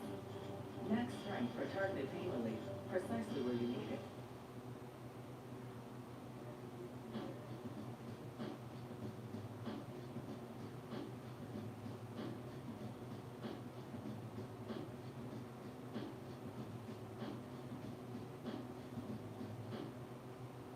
We're proud to be part of IFA's long history of showcasing innovation. This year, we have something new, AI for all, and make everyone's life easier.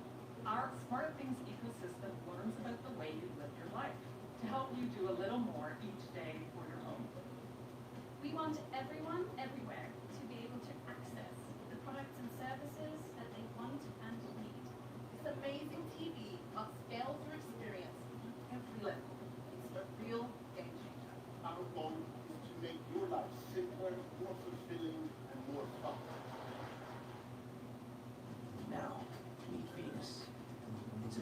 young lady in her mid-20s. She likes to keep her secrets, and her alluring beauty comes with a temperamental side. At parties, she easily attracts attention because of the mystery surrounding her. Those who dare strike up a conversation with this beauty soon realize that she's scorchingly direct and doesn't tolerate nonsense. Earth is in her late 20s. She is very pretty and extroverted, and has a nurturing, balanced personality, forever the peacemaker, trying to maintain harmony. Earth is the one everyone turns to for advice and comfort. She has a pretty unusual hobby, collecting different life forms, like someone who always brings home stray animals. And if she feels that something or someone is a threat to her beloved pets, she can get furious. Mars is a cool guy in his early 20s. He's ginger and sturdy. He's that ambitious and a bit annoying younger brother, living in Earth's shadow. But he doesn't give up and is determined to make a name for himself. He's a great fan of adventure and exploration, that very type who enjoys camping, wilderness, and slightly dangerous activities. His guilty pleasure is Googling stories about ancient warriors. Jupiter is in his early 50s. He is that protective elder with a bigger-than-life personality. He's a respected head of a large family, known for his wisdom and jovial nature. He also loves to throw big parties that sometimes get out of hand. Saturn, an elegant lady in her late 40s, is stylish and timeless. She's always the best-dressed person at any gathering. She's known for her beauty and has a calm, sophisticated demeanor. She loves accessories, especially elaborate rings. She's got quite a collection. Uranus is in his late 30s, and he has an unconventional, quirky personality. If you have a problem and need a different perspective on something, he's the one to go to. No wonder his planet counterpart has a unique axial tilt. Uranus isn't afraid to be different. He enjoys innovative and boundaries-pushing art. Some suspect he might be a hacker. Neptune is a thoughtful man in his early 40s. He's kind of a dreamer, probably the most creative one in the group. You can often find him lost in thought or swept away by music. He's almost always wearing his large blue headphones. He's very sensitive and has a high emotional intelligence. This quality draws others in. That's not all. Let's look at a space body that used to be a planet, Pluto. It's a very young teenager, quiet and often overlooked. But he has a surprising amount of depth. Despite his introverted nature, he has a group of close-knit friends, and take time to get to know him. For those who gain his trust to discover his different side, endearing and witty. The sun is the big boss. No one knows how old he is because he looks ageless. Rumor has it he frequents beauty clinics, but shh. The sun knows his worth and uniqueness. He's quite caring and nice to his subordinates. He's also rather hot-tempered. When he gets angry, he expresses his displeasure openly, often by throwing stuff. The moon is a shy 18-year-old girl. It's hard for her to make new friends. She prefers to keep close to the only friend she has, which is Earth. To her, Earth is a motherly figure who can protect and give valuable advice. The moon has some skin problems, which also makes her feel rather insecure. But don't worry, Earth is working on her confidence. So, we might be getting closer to finding a massive icy planet beyond Neptune's orbit. Yeah, sorry, Pluto, still not you. Recently, some universe mapping using data from the telescope in Hawaii eliminated about 78% of the possible locations for this mysterious Waldo from space. Some people call it Planet 9, while others prefer Planet X. Either way, it's been causing controversy since its existence was first proposed.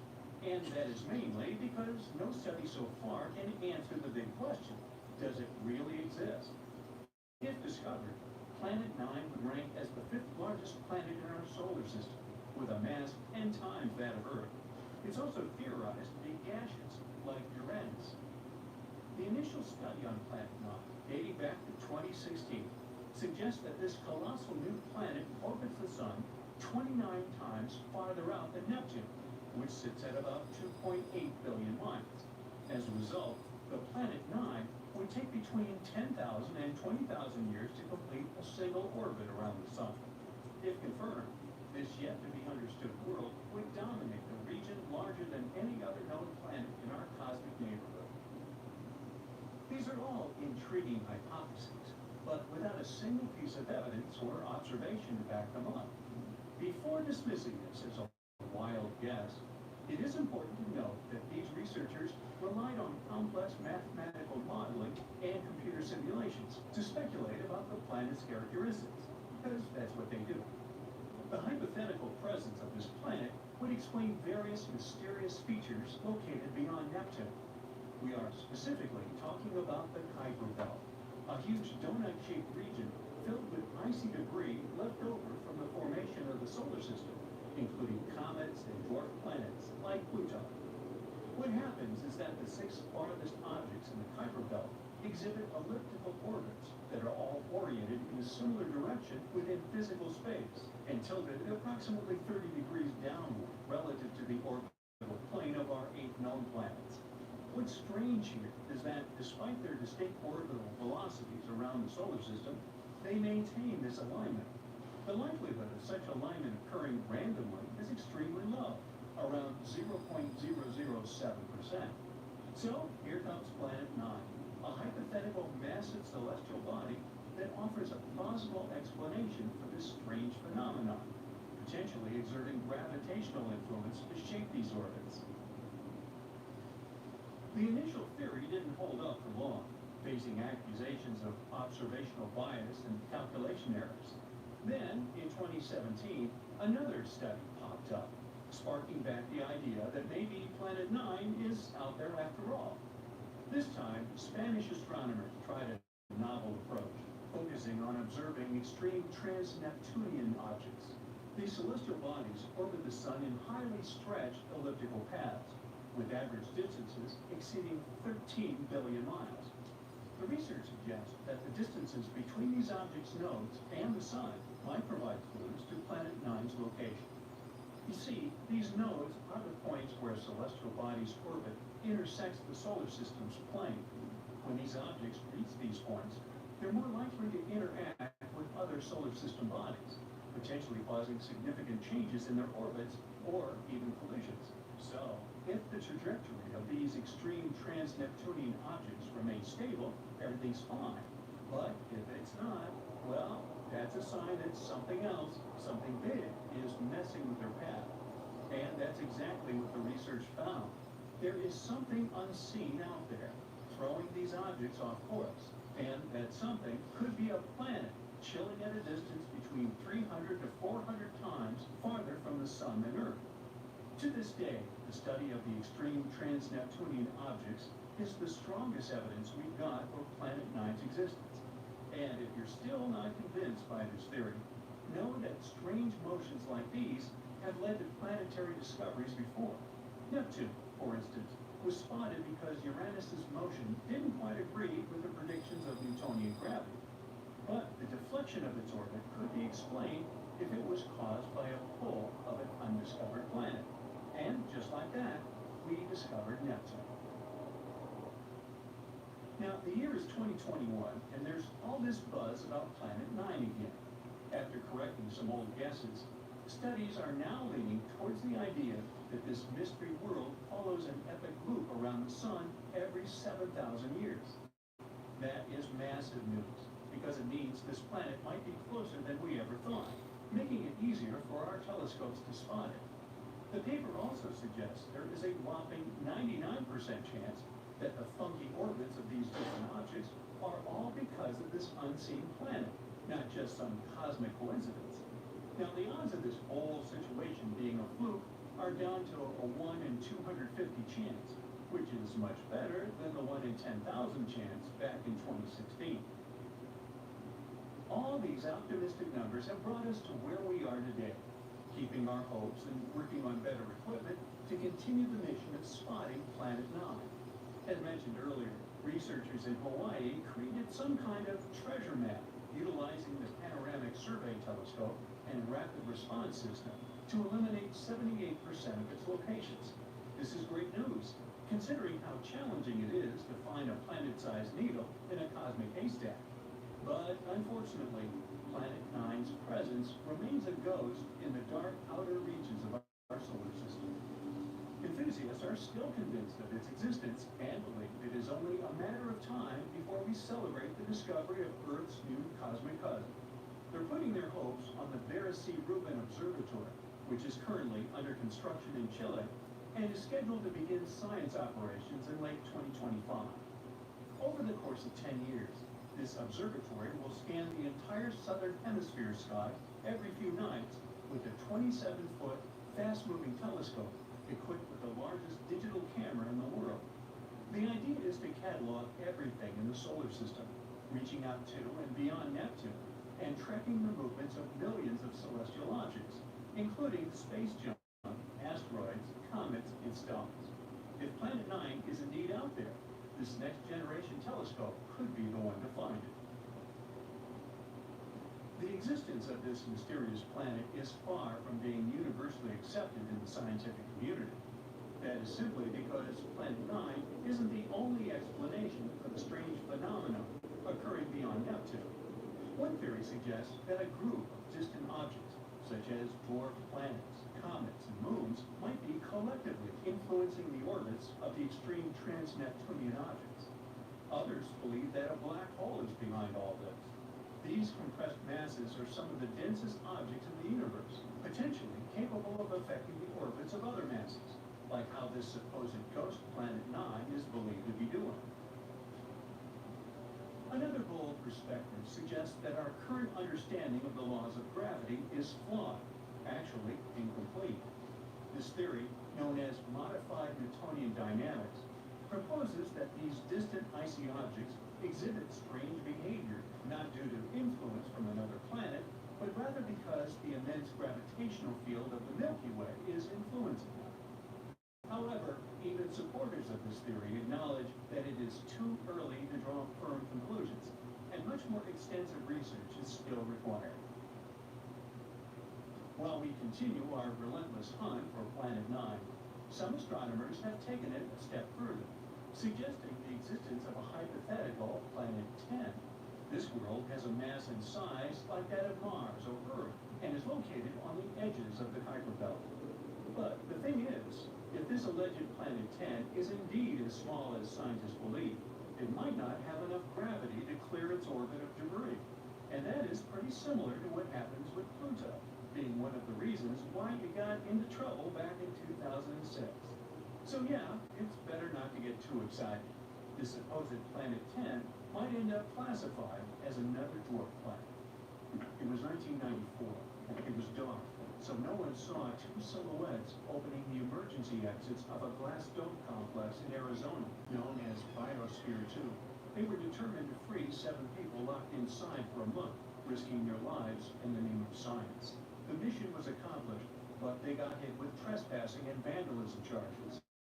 The vandals were Abigail Ayler and Mark Vantillo. They were among the first 8 poor devils who lived in that place as guinea pigs, and they didn't want anyone else to go through the same horrors they had experienced.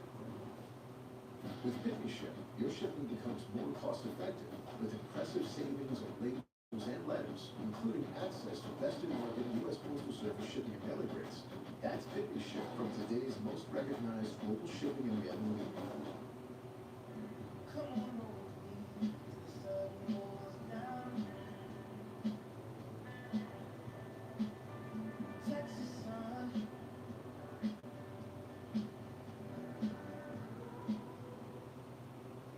Nothing beats Allegra for the fastest, non-drowsy, 24-hour allergy relief.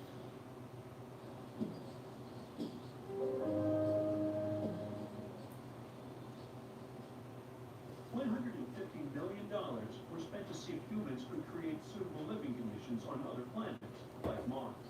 To do this, scientists built a mini-world with over 3,000 species of plants and animals. Biosphere 2 was a sealed-off 3-acre habitat, complete with its own mini rainforest, a private beach with a coral reef, a grassland savanna, a marsh, and even a desert. Between 1991 and 1993, nothing could enter or exit that place. The group of 8 people locked inside called themselves Biospheres, rocking matching Star Trek-like jumpsuits, growing their own food, and breathing their own air. They began with high hopes and a 5-star hotel-style breakfast, but things took a darker turn over the months. To hold protein was starving and turning orange. In Biosphere 1, which is the real Earth, you can order a pizza in 2 minutes. But inside Biosphere 2, it took them an endless 4 months to whip up a margarita-style pot.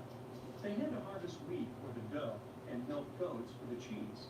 The goal was to be completely self-sufficient, and they became part of an atmosphere, quite literally.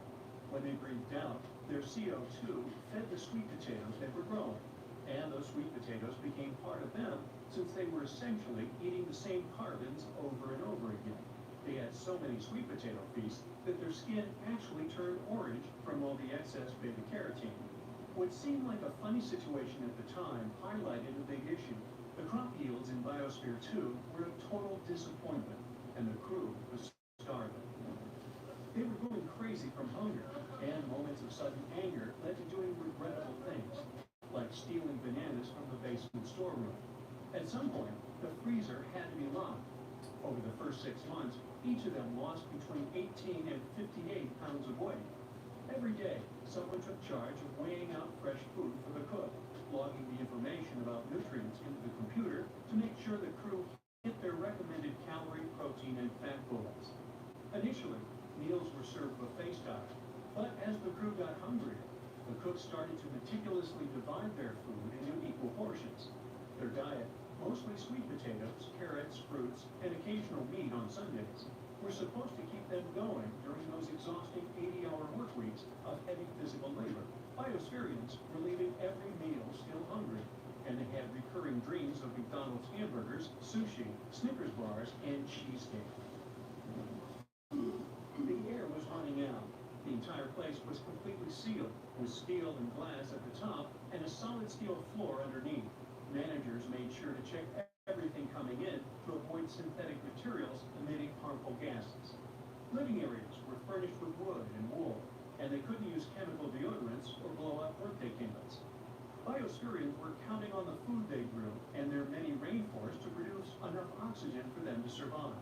However, they were losing oxygen very fast, drowning in their own carbon dioxide emissions, and worst of all, they had no idea why. With another 9 months of the experiment to go, oxygen levels had dropped from 21% to around 15%, which feels like living at the top of Mount Fuji. They felt awful, basically dragging themselves around the biosphere. They couldn't even finish a sentence without stopping to catch a breath. Then sleep apnea kicked in, with some of them waking up gasping for air. To bring down the carbon levels inside Biosphere 2, they tried some desperate moves, like growing plants like crazy, cutting back on watering the soil as much as possible, and even giving up on tilling. Nothing worked. So everyone decided they had hit a dangerously low point and asked for help. Refrigerated trucks showed up to pump more pure oxygen into Biosphere 2. As soon as the gas started flowing in, they burst out laughing and began running around. The ecosystem was a total mess. Hummingbirds and honeybees vanished after a couple of months, so plants weren't getting pollinated anymore. Worms and broad mites attacked crops, and cockroaches just took over. 4 species of cockroaches were brought inside to recycle organic matter, but the regular household cockroach was the ultimate survivor. They somehow sneaked in and multiplied, becoming a serious threat to crops.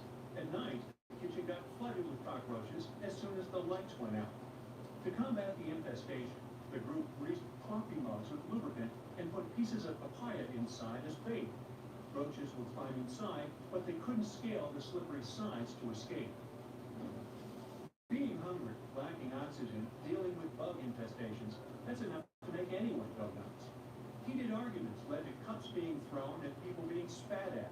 Eventually, the whole group just split into 2.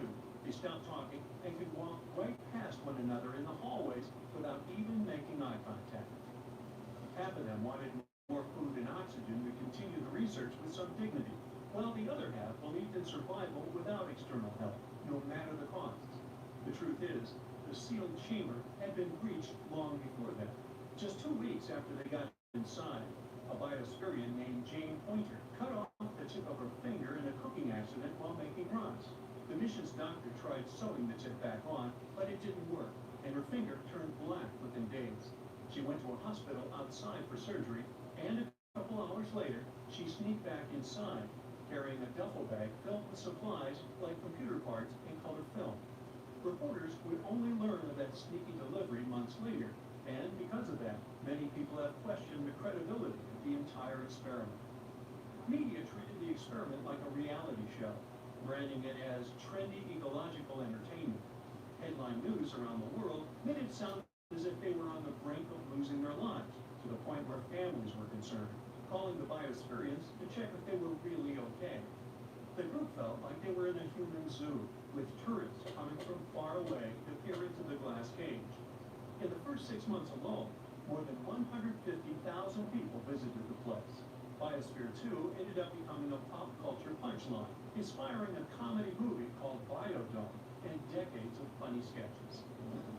You might be wondering why none of them quit the experiment and walked out the front door.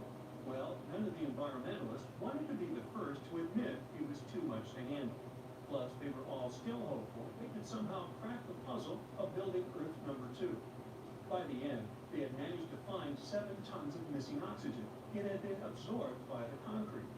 Even though being breathless all the time might seem like the biggest challenge they face, the Biosphereans said that learning how to deal with people in a closed environment was even harder. I didn't have to spend my life trying to find my calling. Mine found me at an early age. There was no question of what I wanted to be. It was just a matter of how good I could get and how far I would go. At RAM, our calling is to build trucks. So when you find your calling, nothing can stop you from answering it. With DoorDash, your fridge can say stuff like,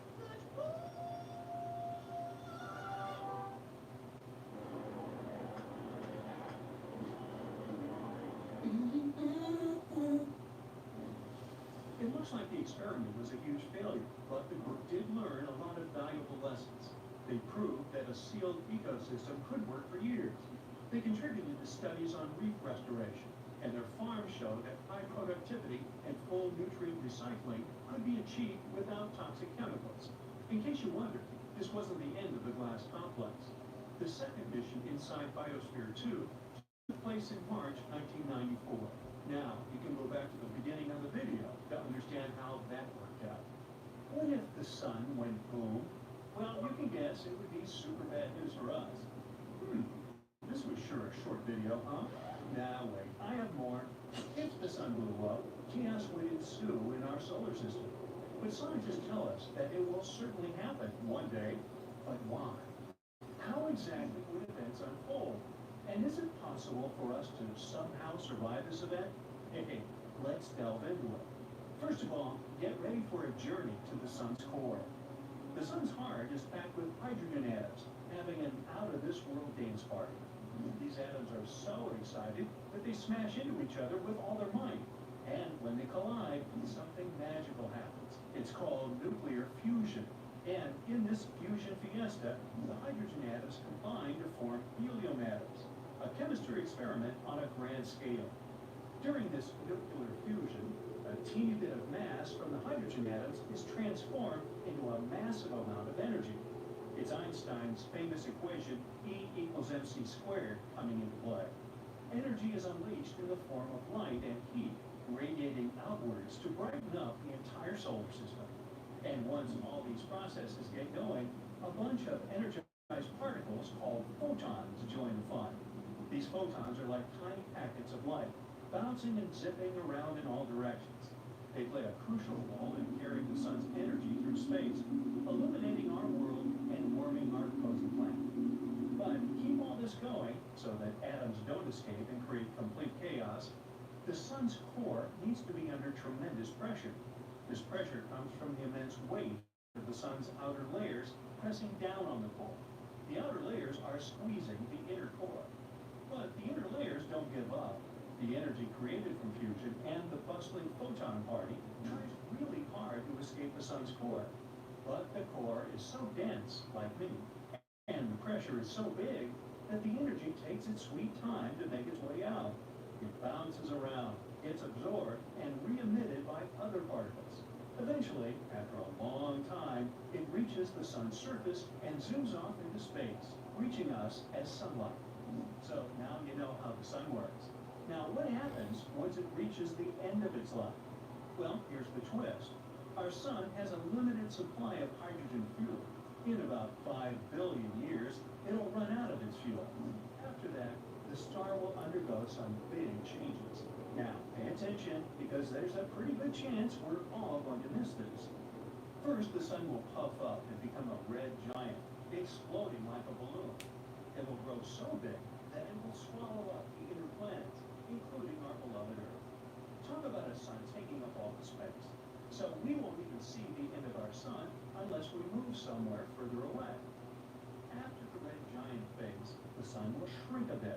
Its outer layers will fade away into space, leaving behind a beautiful planetary nebula. It'll be revealing its glowing core. Ooh. The core, now filled with helium, will start sounding weird. And will start fusing heavier elements like oxygen and carbon. These reactions won't be as energetic, like a party with less dancing, more chill vibes. Eventually, even the helium will be used up, and the sun will become a compact white dwarf, a stellar retiree enjoying its retirement home.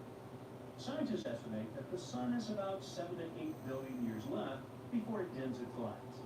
Don't worry though, by that time, humanity might have traveled to far-off galaxies, or maybe even evolved into amazing space beings. So our sun won't go out with a bang like fireworks. It's not big enough to become a supernova or a black hole. Those stellar superstars need way more mass than our sun to pull off those cosmic tricks. But what if it blew up very suddenly, just like an abrupt event without any reason? Well, let's see. Imagine this. The sun goes boom, and Earth is in for a wild ride. The event unleashes an insane amount of energy, sending a shockwave racing through space at the speed of light. It takes about 8 minutes for this shockwave to reach Earth. Why? Well, the sun is a whopping 93 million miles away from us on average. So it takes a little over 8 minutes and 20 seconds for the sun's light to travel all that distance and reach us. But let's talk about the event itself. It would be a great sight to witness, but sadly, it would also be the end. Roll credits. The crazy amounts of unleashed energy would cause the sun to expand rapidly, again, swallowing up the inner planets, including our Earth. And that's not all. Brace yourself for a massive burst of radiation. The sun would unleash a torrent of supercharged particles. We're talking about X-rays and gamma rays, the kind that can seriously mess things up. When these hot energy particles hit the atmosphere, they go wild, causing all sorts of chaos. They ionize the atmosphere, creating a ginormous electromagnetic pulse. This pulse is like a shockwave for electronic devices. It fries them, zaps them, and leaves them useless. So if your gadgets aren't protected, they're in for a rough time. Speaking of rough times, after that, it's instant vaporization for our planet. But the sun's grand finale just doesn't mess with Earth. It wreaks havoc on the entire solar system. That massive burst of energy would be crashing into everything in its path. Planets and other objects get knocked off of their cozy orbits, causing chaos and unpredictability. The asteroid belt between Mars and Jupiter, kapow. It's gone, obliterated, or scattered to the cosmic winds. And even planets that will survive this event will probably go off their orbits to wander somewhere. And let's not forget about the outer planets, like Jupiter and Saturn. These giants generate their own internal heat, which keeps them cozy and attracts lots of moons. But the sun's boom would steal their warmth, turning them into incredibly cold places. And now that we've discussed how catastrophic all this would be for everything in our solar system, let's ask the logical question. Can humanity make it? The short answer is no, we wouldn't make it. Everything would be wiped out, except maybe some sneaky bacteria hiding in the shadows. But in a crazy scenario where the sun gave us a heads up about its plans, we might have a fighting chance. If we knew in advance and had time to prepare, we could get our survival gears turning. So what could we do? Since Earth itself won't survive the sun's tantrum, we'd have to move somewhere. Remember how we mentioned that not all planets would be completely destroyed? Well, sadly, the ones closest to the sun, Mercury, Venus, and Earth would disappear. So the easiest option would be to move to some other solar system with its own Earth-like planet. But what if the Earth somehow managed to survive this catastrophe? Let's not think about how it happened and just discuss the consequences. Well, our climate would go crazy. During the first moments of the sun's kaboom, the radiation and particles would crank up the temperature big time, like a never-ending heat wave. We're talking major greenhouse effect. The oceans would evaporate, creating thick, fluffy clouds that trap heat and refuse to let it escape into space. And after that, without the sun's warm embrace, the Earth would quickly become an icy freezer. So we have to think outside the box. One idea would be to take shelter deep underground, where we won't be that much affected by radiation and sudden temperature changes. As you dig deeper, the temperature rises. So with the right tools and resources, humanity could hunker down in fortified bunkers, surviving for a couple of years without the sun's rays. Why just a couple of years? Well, remember how we said the sun is a gravity center of our solar system? Without it, Earth would be adrift in search of a new center of gravity. Imagine our planet, our trusty satellite, the moon, and all the other planets slowly floating away into space.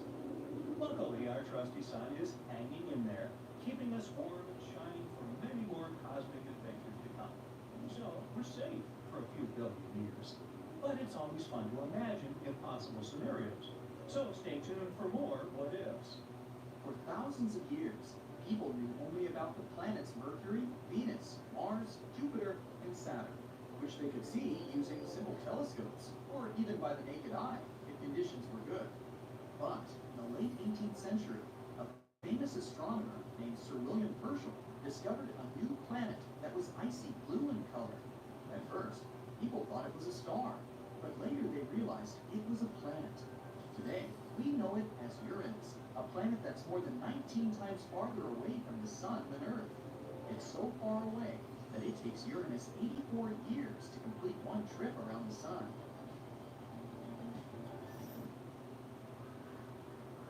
Come on, let's go. Get off your ass.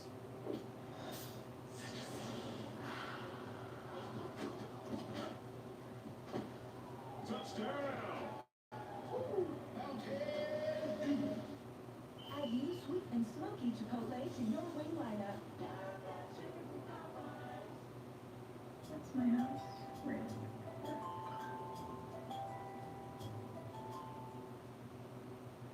Boom! All in one! Hey, hot guy, marry me. Okay, come into our house.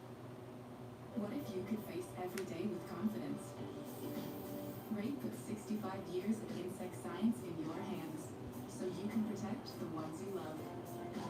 Braid. Protection for everyone. S.C. Johnson. This astronomer also discovered many other interesting things in space, like double stars and nebulae. In the mid-1800s, scientists noticed something pulled Uranus and strangely tugged its orbit.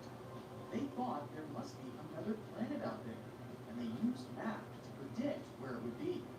Finally, in 1846, they found Neptune using a telescope. It was too faint to see with the naked eye because it was too far away from the sun. It was all so excited. Who knows how many other planets could be there, lurking in the darkness of our solar system? Back in the mid-1800s, astronomers noticed something unusual was happening in the sky. A small rocky planet named Mercury was behaving strangely. It didn't follow the predictable orbit that was expected of it. One of the astronomers was a brilliant French scientist named Urbain Le Verrier. He came up with a theory that there could be another planet in our solar system no one can yet discover. It would be located somewhere between Mercury and the Sun. This hypothetical planet, which he named Vulcan after the Roman god of fire, would have an incredibly hot surface. And it could be a potential explanation for Mercury's strange behavior. He never surely claimed Vulcan was really the one thing disturbing the orbit of Mercury.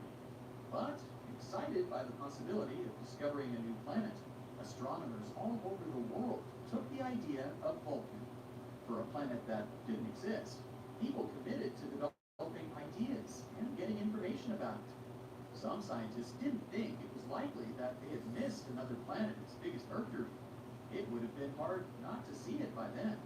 But there was a tiny chance of a smaller planet existing inside Mercury's orbit that was too close to the sun, so no one could see it. One theory said it was about 13 million miles away from the sun. Mercury is the planet with the most eccentric orbit in our solar system, but the closest point it gets to the sun is about 28.5 million miles. This means Vulcan would be under half of that distance. The theory moved on, saying that if Vulcan existed, it would orbit the sun every 19 days and 18 hours, and its path would be tilted about 12 degrees relative to the path of other planets in our solar system. Vulcan's position at its furthest point from the sun would still be too close to the sun to be seen with the naked eye, even during twilight. The only chance of seeing Vulcan would be during a solar eclipse, or when it passed in front of the sun, which, as the theory said, would be 2 to 4 times a year. They had a theory that this mysterious planet was so close to the sun that it could only be seen during a total solar eclipse when the moon blocked out the sun's blinding glare. So, every time there was an eclipse, scientists would peer at the sun, hoping to catch a glimpse of Vulcan. They were trying really hard, but no matter what, they couldn't find this mysterious planet.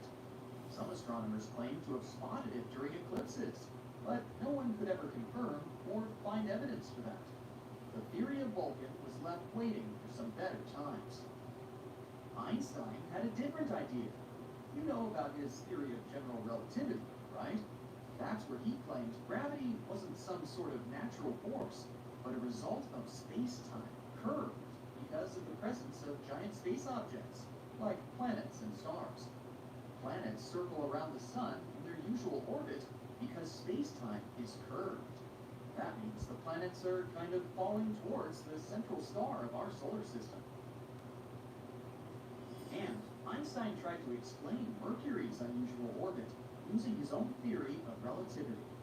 Unlike the other planets in our solar system, Mercury's orbit wasn't that circular. Instead, it seemed to wobble slightly, as if there was an invisible force pulling it away. Einstein said this could be happening because the massive gravity of our sun was actually curving the fabric of space-time around it. He claimed it's possible this changed Mercury's orbit a little bit. It took the scientific community a while to test this theory, but it eventually seemed like the most plausible explanation. Even though Einstein's theory gave us a more elegant explanation for Mercury's strange orbit, some scientists were still holding out hope for Vulcan. It was especially hard to let go of the idea of Vulcan because Mercury is also the planet that's really hard to see from where we're standing. But later, more and more scientists started accepting Einstein's theory above their imagination, and they would observe the total solar eclipse specifically to test Einstein's theory of relativity, not because of Vulcan. And Vulcan is not the only hypothetical planet everyone was talking about. In the newer age, some believe there could be a mysterious planet lurking in the outer part of our solar system, but this one is more likely to exist. No one has seen it directly yet, but computer simulations show this so-called Planet 9, or Planet X, is probably somewhere there beyond Neptune. Neptune and Planet X could be similar in size. Planet X could be 10 times more massive than Earth and circles around our sun in an elongated shape, which is on average 20 times farther from the sun than Neptune. A year there may last between 10,000 to 20,000 Earth years. By comparison, a year on Neptune lasts 165 Earth years. Something this big moving out there beyond Neptune could explain the unusual orbits of smaller objects in the Kuiper Belt. The Kuiper Belt is the area of our solar system beyond Neptune and where it orbits. And there are most likely many asteroids, comets, and some other smaller bodies there, mostly made of ice. There was another hypothetical planet called Nibiru. Remember those rumors that the world could end back in 2012? One of the popular scenarios was Nibiru, which some claimed would hit our home planet at the end of the year. Of course, nothing happened. We're still here, all set and good. but the idea of Nibiru seemed interesting. The story started in the 1970s when a man named Zachariah Sitchin mentioned Nibiru in his book, The 12th Planet, claiming it orbits the sun every 3,600 years. But there's no chance a planet with such an eccentric orbit wouldn't disrupt other planets in our solar system with its gravity. And if it was really coming that close to Earth in 2012, we were supposed to be able to see it with the naked eye. Some simple calculations showed Nibiru would have been nearly as bright as Mars at its dimmest, and brighter than the faintest stars you see from a city. Oh well, maybe we'll have more luck in the next 3,500 and something years. In 2011, a comet named Eleven appeared that many people thought could be Nibiru. But when you're looking at comets and planets through a telescope, you see they appear differently. A comet has a coma, which is a gas atmosphere, together with a tail, something a planet doesn't have. Plus, this comet didn't slam into the Earth. It came too close to our sun and fell apart. The leftover pieces will continue moving on their way to the outer solar system for the next 12,000 years. Hi, my name is Martin. I am the author of this channel, and today I'll tell you all about the evidence of astronauts meeting with unidentified things at the time of observation. It's the year 1962, and American John Glenn is orbiting Earth with his Friendship 7 capsule on the Mercury Atlas 6 flight. He looks out of the window and sees fireflies. Well, maybe those are not fireflies, but he clearly sees some weird bright specks clustered around the ship. Unsurprisingly, he tries to find a logical explanation. Can they be ice crystals from the spacecraft's hydrogen peroxide attitude control rockets? But Glenn is unable to correlate their appearance with the use of the rockets. The mystery remains unsolved. Only much later will we find out what those fireflies were. You see, spaceships tend to accumulate clouds of debris and contamination around themselves. And when Glenn's rockets spray jets of crystals, many of these crystals accumulated in the cloud. They reflected sunlight and interacted with other gases, looking like tiny sparkles. The case of the mysterious fireflies is now officially solved. But it isn't the darkest space tale. One of the most famous cases of seeing bizarre stuff in space comes from Apollo 11. That's when Neil Armstrong, Buzz Aldrin, and Michael Collins noticed a UFO pacing along with them during their flight to the moon. That's how the astronauts described this incident. We did watch a slow blinking light some substantial distance away from us. There was something out there, close enough to be observed. The period of uncertainty was rather brief. The astronauts and ground controls soon identified the object. It was one of the 4 adapter panels that fit between the 3rd stage and the lunar module. These panels were ejected from the 3rd stage, and one of them continued along the same trajectory as the lunar module with the crew. While moving, it rotated and blinked when sunlight was reflected off its surface. Olive Garden's Never-Ending Pasta Bowl is back, starting at $13.99, which means the never-ending pasta you crave is back. Starting it with our never-ending first course? Well, that's always been here. Never-ending Pasta Bowl, back for a limited time. Strong, ultra strong. Happy, happy, happy. That's what's a very physical sport. There's so many times that I've got hits on the basketball court, marks on the boy's back. Movement gives marks. And I think that's what it's true. Degree ultra clear. Non-stop protection against white marks. Can I help you? I don't think so. Need some kind of a setup. It seems to be bogus. Street, September 27th. Rated R. Another famous and truly creepy picture hinting at the presence of alien life on the moon was taken by the crew of Apollo 16. As the astronauts were leaving our natural satellite, they made a video. And 4 seconds of it showed a near-perfect Hollywood flying saucer leaving behind a plasma trail. For more than 30 years, enthusiasts used this video to prove that aliens had paid us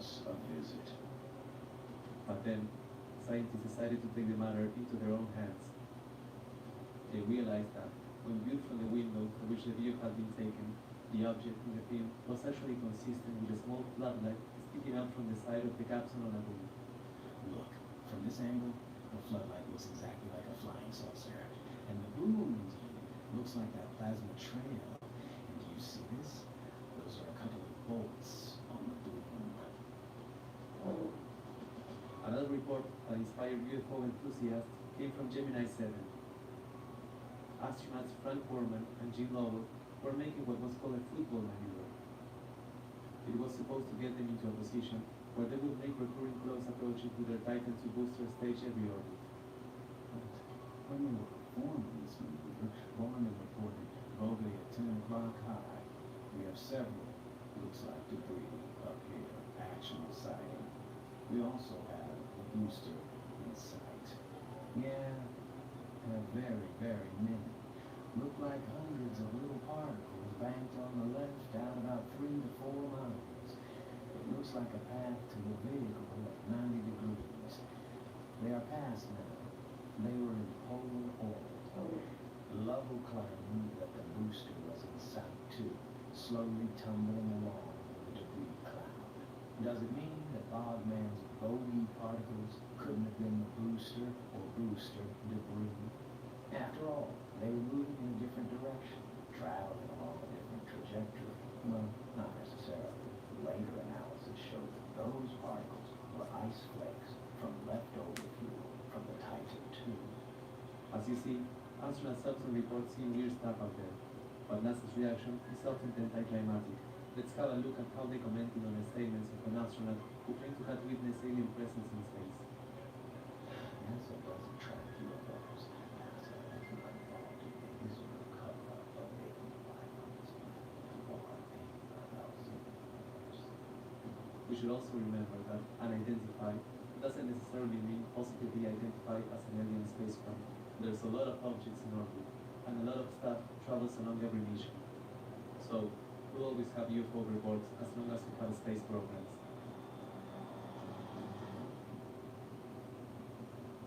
The two Voyager spacecraft have had a great track record. They took photos of such planets as Jupiter, Saturn, and Neptune, and then just kept going beyond the outer edge of the solar system. At the moment, Voyager 1 is more than 15 billion miles away from our planet and is still transmitting. Surprisingly, it takes only 22 hours for the signal to travel from the spacecraft to Earth. But how is it even possible to send signals for such unimaginable distances, considering that the satellite's processor is weaker than the processor from car keys? Both Voyager spacecraft use 23-watt radios. This is higher than the 3 watts a regular phone uses, but it's still considered to be a low-power transmitter. Interestingly, because of the ginormous distance, the phone's 3-watt signal traveling around 100 miles on Earth is billions of billions times more powerful than a 23-watt signal coming from Voyager. By the way, large radio stations on Earth transmit at tens of thousands of watts. This puzzle is easy to solve. The key to receiving the signal is not the power of the radio, but a combination of 3 other things.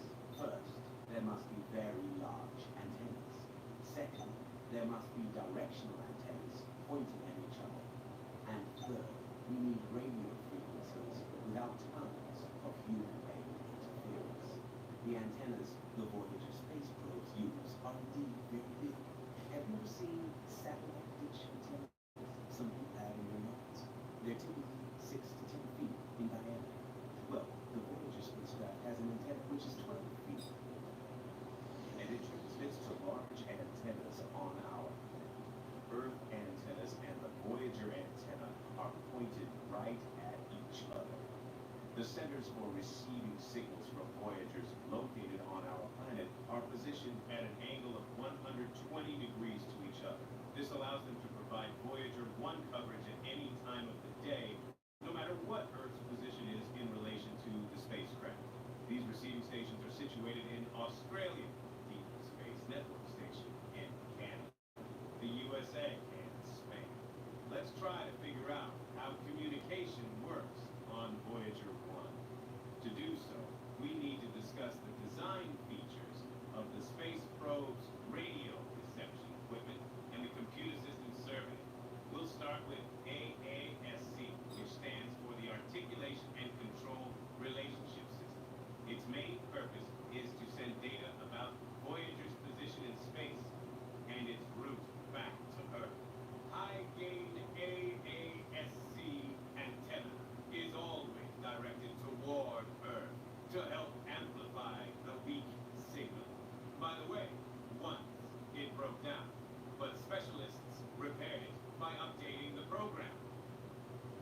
signal strength keeps decreasing, causing the data rate from the spacecraft to Earth to decrease too. In 2017, for example, the probe's signal strength was many times weaker than the signal of a conventional FM receiver. Luckily, modern technology has seriously improved the sensitivity of the receiving antenna network. The increase in signal gain is achieved by capturing the signal from Voyager by a station on Earth to provide stable communication between the probe and Earth. The wave frequency should equal 2114 MHz. As for reverse communication from our planet to Voyager, it occurs when the space probe receivers are synchronized with the frequency of the uplink carrier biphase. The probe converts it into a two-way downlink carrier signal and sends it back to Earth. Not so long ago, NASA announced that Voyager 1 had started experiencing problems with determining its position in space. The data the spacecraft was sending to Earth had nothing to do with its estimated trajectory and flight speed, but specialists at NASA managed to figure out where the failure was. The AASC had started sending data through an onboard computer that had stopped working years before. It was this computer that had been corrupting the information. Once experts realized what the issue was, they commanded the AACS to resume sending data to the right computer. At the moment, Voyager 1 seems to be still traveling along its initial path, which is indirectly indicated by the stability of the radio signal emitted by the probe. Speaking of Voyager's journey, gravity assists their maneuvers. When they were launched, all the giant planets were conveniently located in a relatively narrow region of the solar system, and the spacecraft managed to visit all of them at once. Both Voyagers are carrying time capsules intended for any intelligent extraterrestrial civilization. These capsules include greetings in 55 languages, as well as different sounds and images. By the way, Voyager 2 is now over 40 years old and is the most distant human-made object. And shockingly, scientists are still fixing software issues.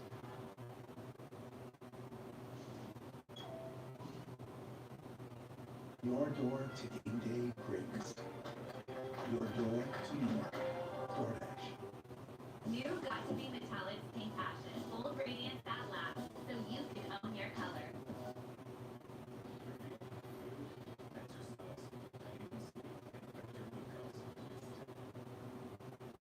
Hey, ever wondered what's bigger than infinity? Infinity plus one? Nope. It's not even infinity times infinity. But indeed, there are situations in which one infinity can be bigger than another infinity. I hope I haven't confused you yet. First of all, we've got set here. That's when you take a group of something and put it into a defined set. For example, 5 pencils. But it can actually be anything. It doesn't matter. What matters is there is stuff in the set. Okay, you might be wondering, how can it help me understand infinity? Let's try to somehow define the size of the set. Well, it's easy to understand that the size of a set of finite elements is simply the number of those elements. But how should we think about the size of infinite sets? Oh, let me introduce correspondence to. This is a concept in set theory that functions by relating one individual object in one set to another individual object in another set. These individual objects can be some items or just numbers. The main thing is that each item in one set can be compared to an item in another set. For example, 2 pencils to 2, 4 pencils to 4, and so on.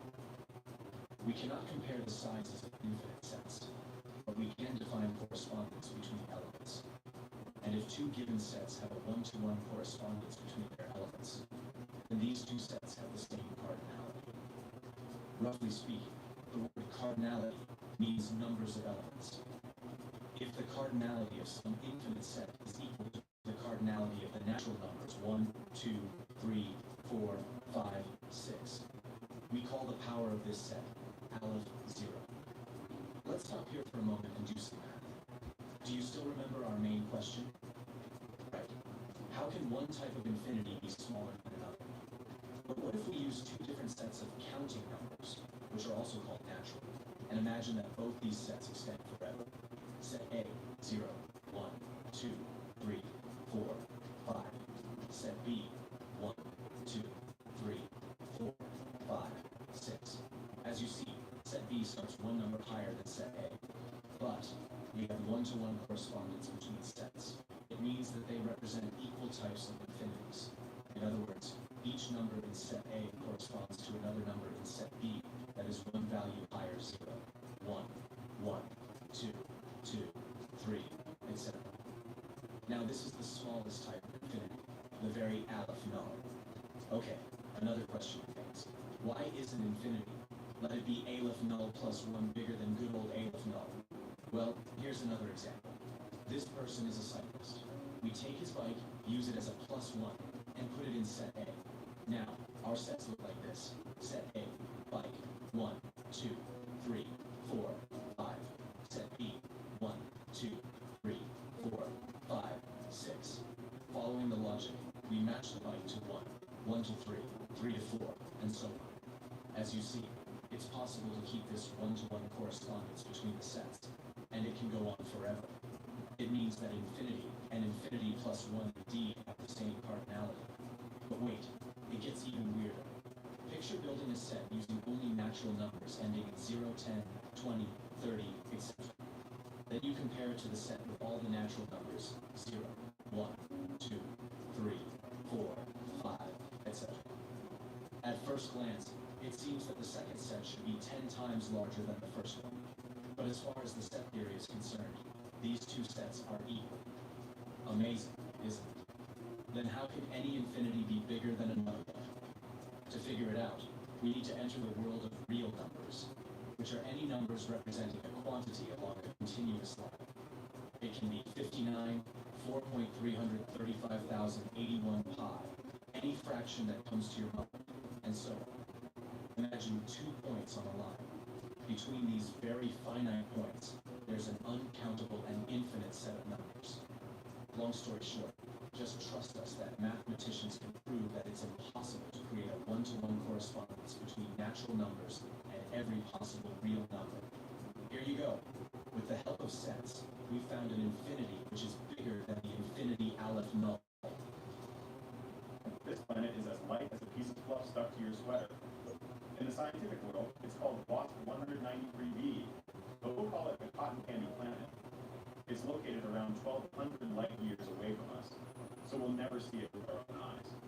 It has an extremely low density, which combines with other features, like its high temperature and the infrared brightness of its host star. And all this makes it really special. Interestingly, the planet's radius is 1.46 times the radius of Jupiter, but its mass is a mere 0.139 times of our gas giant. May I have a close-up here, please? Thank you. See how fluffy it is? It would be absolutely impossible to stand on its surface should you ever reach this distant world. It's not often that you can meet something like WASP 193b at a planetary party. Such planets are rare. Their fluffiness might be caused by their parent stars. Those heat them, puffing them up like a marshmallow that's seen too much campfire action. The planet's super low density makes it a real anomaly among those 5,000 plus exoplanets we have already discovered. The thing is, if you're that close to your star, and mostly made of a hydrogen helium cocktail, you're not going to keep your puffiness for long. It's like trying to hold onto a balloon during a hurricane. A world similar to this would look puffy for a few tens of millions of years, not more, while the star is very young and hot. But here's the problem. The star our cotton candy planet orbits is estimated to be around 6 billion years old. By no means is it young. Potentially, there could be some mechanism for internal heat puffing up the atmosphere of the planet. But the properties astronomers have observed can't be recreated even with the help of complex planetary evolution models, even under the unrealistic assumption of a coreless structure. It It makes WASP 193b a true cosmic mystery, and solving it will require more theoretical and observational work.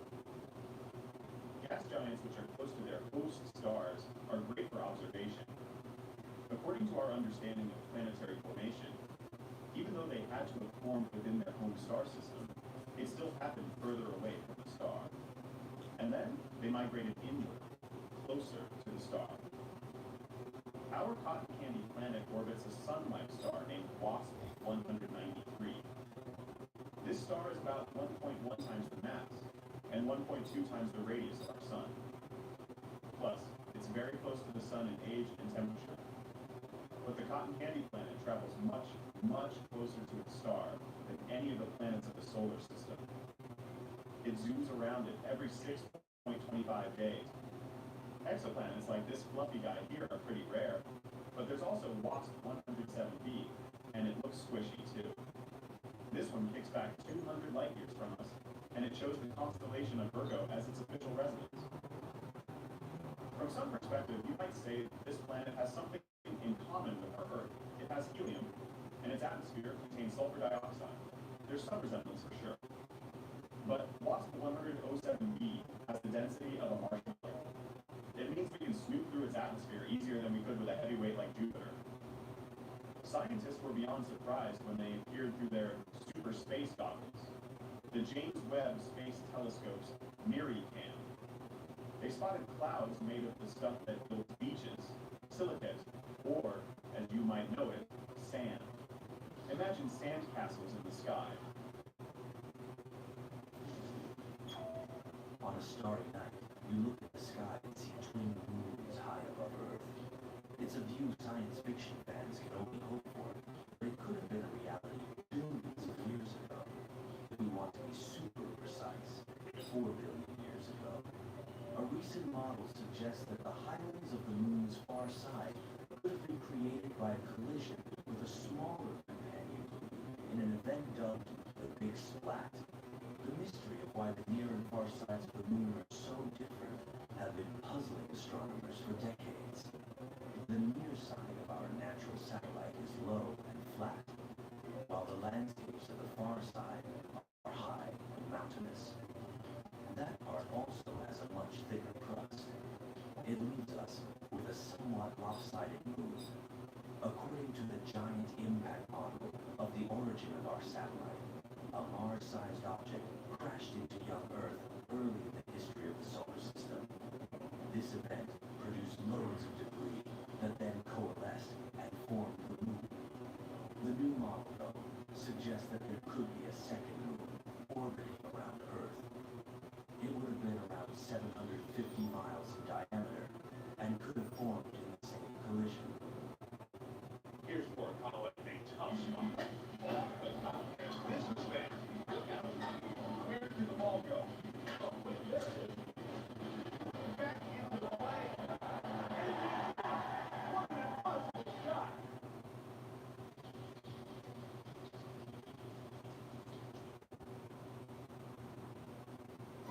I'm stuck on many branches, many stuck on me.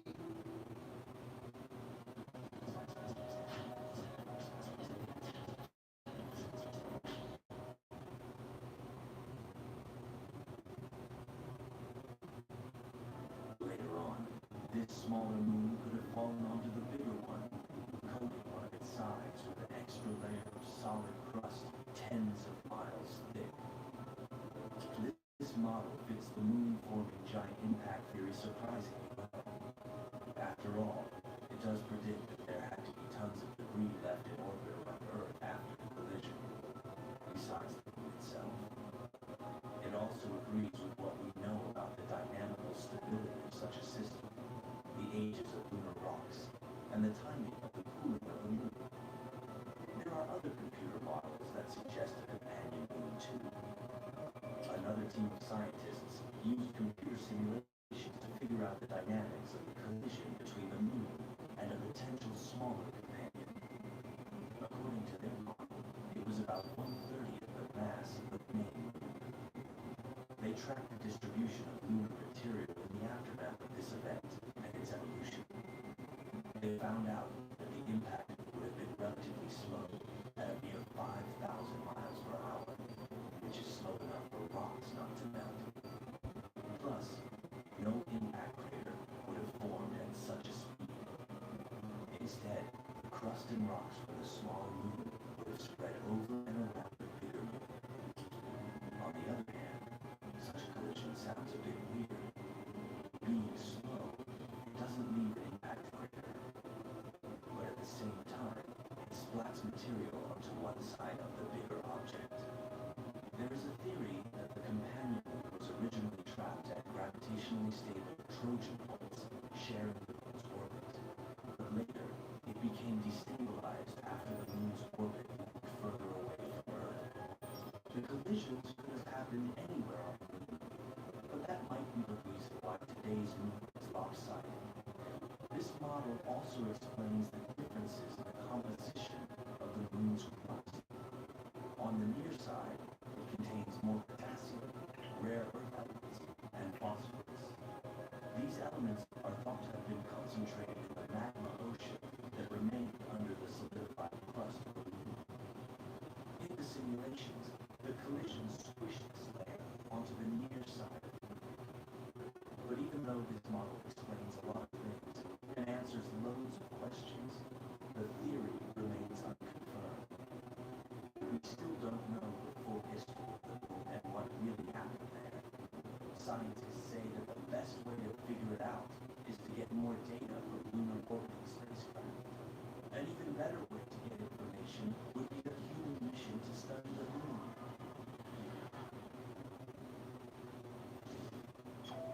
This is the James Webb Space Telescope, and this is how far we can see through its eyes. Impressive. But let's zoom further. Further. Further. The image is getting blurrier and blurrier. Wait, what is this shadow? It's a giant telescope capable of seeing those seemingly blurry images in perfect detail. NASA's Roman telescope is to be launched in 2027, and it might help us unravel the mysteries of the universe, including the essence of dark matter. No worries, James Webb will continue to show us the beauty of the cosmos and solve mysteries one by one. But astronomers have a new mission these days. They want to deploy the next, even bigger space telescope, and this mission is already well underway. The Nancy Grace Roman Space Telescope is likely to start a new age for astronomy. Scientists hope that the telescope will gather more data than any other NASA mission has ever done. Hubble and Webb are incredibly good at zooming in to get a clear, detailed view of small parts of the sky. Meanwhile, Roman is going to provide us with a much wider field of view. It will be capable of creating infrared images 200 times larger than Hubble. At the same time, it will have a similarly high level of detail. But even though the new telescope will be able to produce perfect images, it's going to be used mainly for surveys. Let's say we need to look for the star population in a nearby galaxy. But it's a too large field of view for Hubble. If we use it, we'll have to stitch lots of different shots and create mosaics out of them. But with Roman, a picture of the entire galaxy can be taken in one single shot. Look at this recent mosaic of our neighbor, the Andromeda Galaxy. This image was put together using 400 individual images taken by Hubble. And Roman will paint the same ultra-vast picture with the same level of detail with just 2 images. It not only sounds cool, it also means an unprecedented amount of data collected. Once we have such a panoramic view of the universe, NASA and other space agencies will probably be able to answer some of the greatest questions that have been intriguing humanity for ages. One of the main goals is to test the theory of relativity suggested by Albert Einstein. It's been well tested on the scale of our solar system, but not so much on larger cosmological scales. According to this theory, visible matter is supposed to slow down the expansion of the universe. But the universe is expanding nonstop, and doing it faster and faster. So, astronomers attribute this ever-growing expansion speed to a mysterious component, dark energy. They believe that it makes up around 68% of the universe.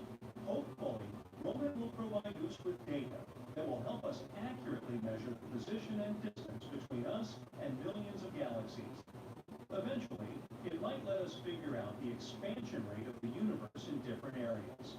In the end, the results might tell us whether Einstein's theory of gravity needs modification. One more of Roman's main goals is to detect hundreds and thousands of new exoplanets within our home Milky Way galaxy. The telescope will be able to do it using the technique known as gravitational microlensing. You see, when two stars align with each other, the one positioned in front distorts and magnifies the light of the other star located behind. And if the star in the foreground has a planet, we can see how this planet affects the light of the star behind it. Roman will hopefully count billions of stars, providing us with a very good census of how many of these stars have exoplanets. The cutting-edge telescope will not only spot new exoplanets, it will also carry another crucial instrument called a coronagraph. It can image exoplanets that are close to their parent star.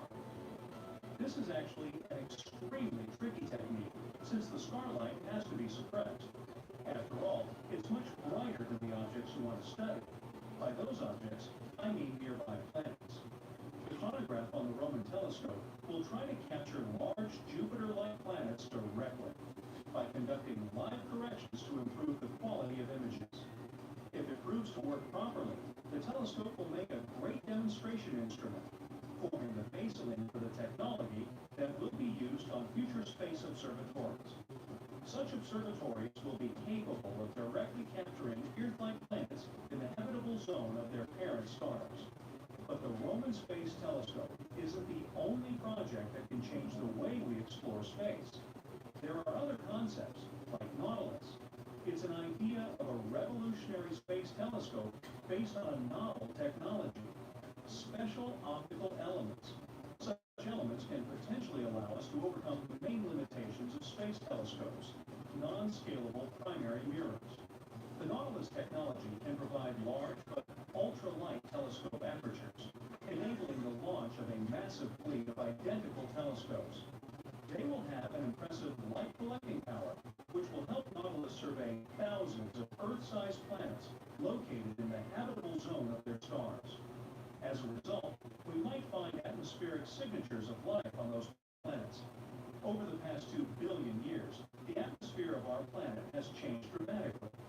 The abundance of free molecular oxygen and ozone, which are highly reactive gases, together with water vapor and methane, represent a unique atmospheric composition. The presence of these gases, biosignatures, the atmosphere of our planet is a sign of life that can be detected from afar. We're speaking about galactic distances here, but to identify such fingerprints of atmospheric components in the light reflected by or transmitted through the atmospheres of Earth-like planets, we need very large telescopes. NASA's Kepler mission has discovered more than 4,000 planets, and still, no existing or even planned space telescope has a diameter that is large enough to search for life in exoplanets' atmospheres. Finding and interpreting observations of extraterrestrial life correctly is very difficult, but the Nautilus team hopes to build a telescope capable of studying thousands of Earth-like planets. Then, there's the European Space Agency's Euclid mission. It's designed to explore the composition and evolution of the dark universe. The mission was named after Greek mathematician Euclid, who lived in Alexandria around 300 years BCE. He founded the subject of geometry, and since the density of energy and matter is tightly linked to the geometry of the universe, the mission was named in his honor. This space telescope will create a great 3D map of the large-scale structure of the universe across space and time. It'll do it by observing billions of galaxies across more than a third of the sky. Euclid will try to figure out how the universe has expanded and how its structure is formed over the course of cosmic history. Hopefully, it will reveal more about the role of gravity and the very nature of dark matter and dark energy. As we already know, dark energy likely accelerates the expansion of the universe. As for dark matter, it controls the growth of cosmic structures. But experts remain unsure about what dark energy and dark matter are. By observing the evolution of the universe over the past 10 billion years, we might find finally figure out how it has been expanding and changing. From this, astronomers might infer the properties of dark energy, dark matter, and gravity. It could help find out more about their precise nature. The Euclid spacecraft is around 15 feet tall and 12 feet wide. It consists of two main components, the payload module and the service module. The payload module includes a 4-foot diameter telescope and two scientific instruments, a visible wavelength camera and a near-infrared camera on spectrometer.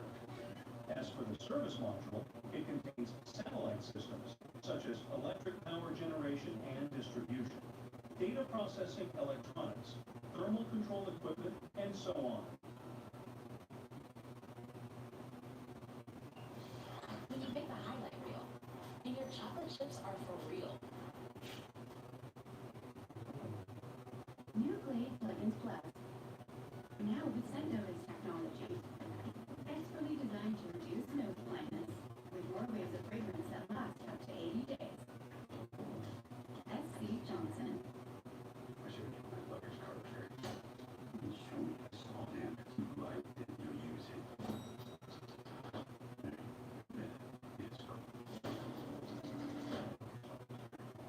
Series October 27th, rated R. In February 2024, Varda Space Industries' W1 capsule landed in Utah after having spent around 8 months in orbit. It was carrying space-grown antiviral medicine aboard.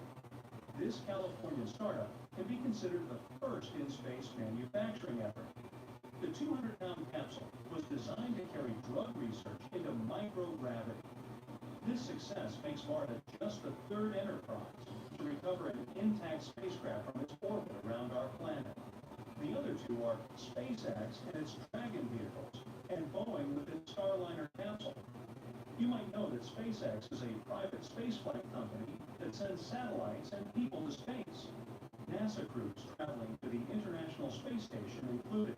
The company is also creating and testing a Starship system that could be used for lunar landings and future crewed missions to Mars.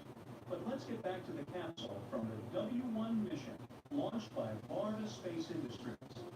It brought to Earth crystals of an antiviral substance grown in orbit. Varda is planning to become a major player in off-Earth manufacturing. According to the company, this production option offers loads of advantages. And one of them is microgravity. Microgravity, or near weightless conditions existing in the cosmos, offer a unique environment for processing materials. These beneficial conditions are not available on Earth. Plus, it allows the formation of more perfect structures because there's no added stress that appears because of gravity. Varda claims that the W series stands alone as the only all-in-one commercial satellite and re-entry vehicle designed specifically for returning materials from orbit. Meanwhile, other operational re-entry vehicles are built with humans in mind. It means serious cost increases because of all the amenities needed to sustain astronauts. There have been private companies returning space-made products to Earth before. One of them is the California company Made in Space. It has brought home high-value optical fiber lots of times. But Made in Space manufactured its production aboard the International Space Station and then hauled the ZVLA and fiber down to our planet in SpaceX Dragon capsules. Meanwhile, Varda wants to make this process even more efficient and cost-effective. To do it, they're planning to use their small, uncrewed capsules. Those can serve both as mini factories and return vehicles. The W1 test mission provided the company with the first opportunity to strut its stuff. Varda's 3-foot-wide conical capsule was integrated into a Rocket Lab Photon spaceship. This craft was responsible for navigation, power, propulsion, and some other services. The mission lifted off in June 2023 on SpaceX's Transporter 8 rideshare flight. At first, Varda wanted to bring those crystals home after just a few months in orbit. Unfortunately, the company came across an unexpected obstacle. They had problems with getting the needed re-entry approval from the U.S. Federal Aviation Administration and other authorities operating the targeted landing zones, the Utah Test and Training Range, and the nearby Dugway Proving Ground. Both of these These areas are west of Salt Lake City. By the way, both places are no strangers to returning spaceships. Not so long ago, the return capsule of NASA's OSIRIS-REx mission landed at the UTTR. It was carrying more than 4 ounces of material received from the near-Earth asteroid Bennu. The long mission delivered the samples in a return canister that came to a full stop on the 24th of September, 2023, parachuting into a remote stretch of land in Utah. The OSIRIS-REx sample is the biggest carbon-rich asteroid sample that has ever been brought to our planet. This space rock might help researchers investigate the origins of life on Earth. What makes the asteroid material so unique is the fact that it was captured in space.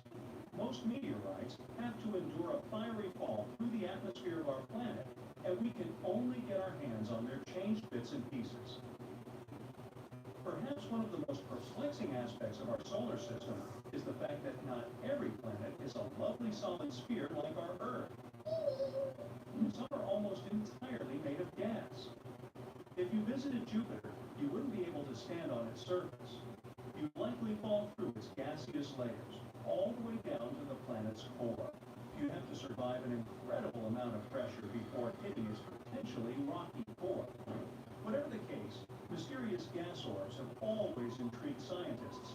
Luckily, now they have the James Webb Space Telescope to satisfy their curiosity. The incredibly powerful infrared eyes of this instrument see much more than what the telescopes of the past could spot. And recently, a team of researchers announced they may have noticed something interesting about the dynamics of gas giant formation. All thanks to James Webb. Soon, we might be able to answer how long gas giants have to form around their parent stars before all the gas around those stars fades away. At the moment, it seems like this period of time isn't too long, but there are some nuances. The team used the Webb telescope to probe the disk web. This name doesn't really refer to any kind of web. Instead, it refers to the process of gas leaving a disk around a star. The so-called disk, also known as a protoplanetary disk, is filled with various stuff and has the potential to give birth to planets. Astronomers knew such disks existed and could play an important role in disk evolution, but they couldn't figure out the underlying physics or estimate how much mass was lost in the process. Now, they might be able to do so. The wind disk studied by the team seems to move at a rate of 6 to 9 miles per second, which is quite slow for something moving in the vastness of space. Fast-moving gas patterns, known as jets, can boast speeds of more than 62 miles per second. The researchers haven't come to any specific conclusion about how long gas planets have to form before depleting protoplanetary disk gas completely. But based on their preliminary calculations, it might take about 1,100 years. Even though it sounds like a really long time for us Earthlings, in astronomical terms, it's an incredibly short time scale. For comparison, a protoplanetary disk can live for 5 to 10 million years. One of the main difficulties in examining disk-line movements is finding a protoplanetary disk. But our solar system doesn't have any. All our planets are formed and complete, including gassy ones. That's why the team found another target, a disk around a young, low-mass star called T-Chop. This star, lying 350 light years away from Earth, is quite interesting in its own right. It has a large dust gap in its disk. It's thought to be created by a planet, or planets, consuming all the material on its way around the star. Such a gap may suggest that the star has budding planets orbiting it. It's also old enough for those nascent worlds to munch on parts of the disk itself. It might be what we know as the transition stage, moving from a protoplanetary disk to a solar system-like structure. So, the perfect disk subject was found. It was time to track some neon, a peculiar gas great for disk exploring. It's one of the gases that are more likely to exist in protoplanetary disks. Plus, neon spits out electrons at pretty modest temperatures, which makes it easier to spot. After examining the region with the help of the JWST, scientists concluded that neon was indeed coming from further away from the star. But that was not all. Along with neon, the team found argon. It has been seen in several protoplanetary disks before, but its traces have never been this strong. Some senior researchers thought it wouldn't be possible to see them so clearly, but thanks to James Webb, and after vigorous tests, the results were confirmed. Ready to watch 4 live NFL games at once, Jack? 4 games? Using NFL Sunday Ticket and YouTube TV with multi-view. So I want all my favorite teams? Yep. It's a game changer. Watch every game. Every Sunday. And we bundle NFL Sunday Ticket and YouTube TV. Subway did what? 20% off any sub, any size. That's a screaming good deal. Greatness hurts. I don't know. Can't without me.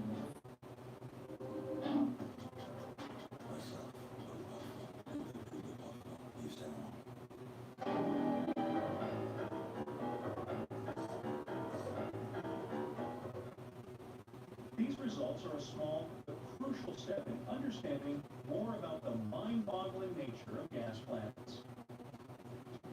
According to the theory of panspermia, life could have been brought to Earth by a meteorite, comet, or asteroid from a different region of space. At the moment, this idea remains purely theoretical, but let's figure out if it could actually turn out to be true. Traditionally, exobiologists, those who are focused on searching for life outside Earth, have been trying to explore the possibility of life on Mars or in the subsurface oceans of Saturn's and Jupiter's icy moons. But simple life could be much more widespread. It could be drifting through interplanetary space right now in the form of dormant bacteria and spores. Several scientists have noted that the ultra-harsh environment of space is likely to severely damage the DNA and RNA of such spores and microorganisms. Others believe that since enough microbes could be traveling in a dust cloud, some of them could survive in their original form. There are several types of panspermia. For example, lithopanspermia proposes that some kind of microbial life could exist in debris blasted into the cosmos after planetary collisions with comets and asteroids. Radiopanspermia claims that organisms might be able to travel through space with the help of radiation coming from stars. But in this case, it's unclear how the effect of dangerous ultraviolet and X-ray radiation combined with the vacuum of space doesn't totally destroy microorganisms. There's also pseudopanspermia. According to it, organic building blocks of life appear in interstellar clouds of dust. They get transported to the surfaces of planets, and life starts developing there. It sounds really fascinating, but is there any evidence for the panspermia theory? Well, there have been a few orbital experiments. For example, from 2008 to 2016, the samples gathered by EXPOSE, special equipment mounted outside the International Space Station and dedicated to astrobiology, were exposed to the conditions of space. After that, they were returned to Earth from the ISS. It turned out that some of them had survived those severe conditions. There was even a case when 100% of bacterial spores placed in Mars-like conditions were still capable of life. Also, some seeds survived and were later grown as plants on Earth. There have also been exostack experiments on the U.S. Long-Duration Exposure Facility satellite and biopan experiments on Russian photon capsules. They have shown that with minimal protection, spores, lichens, and even minuscule animals, such as tardigrades, might be able to survive in space for as long as several years.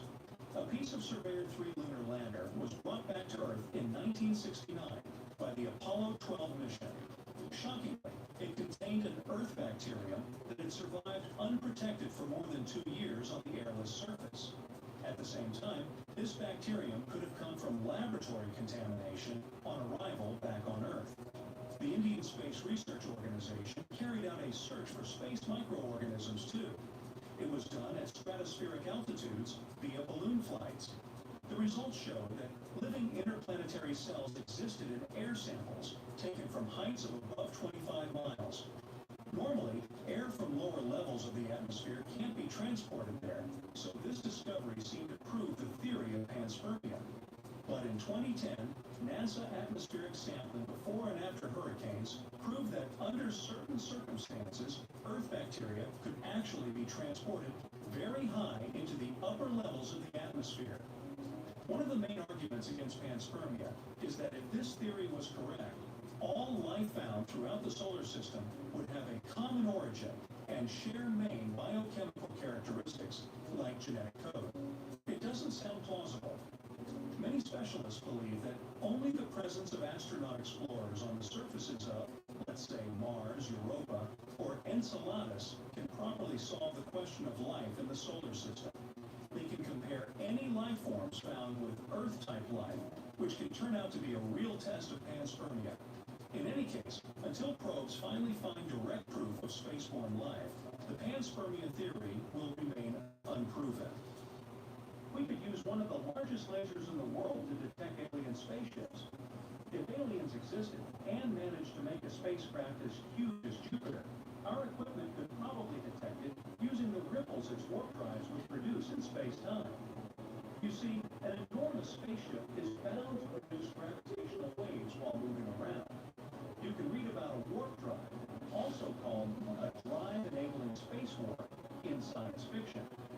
This device distorts the shape of the space-time continuum and is one of several ways of traveling through space. It's often described as similar to hyperspace, a faster-than-light method of interstellar travel. A spaceship equipped with a warp drive can travel at speeds greater than the speed of light by many orders of magnitude. But unlike some other fictitious faster-than-light methods of travel, like a jump drive, it doesn't permit immediate transfers between 2 points. Instead, it involves a measurable passage of time. A spacecraft using a warp drive would still keep interacting with objects in normal space and produce gravitational waves too. That's why, if any extraterrestrial gigantic spacecraft traveled through our galaxy, the Laser Interferometer Gravitational Wave Observatory, LIGO, in the U.S. might be able to detect it. Its equipment could search for the ripples in the fabric of space-time left by the spaceship. The bigger an object is, the larger gravitational waves it would leave. Planets, neutron stars, and even black holes produce quite prominent ripples. For the first time, such space-time ripples were directly detected in 2015. And since then, scientists have been getting better and better at spotting gravitational waves. New calculations published some time ago suggested that LIGO could look beyond conventional sources of space-time ripples. The authors of the study claimed that colossal alien spacecraft traveling at high speeds or pushed along by warp drives could also produce the telltale vibrations. The LIGO detector notices gravitational waves from the tiniest distortions they make in space-time when passing through it. The observatory consists of 2 intersecting L-shaped detectors, each with 2 arms that are almost 2.5 miles long. They also have 2 identical laser beams inside. The experiment is designed in such a way that if a gravitational wave passes through our planet, the laser light in one arm of the detector gets compressed while the other expands. It creates a minuscule change in the relative path lengths of the beams arriving at the detector. At the same time, the workings of space-time that even the largest gravitational waves make are barely noticeable. They're often the size of a few thousandths of a proton or a neutron. It means that LIGO is incredibly sensitive and requires precise maintenance and calibration. To check how far this sensitivity can stretch, researchers made calculations of the smallest object that would produce clearly detectable gravitational waves on Earth. Apparently, it would still be pretty big. To be detectable by LIGO, an alien spacecraft would need to weigh roughly the same as Jupiter, be within 326,000 light-years away from Earth, and travel at 1/10 the speed of light. Could spaceships of this scale and speed exist? It's unclear, but hopefully